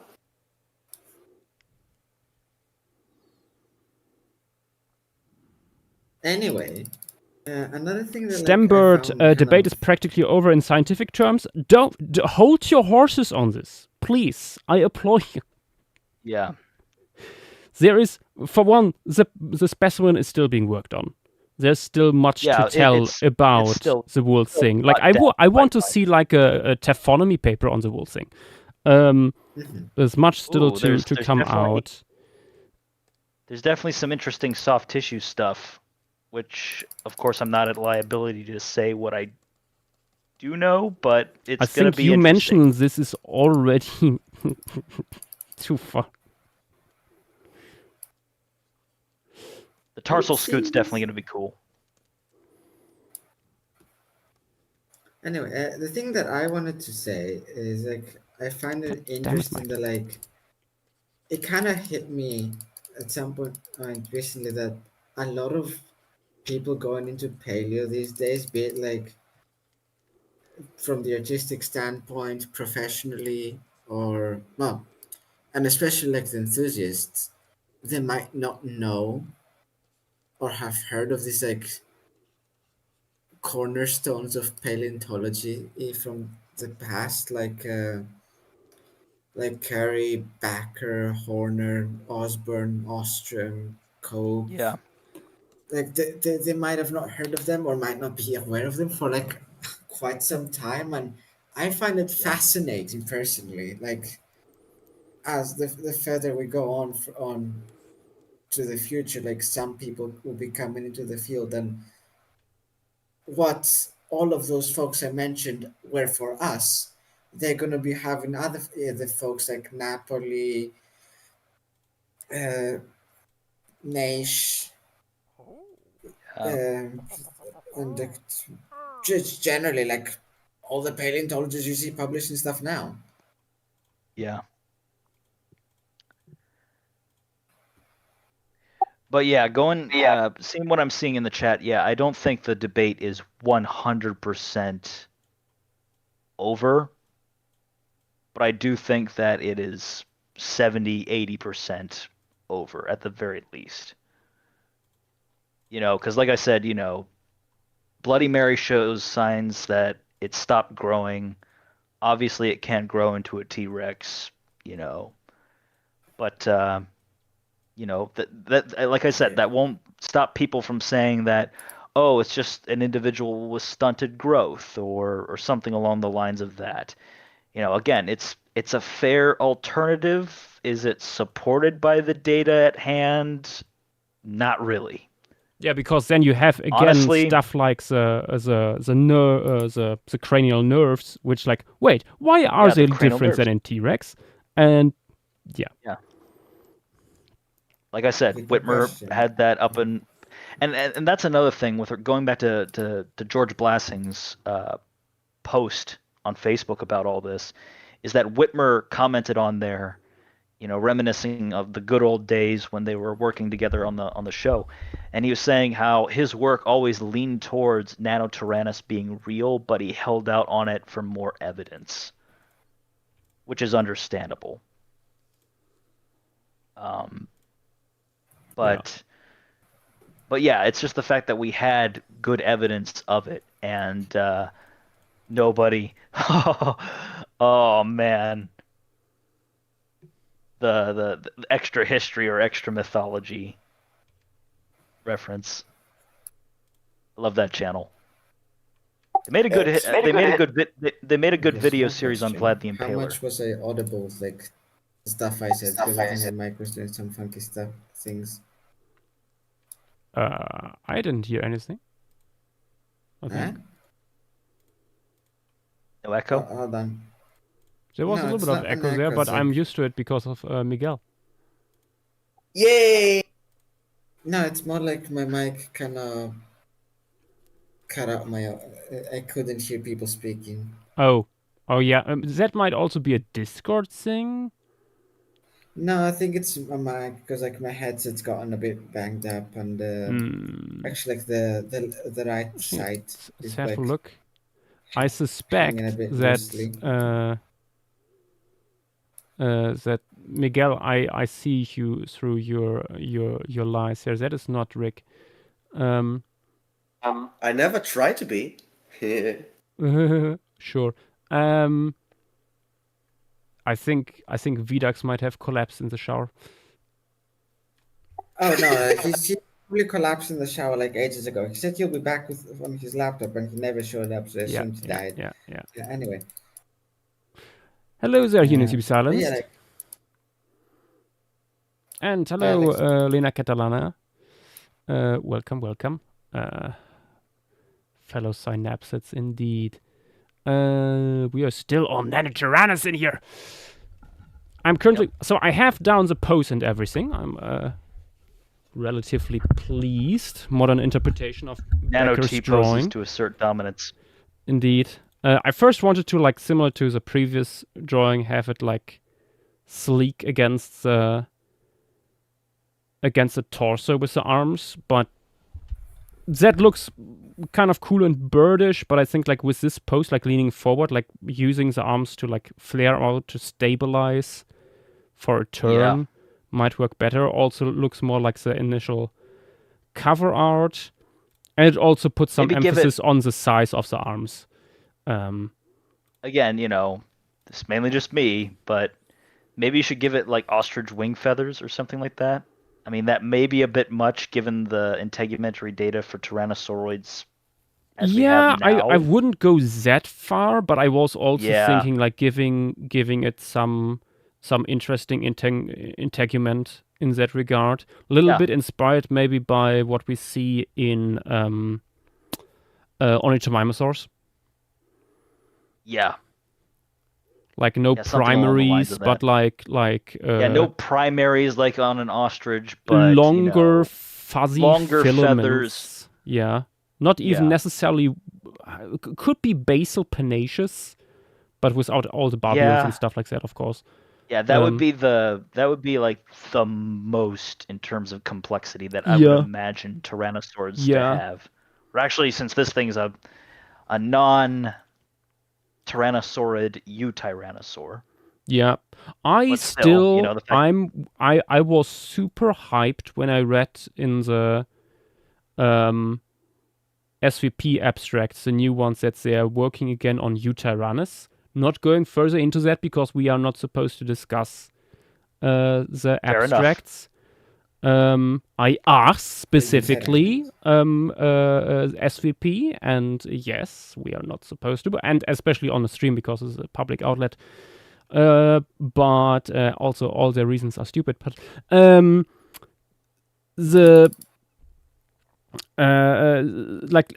was this initial paper that described the animal and gave the most minimal of descriptions, basically, and nothing since then. We have at least 3 specimens beautifully preserved sitting there, being like incredibly important.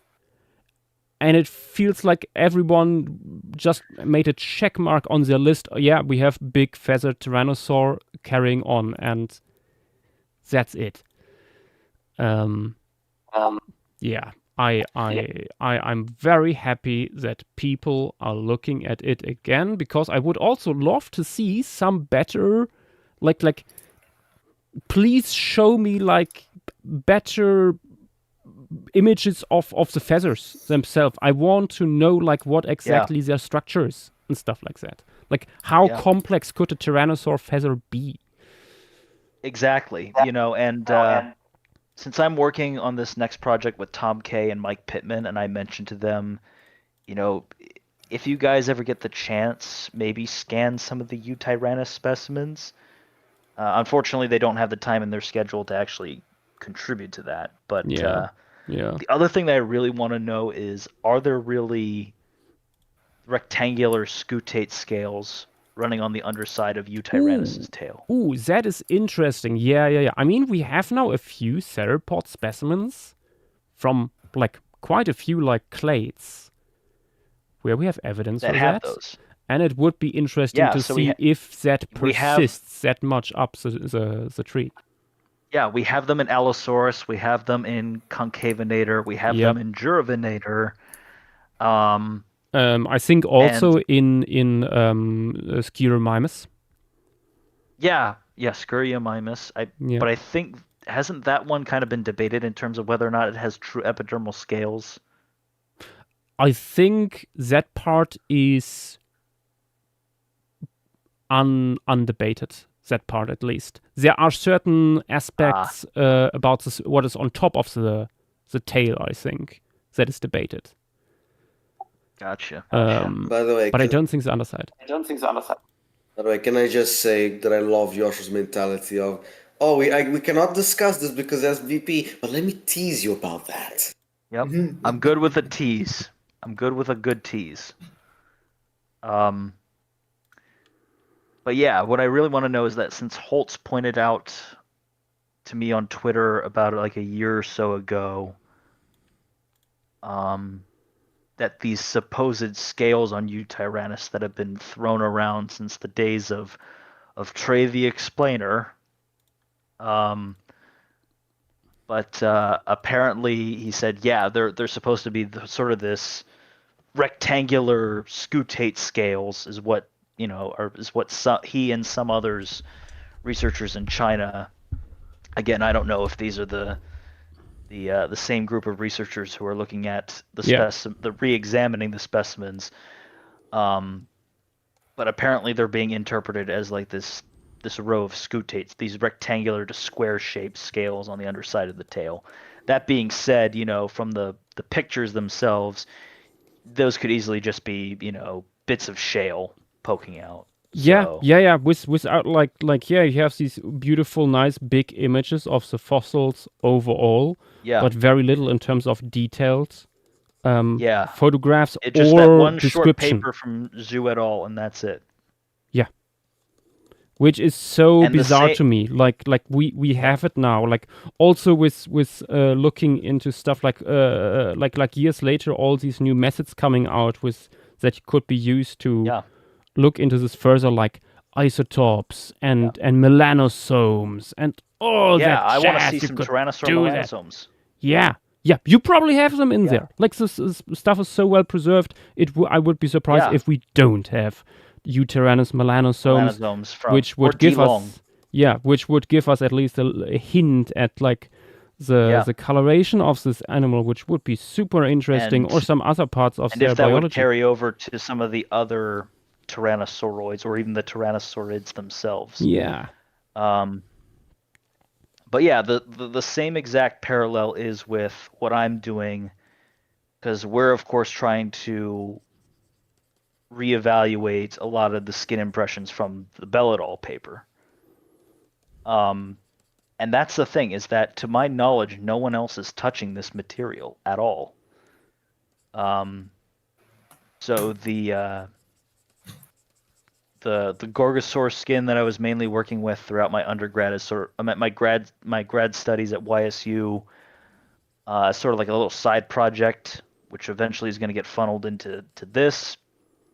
That hasn't really been touched since Belladol. Wyrex obviously has not been touched at all since Belladol. Just none of these other skin impressions have been touched since the Bell paper, and and there hasn't really been a lot of work done in terms of whether or not they definitely do not show any signs of feathers at all. So, we have signs of scales, but given that we know that dinosaur but also the question is, are these weird, real scales? Yeah, and that too. If these are scales, or if they're, if there's a geochemical way to test for that. All I can say is that the stuff that we're seeing with Gorgosaurus is definitely interesting, but at the same time, we need access to other specimens. And we tried to get access to the material from the Terrell Museum. They kind of got fed up with things fairly quickly. Admittedly, on my part, a little bit. That being said, I'm just really excited to test these new methods out on some of these old skin impressions to actually see if there's something interesting there. But yeah, the only one that we could really get to play around with is Wyrex, and I want to say Wyrex is probably the also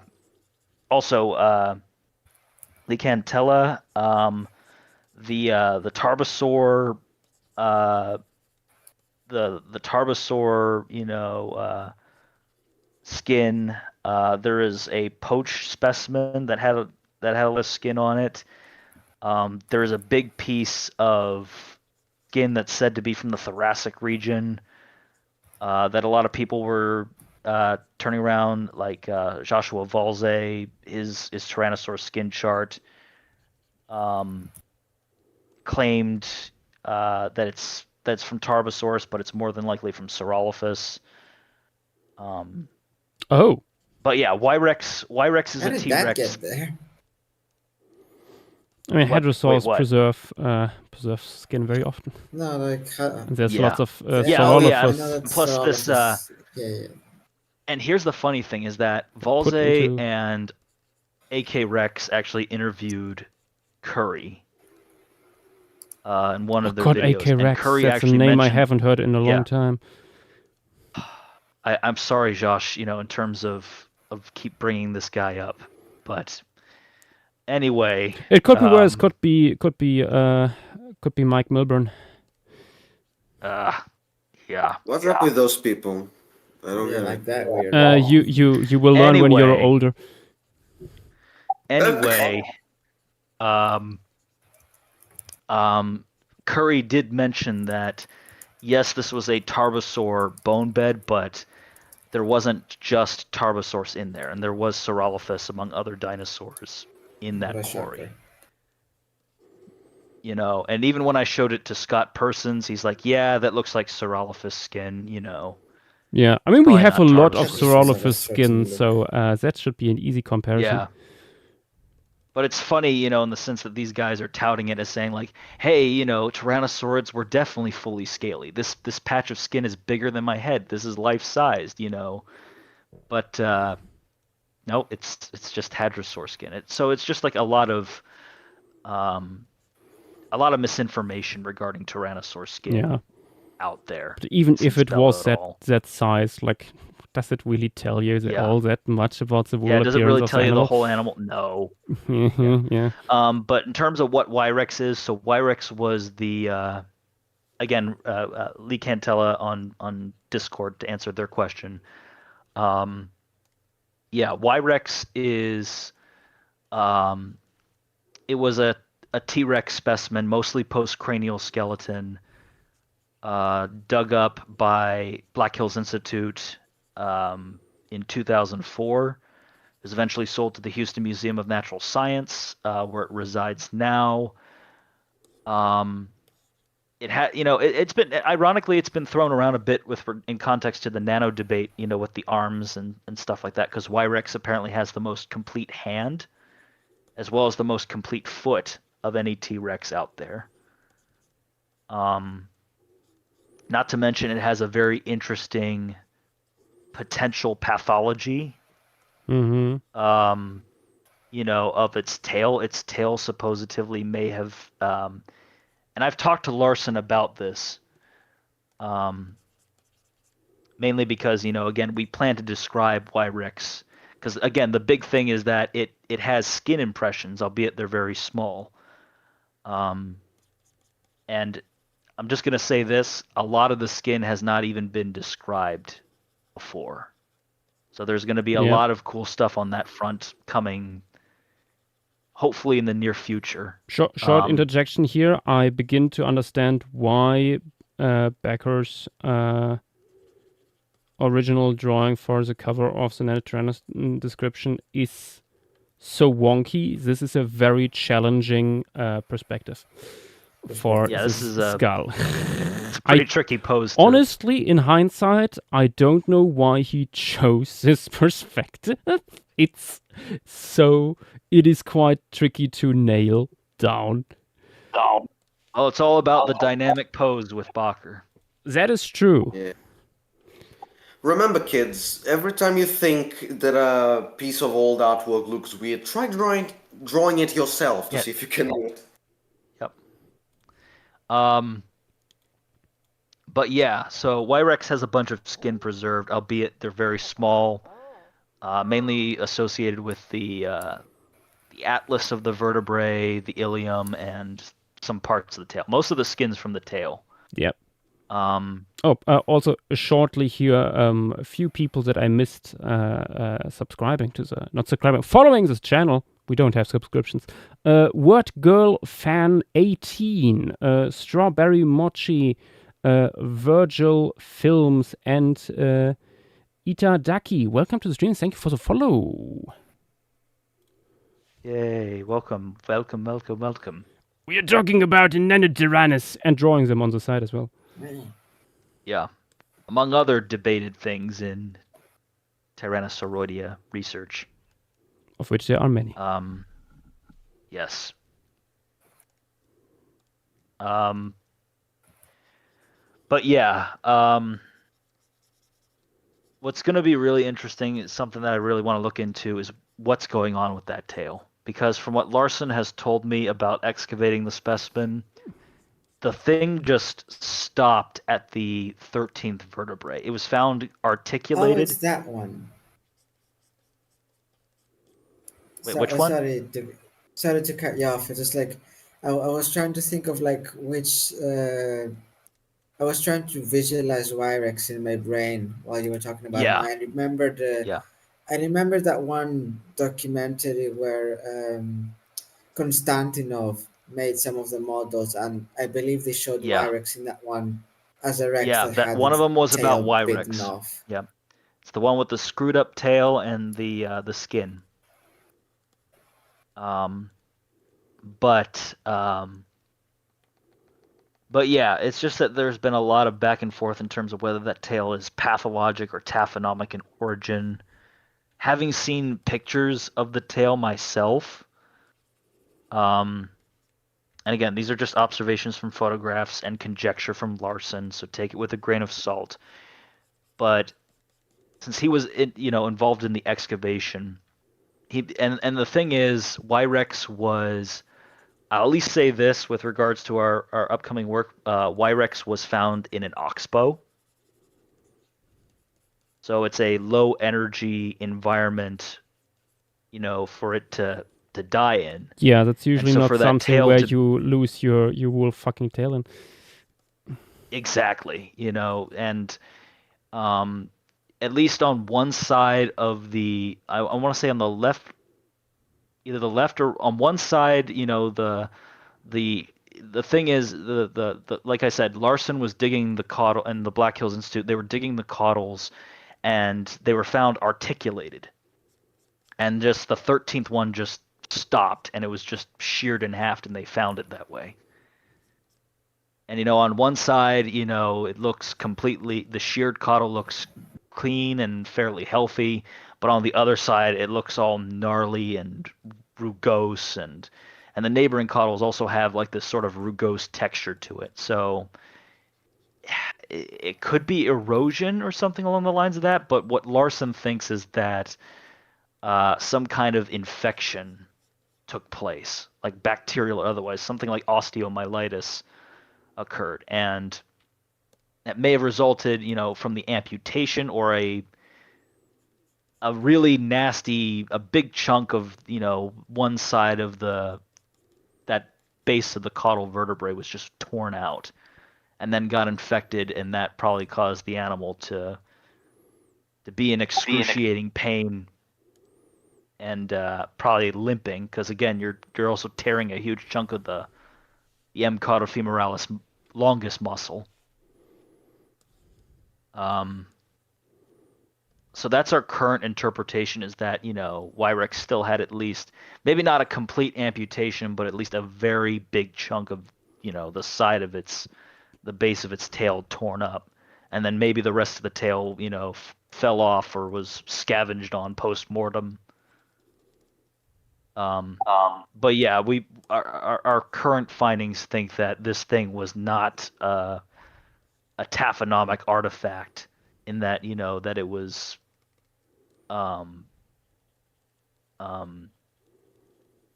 simply, scavenged upon, or just that we can definitely rule out that it was transported, that it floated downstream somewhere. This thing likely was bitten, and the thing is, we know Tyrannosaurus did that with hadrosaurs, to basically, cripple them, keep them from making rapid turns. Why should it be out of the question for them to do that to each other? Larson tends to think that Wyrex maybe have gotten away, tried to like turn to get away, and then its attacker just basically clamped down on the side of that. That being said, we need to find, some good traces of bite marks in association with this fucked up caudal. But the reason, that we're at least going to touch upon it is mainly because, thinking about that in relation to the preservation of the skin, this is my sort of pet hypothesis thus far. Basically, remember Drumheller et al.'s interpretation of how Dakota became a mummy. That it was chewed apart by crocs, and then being desiccated through scavenging allowed for bacteria to exit the is that you basically have this dried skin glove. Yeah. In a way. So most of Wyrex's skin is from the tail, a bit further up the tail than the where the supposed pathology occurs. But, if you had the tail bitten off, or at least close to being bitten off, and it died there, it had a big gaping, gangrenous, possibly blood and other bodily fluids leaking out of it. Of course, that would give bacteria a way to basically... So a similar mode of taphonomy that would potentially explain the preservation of the skin. Mm-hmm.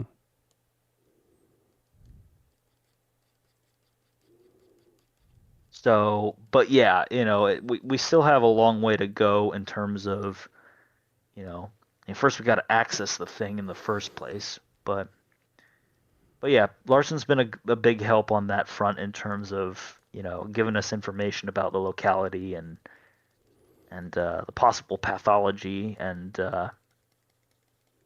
hopefully some other stuff. He also wasn't very happy with the conclusions of the Bell paper. He definitely vouched for them being a bit more not as definitive as they were wound up to be. Yeah. But I think like apparently Thomas Bell Holz didn't- pointed out shortly after the publication of that paper that in there they had like a statistical analysis in there, like to determine like how likely is it that there would be feathers. Yeah, the ancestral likelihood character Yeah, and there were analysis. only 2 states, fully feathered or not. And like Yeah, you have nothing in between. you can have both. Exactly.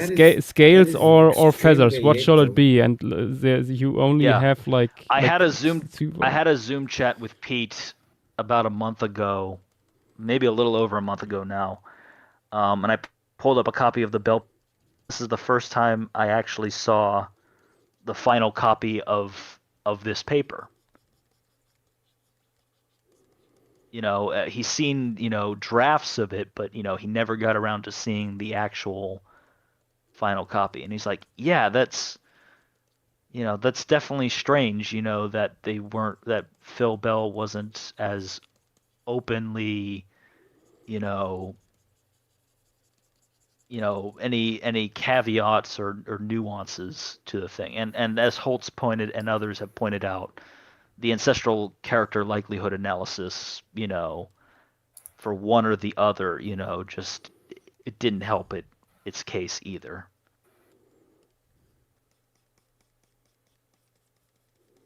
That is very odd that it only had just those 2, feathers or not.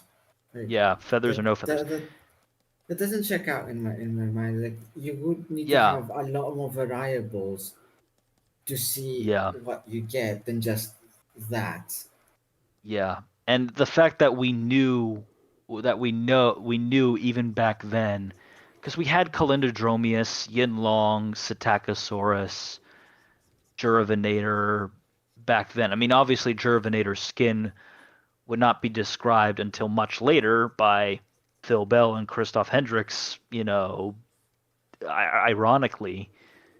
But we already knew that there were dinosaurs with scales and fuzz, that the two obviously weren't mutually exclusive. Sure, they can't grow out of the same exact follicle, but but then again, there are even special cases on that front. Whatever Calindrodromius is sometimes doing there with its structures. Yep, there's a picture of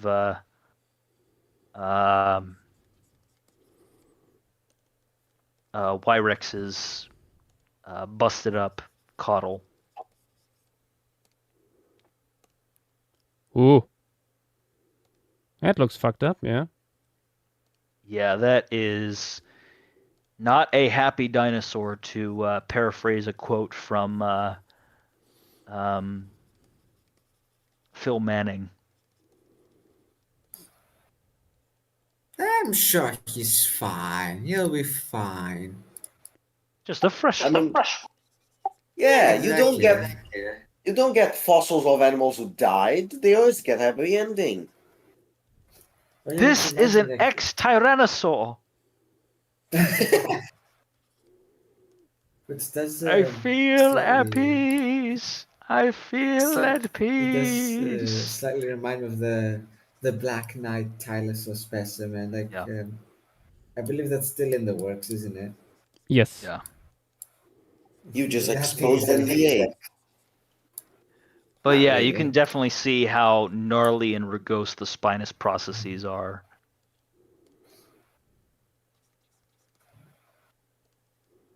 Something happened there. Something probably happened there. But in order to properly link it to death by Rex attack, Maybe it was we're gonna attacked need by some more. Nanotyrannus. Maybe. You never know. Maybe they ganged up on him. 20 Nanotyrans. Just going ham Yes, at it. 100 Nanotyrannus versus 1 T-Rex. Yeah, I'm sure we'll be fine. Yeah. Grew 100 men versus 1 gorilla. 100 Nanotyrannus What would versus you 1 T-Rex. would you fight? 1 T-Rex sized Nanotyrannus or 100 Nanotyrannus sized T-Rex? Oh my Either God. way, I'm dead. Well, 100 Nanotyrannus sized T-Rex would just be juvenile T-Rex. Yeah. Albeit they're probably going to be... Because here's another thing that I found really interesting about the Zano and Napoli paper. Is that, you know, and like Lancian said earlier in the stream, that, you know, we didn't even necessarily need for Bloody Mary to be a mature adult for us to basically say that all this stuff that we've been saying about Nanotyrannus being a juvenile T-Rex was basically flawed from the get-go, is the growth modeling that they did. Like, that was really cool. Like, the moment Napoli was giving a Science Cafe talk at the North Carolina Museum about that, I was like, man, that is going to be a game changer. Yeah. And they're basically able to estimate the body mass of a particular individual at a particular size. Because, of course, you know, as new bone keeps getting, you know, further deposited, you know, and the shaft, the diameter, you know, is getting larger with each new layer of bone that's being deposited, you know, you can backtrack, you know, forever how long in terms of like what's the oldest ring that wasn't resorbed, what the estimate was. So apparently what's interesting is that Bloody Mary and Jane at around age 17 would only be about 700, 800-ish kilos in body mass. Sue, at around the same age, would have been already 2,000, over 2,500 kilos in body weight, in body mass. That much bigger. And Napoli was actually in another server earlier this morning, and I posed a question to him that does this essentially mean that T-Rex's growth rate would have been even faster than previously expected? And he says, I mean, yes and no, mainly in the fact that, you know, there would have been no prolonged adolescence. And think about it this way, their same paper, they also calculated what would have been the neonate mass, so the mass of each of these tyrannosaurs out of the egg. I want to say their estimate for Sue, so the neonate mass that they got for Sue was about 0.22 kilograms. So 0.22 kilograms to around 2,547.07 kilograms at age 17. And then eventually all the way up to 8,149.11 kilograms by age 35. Are you remembering this from memory? No, I actually have a copy of the supplementary materials open right now. Like anyone should, like any person should when they're talking about it. Just to make sure you're not pulling stuff up out of your ass, just to be sure. Chat, Scientists open are weird. page 26 in your literature, please. Yep. I hope everyone it's has just their crazy assignments. But it's just crazy that an individual like Sue would have been able to go from a 0.22 kilogram hatchling out of the egg, and then in just 17 years already reached like 2.5 tons. Yeah. Or 3 tons. I'm trying to think. 2,500 kilos. Trying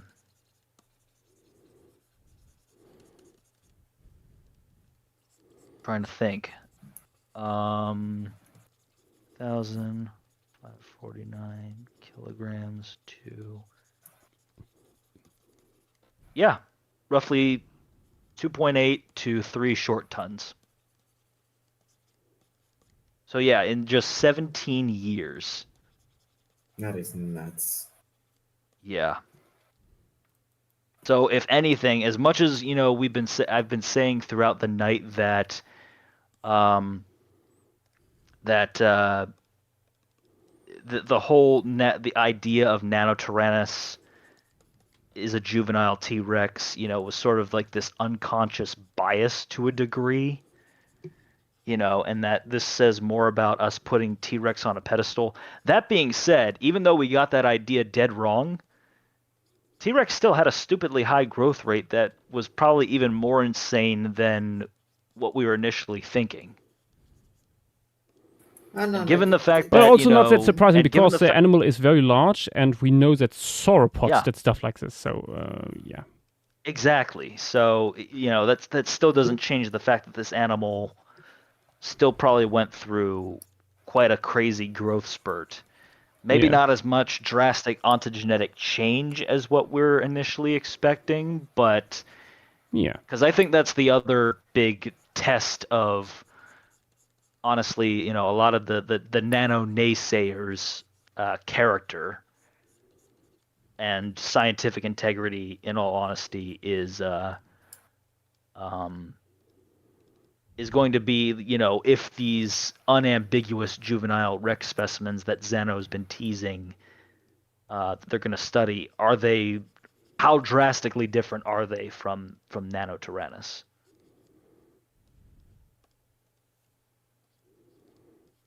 I guess only time will tell. But yeah, it's crazy how an individual like Sue could actually reach that size in just a fairly short span of time. I try to explain this to my dad, actually. And saying that, well, think of it this way. A newborn African elephant is probably about the same weight as, maybe just a little bit heavier than I am.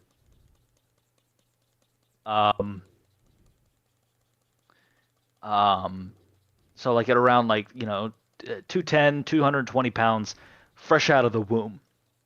A baby T-Rex, which is going to be comparable in size as an adult to an African elephant, probably like less than that, a fraction of that. So again, it's just a testament to how crazy, their growth would have been. Even now that we know that the individuals that we were initially calling juvenile T-Rex are in fact not juvenile T-Rex. So again, hindsight is 2020. So in that case, maybe Witten shouldn't have thrown away his book.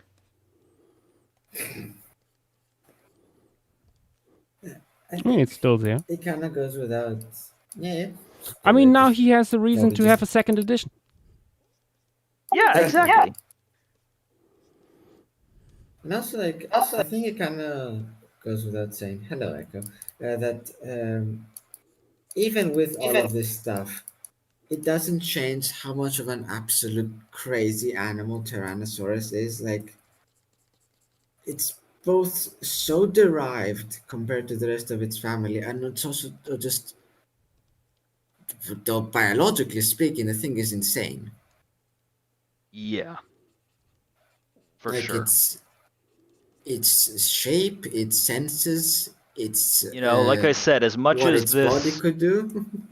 in terms of, this this saying that T-Rex is special and by extension its ecosystem was exceptional. And it's like I said, we're overhyping it. That being said, it got that overhype for a reason. Yeah. Yeah. It can back that up, no questions whatsoever. Yeah. It has valid reasons behind it. It's just I feel Yeah. like at times with Rex especially it's so oversaturated in media, and a lot of those Yeah. times it's shown as like the generic thing with what actually makes it so weird and interesting. Yeah. And And I again, I find that feel like like yeah, it's a shame really. Witten's yeah, I feel like Witten's book does an excellent job of that, of showing that the T-Rex of popular culture is nothing like the T-Rex like as we Mm-hmm. paleontologists know it. And again, starting with undergrad forward, I've come to appreciate the animal for what it is. I mean, yeah, it's not just it is a big scary thing with teeth, and that's, part of the big appeal of it, but there's a lot more layers to that. Yeah. Um, and I think, like I said, Witten does a good job in terms of um, like stripping back those layers.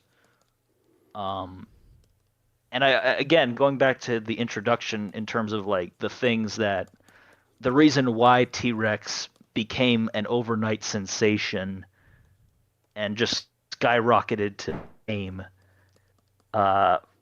in the first place, it had to deal with multiple factors, but the big three being that since Osborne succeeded in building up the American Museum of Natural History as this, this empire of vertebrate paleontology in America, and therefore, T-Rex had a big PR, had one hell of a PR group in the form of the American Museum of Natural History.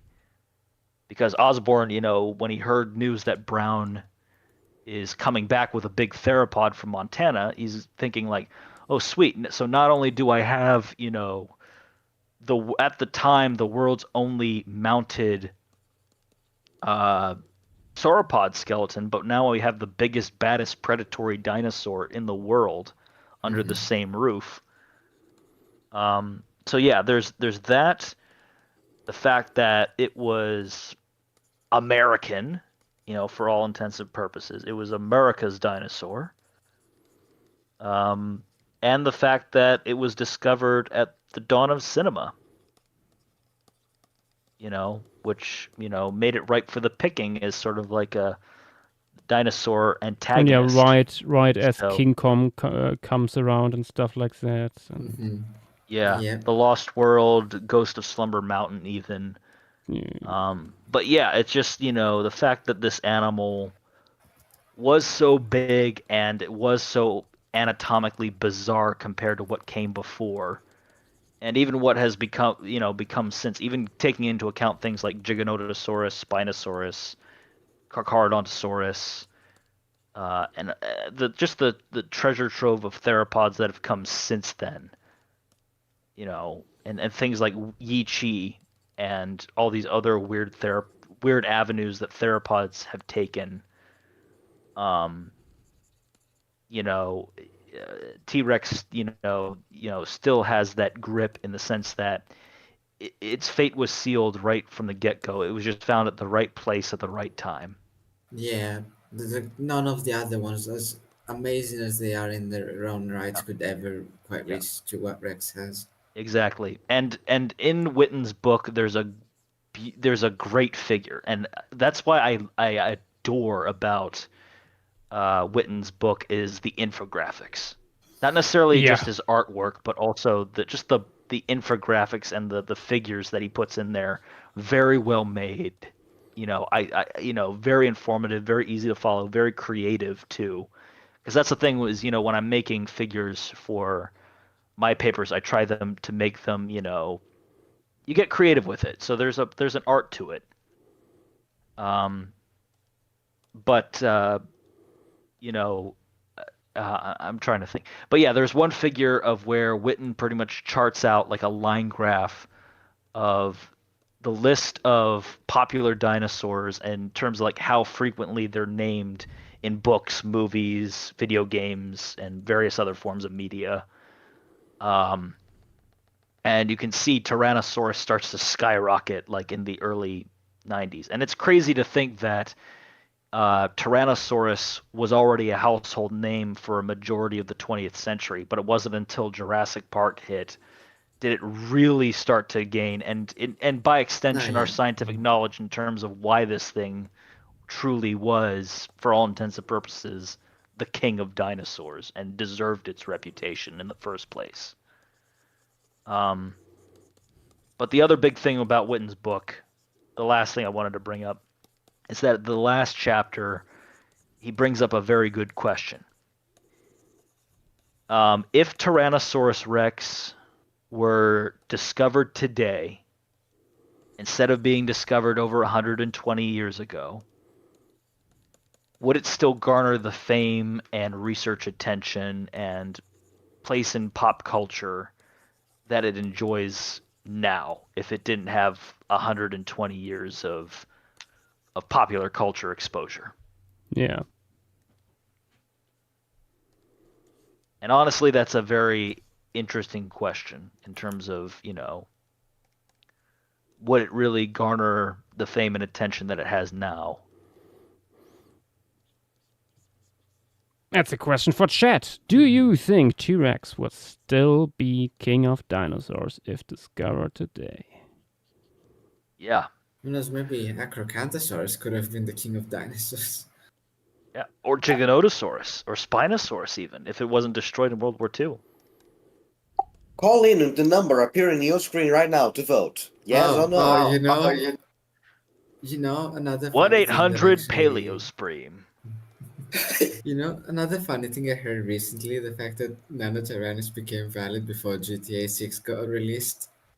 Yes, it did. Amazing.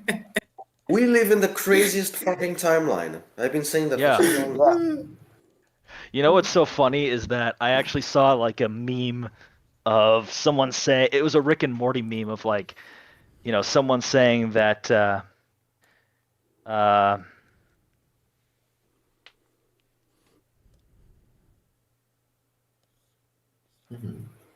to think. It was a Rick and Morty meme. It was like, Morty, it's an alternate universe where Nanotyrannus is valid. And I was like, joke's on you. That's our universe.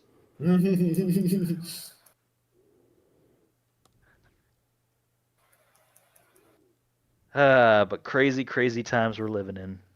Indeed.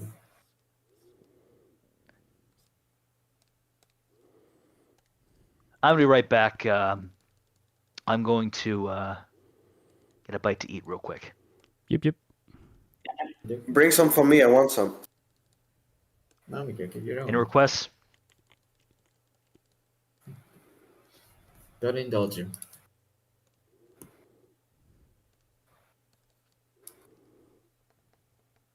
Nice one.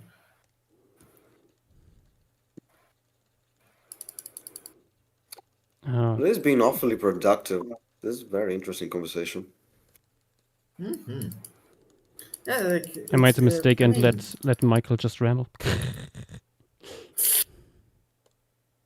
I mean, it's not bad. It's been some interesting conversations and interesting subjects.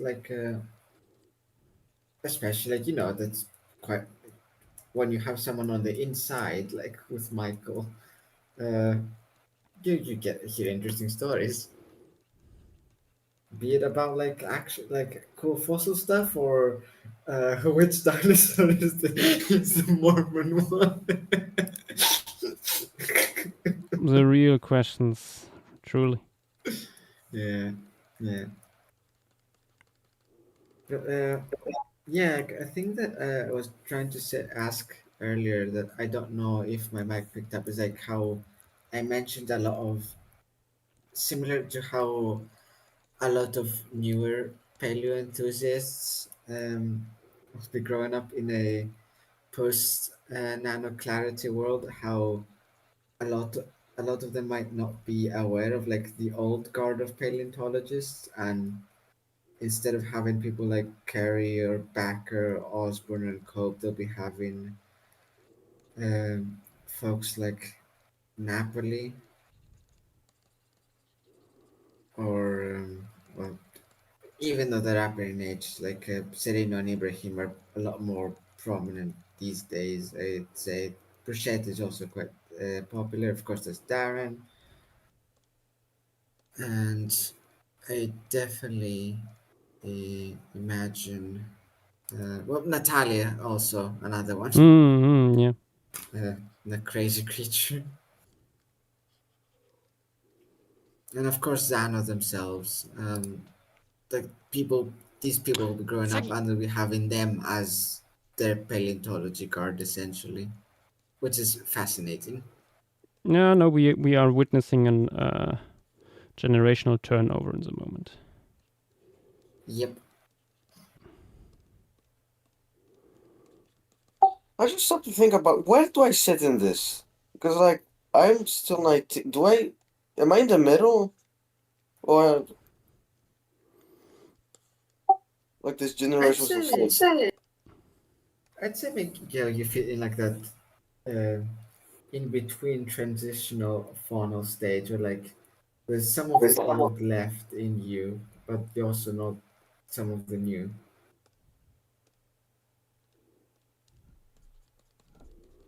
Wait, does this mean that when we are all old and having our yearly meetings, I'm gonna be the last one left of the party when everyone dies? It depends. You could live longer than us because you're Depends younger. how well my assassination attempts go.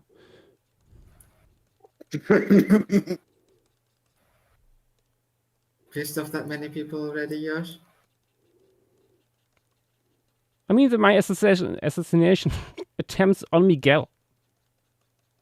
Oh, I thought of people like assassination attempts on you. Never mind. Sorry. Well, we'll have to see how this thing goes. Sorry, apologies for the bold assumption that people would care enough about you to try to get you assassinated. No hurt You know what feelings. they say, if you don't make some enemies in life, have you really lived? True. I feel like just time we've just made more than Just enough. agreeing Like with a list of everyone people. will not get you anywhere. Yeah. Well, I've seen plenty of ass kisses getting somewhere.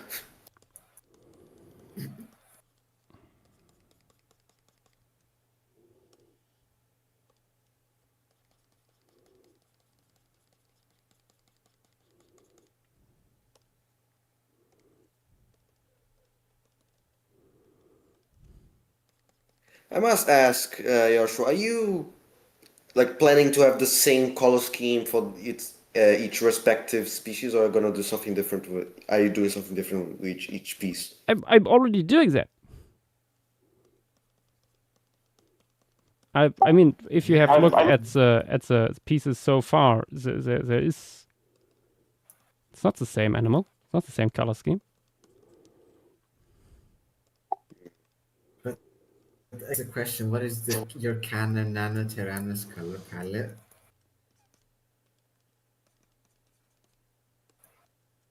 None. Or are we not? Are we? We are not canonizing. Not yet? We do not do that.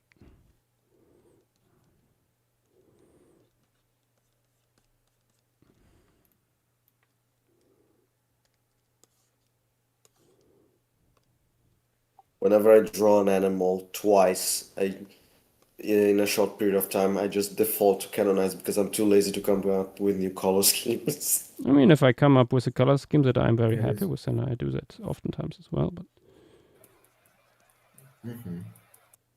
this stream is specifically about like exploring Nanotyrannus, so it wouldn't make sense for me to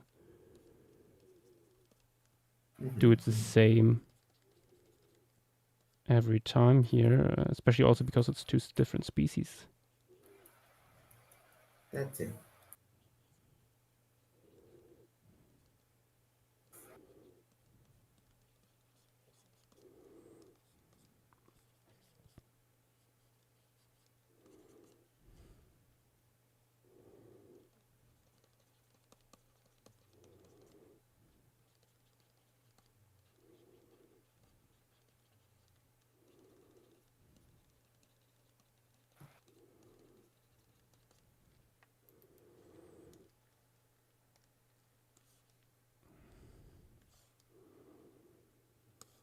Okay, the Leptoceratops needs some more work, clearly.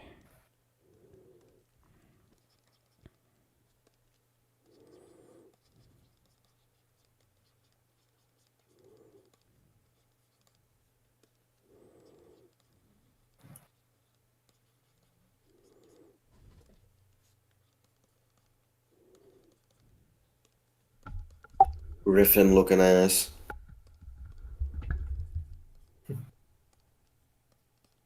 No, that's just your typical ceratopsian. You know what? I'm kind of Being surprised very that being a Griffin-y. Sunday, like, there's not been more people here.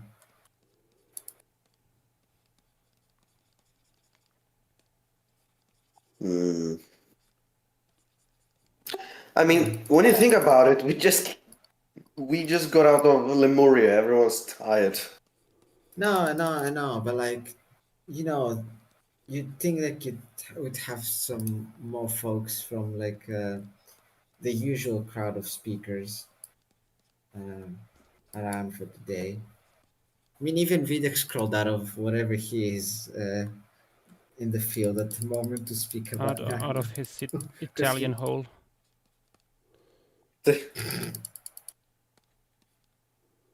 I mean, like, I guess partially because I was spite, because he wanted to be here for it.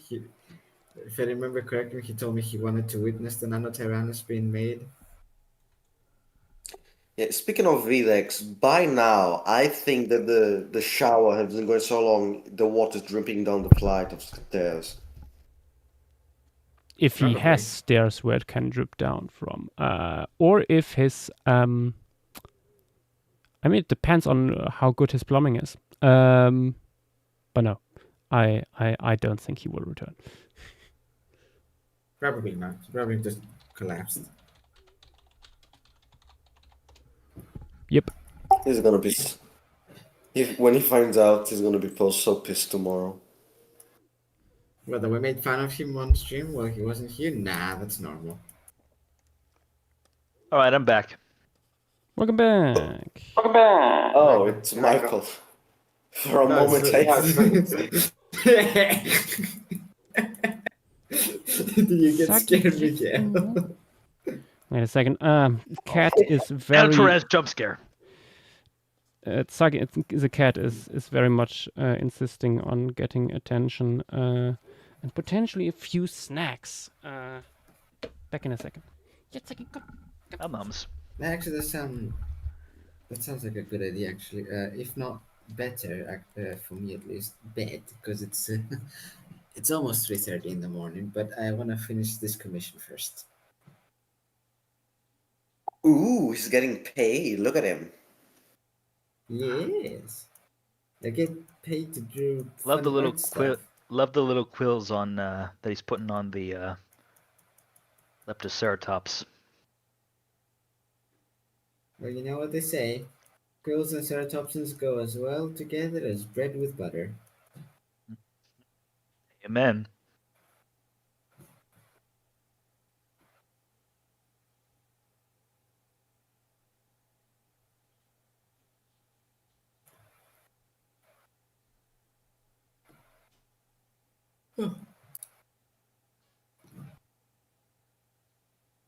Y'all want to hear another funny Bacher story? What does this one have? Always. Okay, so this was GSA 2018, my second meeting with the great bearded one. So I this is when I was giving a poster, and Bacher had his, adjacent to mine. I think it was on some Permian coprolites.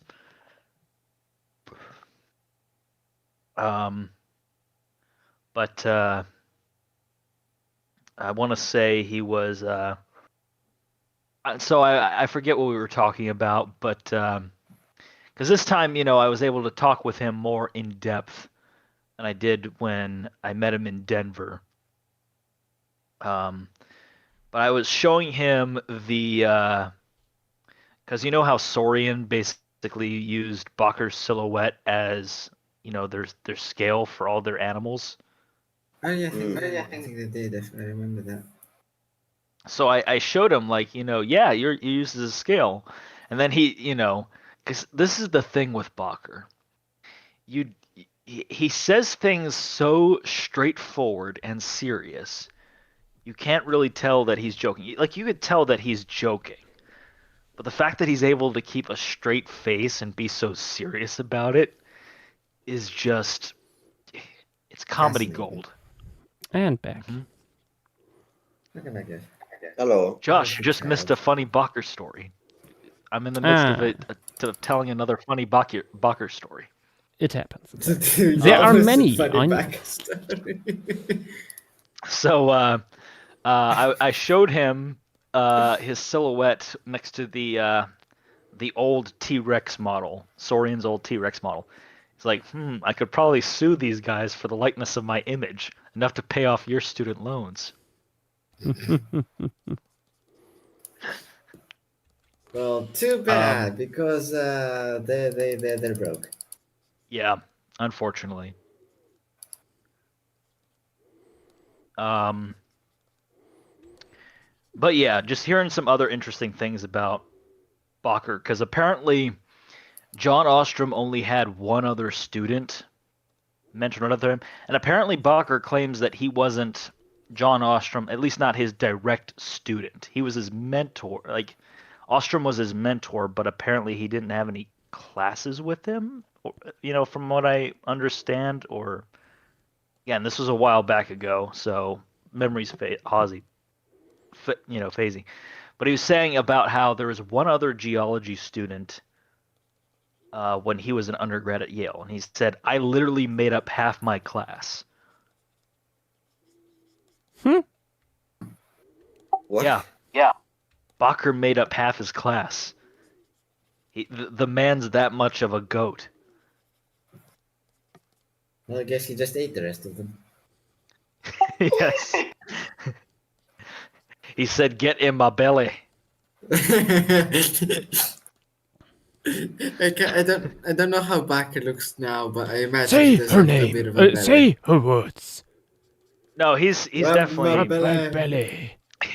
he definitely doesn't have a big belly. It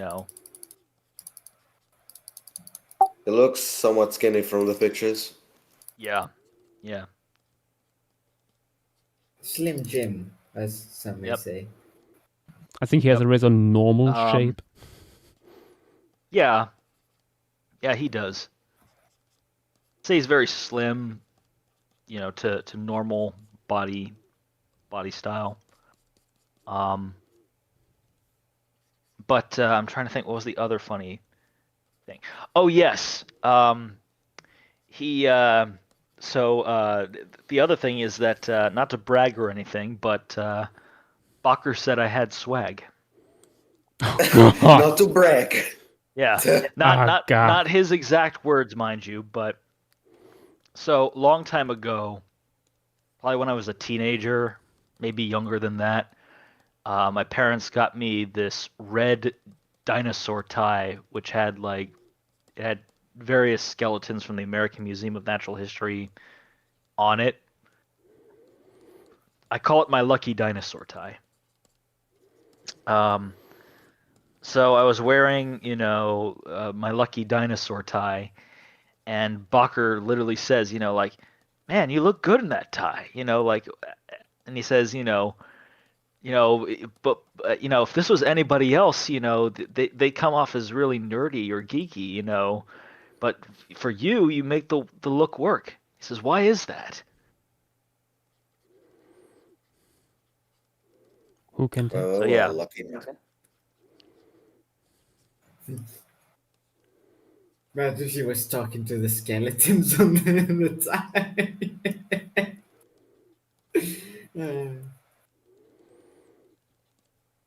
Okay, I think I'm nearly done here. Yep. I love sort of like the tawny, almost barn owl like fuzz that you're putting on the nano. Yeah. The night banshee. Wow.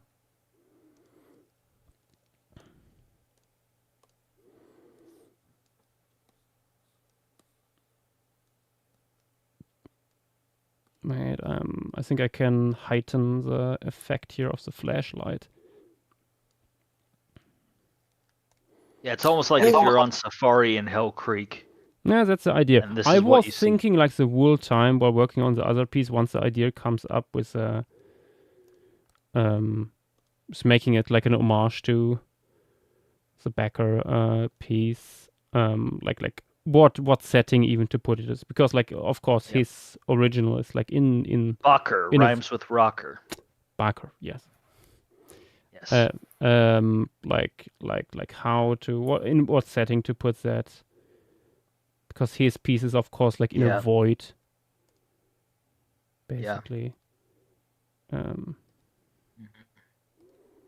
I think he does draw environments from time to time. Yeah. But yeah, it's mostly void, you know. He mainly just draws like them as isolated images.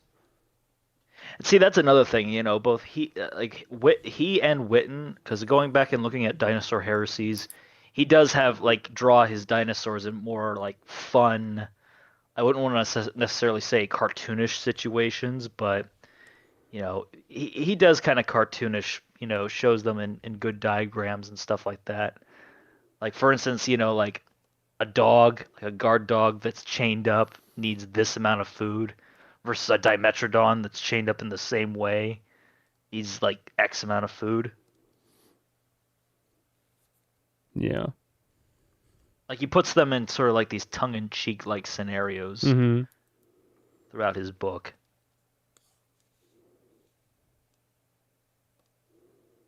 And plus, speaking of Dinosaur Heresies, it's also funny to me that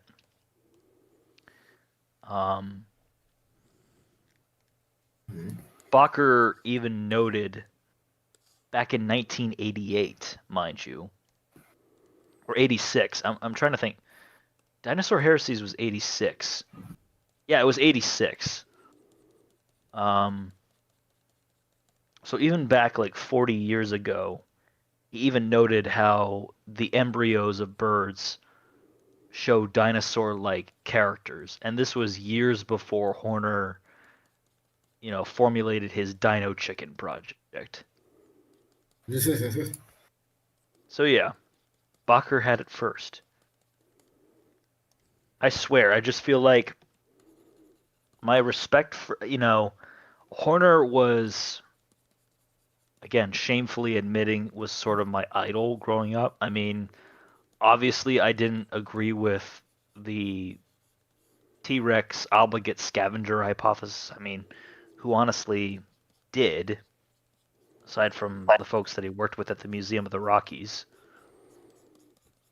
I feel like he never truly believed that himself, and it's mostly like a PR thing. It was a PR thing. It was mainly just to get people talking and yeah, exactly, stuff like that. You know. That being said, you know, apparently he wasn't the biggest fan of the animal. You know. It still is. But in the past tense, you say? I'm sorry? In the past tense, as in he changed his mind? No, well, no, actually, because he's dead. You know, some people Sorry. Apparently, he never seriously bought into the idea of T-Rex being a scavenger from the get-go. It was mainly just a big PR stunt. You know, maybe just to get the cameras on him and stuff like that, and probably also some grant funding and stuff like that. You know, just to bolster, his fame and attention, basically. But as stated in Witten's as stated in Witten's new book, the true legacy to Horner's, obligate scavenger hypothesis that wasn't actually a true hypothesis he believed in is that it did light a fire under a lot of people's asses to actually publish rebuttals to this. And now we actually do have a mountain of evidence pointing to Tyrannosaurus being an actual predator.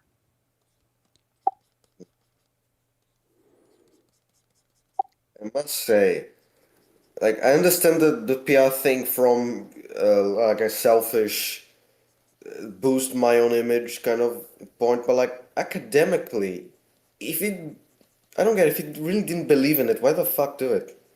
Yeah, he mainly Because did it just to troll funny. us.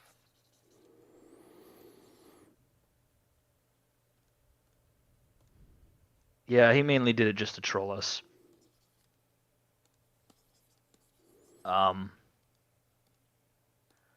But yeah, it's just funny how my respect for Bakker just skyrocketed from undergrad up to now, and then, my respect for Horner just went by the wayside a lot. Yeah, man. Respectfully, he's done a lot for paleontology, but also He he's has, retired. and he's also a Vietnam War vet. What? Wait, Served what? in Vietnam. Yeah, he served in Vietnam. Okay, that's a bit of honor law I did not know.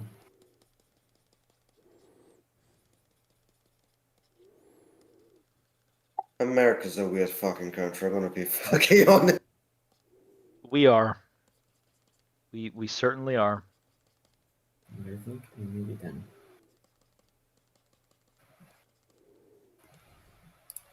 Save. I'll actually be right back again, guys. Export.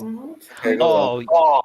But before I go, this one illustration right here of these little mammals chewing on a brontosaur tail, that's one of my favorite illustrations from the book.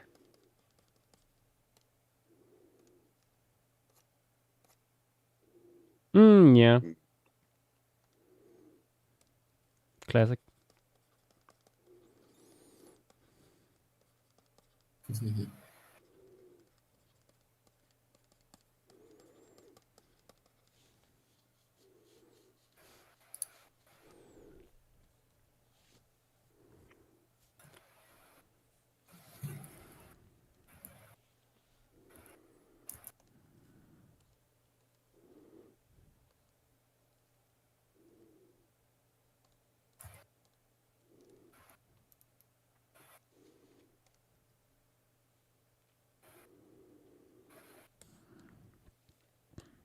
Parrot.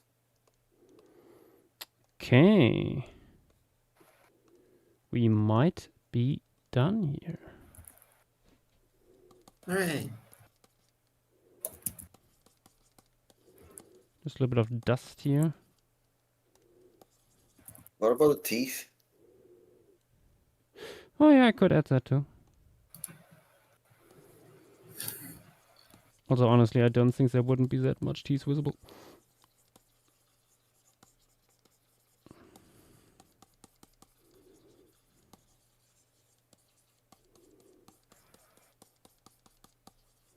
Yeah, and also the eye of the Ceratops. From this perspective, wouldn't it be like shiny like the one of the dynamic? I'm not sure. I think there would be the eyebrows would cast a shadow. Yeah. But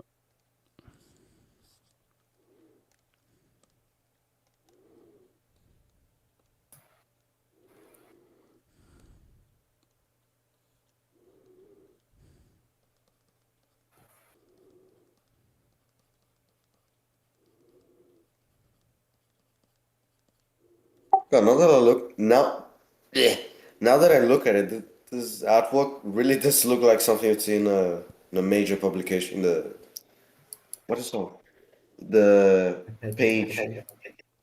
Huh? Like a pressure? Yeah, that thing. Like the press out in Nature or something. Congrats, my man. It's almost like Joshua has done pressure before.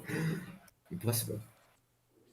Yeah, you should pursue this thing, this art thing. You should like do commissions and shit.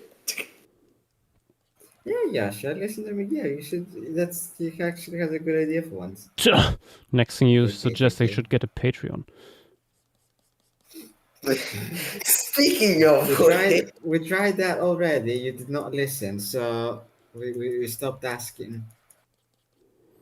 Wise.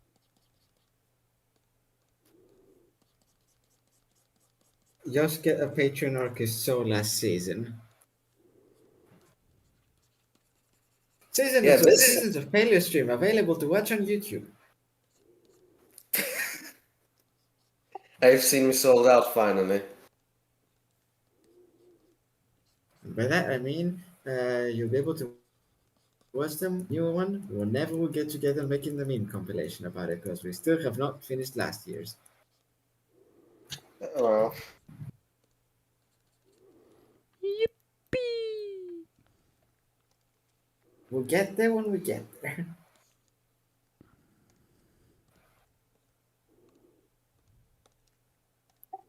It's imagine those directors who spent decades on their masterpiece. But this case is gonna be, by the time it comes out, it's gonna be like 2013, 2020, what, 3 compilation? So I think it's the 24 one that we haven't done yet. Who can tell? Pretty sure it's the 24th one.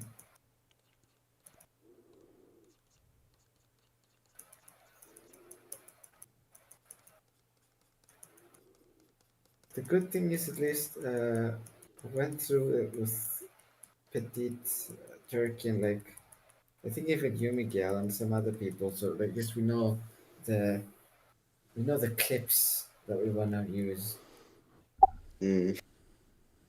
Oh god, I remember I had promised to make like if you guys were up to make an animated clip. I don't even know if I can do that anymore because of university shit.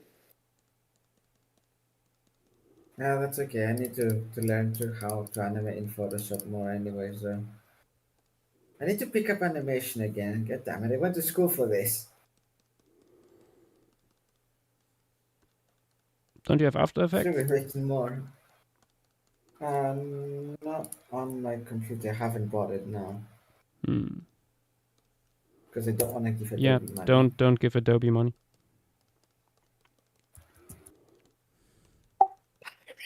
Wait, can we say that on stream? Like pirate that shit. Can we say that on stream? Yeah. Who can tell?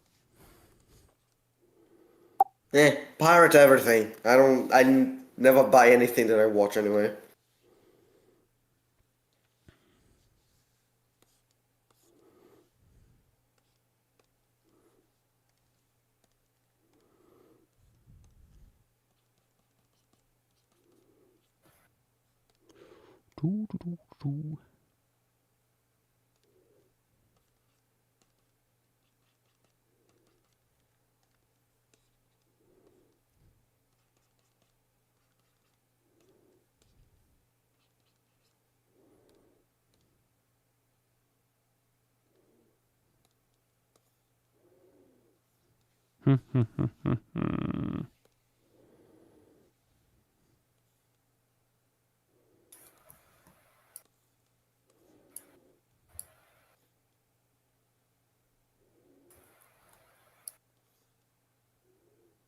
Do you think the little guy will ever escape? Me? No, I mean the Ceratopsian. We all know you died at the end of the season. Ah, true.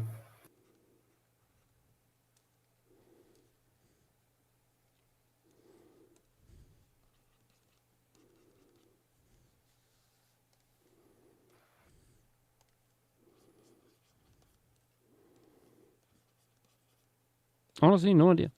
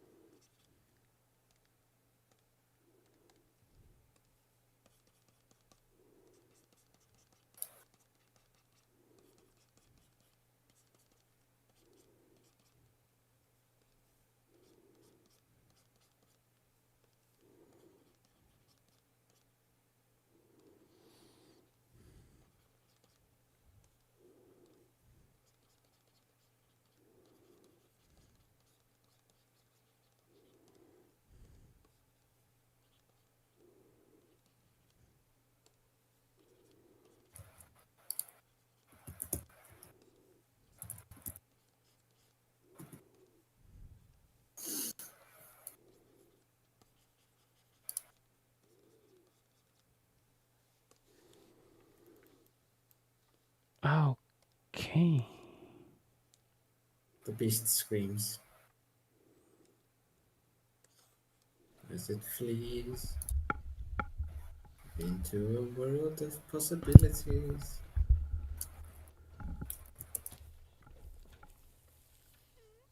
Let us save. Let us indeed. I'm still traumatized by that one time Joshua didn't save, I think, a Triassic flying reptile or something.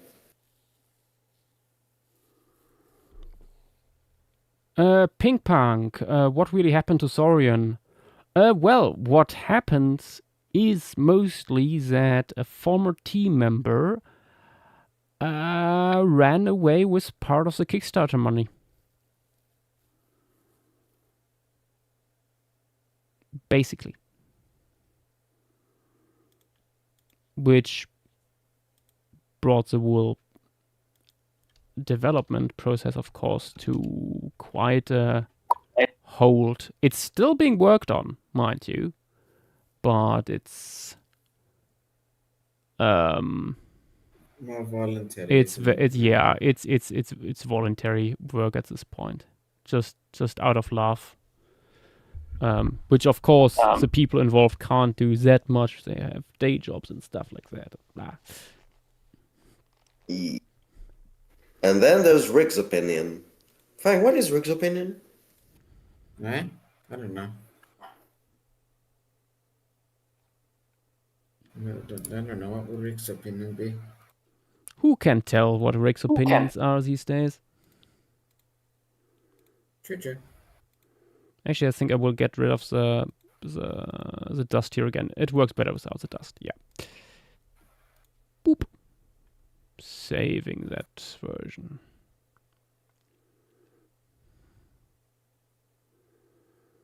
Officially lost Livestream Media, the dust version.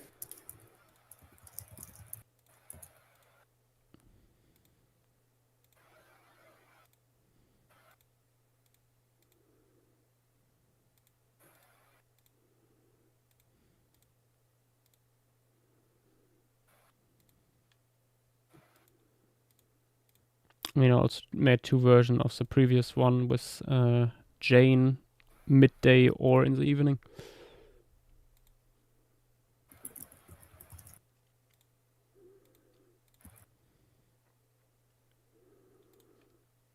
Clever workaround to technically say that you did more than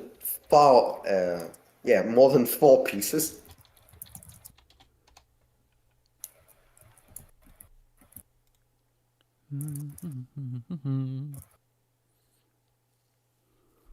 Okay.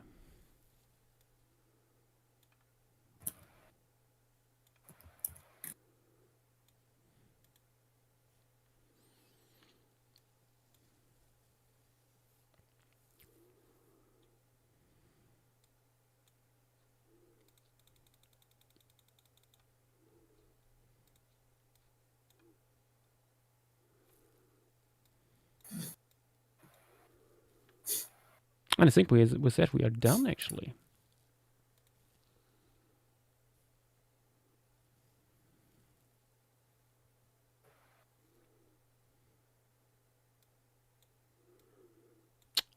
Lena, Catalina, what was Queen Nornis again? Wait. What was Queen Nornis again? Oh, What? Paleocene bird. I mean,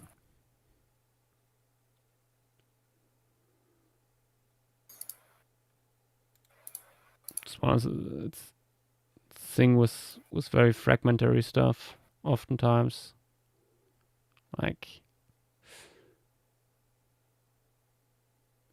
is it really worth it to even bother? Like, I usually don't get invested much in very fragmentary taxa. Because it's like, that's, for example, everything about Bahariasaurus is like, just shut up. It's fruitless speculation. the material is gone, the preservation wasn't that good in the first place, and there isn't that much of it. Like, just let it go. Just let it go, at least until we get some more material. Or if. Oh, depending on the definition, it could be a non-avian dinosaur. Oh, that is it. That fragmentary.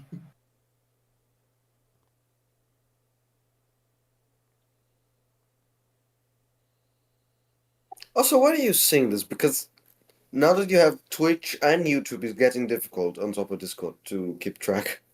That sounds like a you problem. You should not. Most of us cannot. They just choose one way of watching. Ping Pong. I was wondering if you guys had any info on the coloration of Caudipteryx. I think there was something on Caudipteryx. I don't remember it from the top of my head. If you Google Caudipteryx coloration, there might be something coming up. Also, opinions, ideas on the new Edmonto find. Cool specimen. Very skeptical about the soft tissue, like the continuous crest on the back, like the stuff on the tail. That is pretty much like, yeah, but you can see what's going on there. The stuff on the back looks to me more like, well, displaced skin. But other than that, it's cool. Like the people who wrote the Edmontosaurus paper have a very different idea of how the taphonomy of these dinosaur mummies happens than other people who published on stuff like that in the past, like just this year on Dakota. And I think the people who published on Dakota have a better grasp of this overall than on these two new specimens. But yeah, that's me. Let us fuse the layers here. Zoom a little bit out. Crop this. Boop. That's nicer. Slide zoom in, and let's have a look actually what we did tonight on this beautiful Nanotyrannos stream.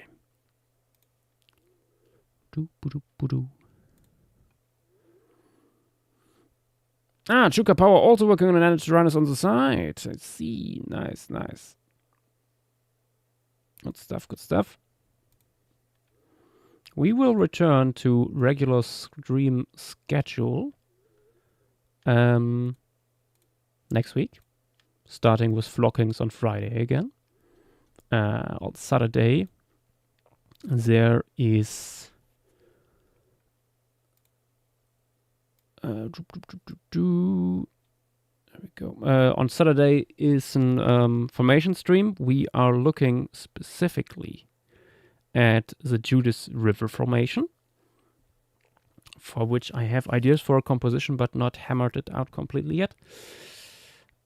And then normal stream on Sunday with a huge backlog of new discoveries that could make an appearance. But then again, there's the wool. The wool of Earth's history laid bare before us. In part, at least, because paleontology is still a young science, and we have so many things still to discover. But even the little things we do know, there is so much, and we will have so much more to draw. But yeah, we started tonight with Nanotyrannos lancensis, here swimming through the water alongside lots of Presbyronithines. This is lancensis. Also lancensis are these two looking through the fenestrae in an Torosaurus skull. Laseus, the new species of Nanotyrannus that was published with a new paper, is this. It's based on Jane, the holotype of this new species. This is an alternative version, basically in late evening with Earth's first stars already appearing in the sky. And last but not least, we did this homage also of Laseus hunting down an Leptoceratops in the dark forests of Hell Creek. It's an homage to Bakker's Bakker's goddammit. What's the same? Right. Wait, there it is. Found the layer again. His original cover of the description of Nanotyrannus. But yeah, this would be everything for tonight, guys. Thank you all for being here, and see you potentially next week for flocking and everything else that will come up. Good night, everyone, and bye-bye. Good night. Goodbye. See you, folks. Bye-bye.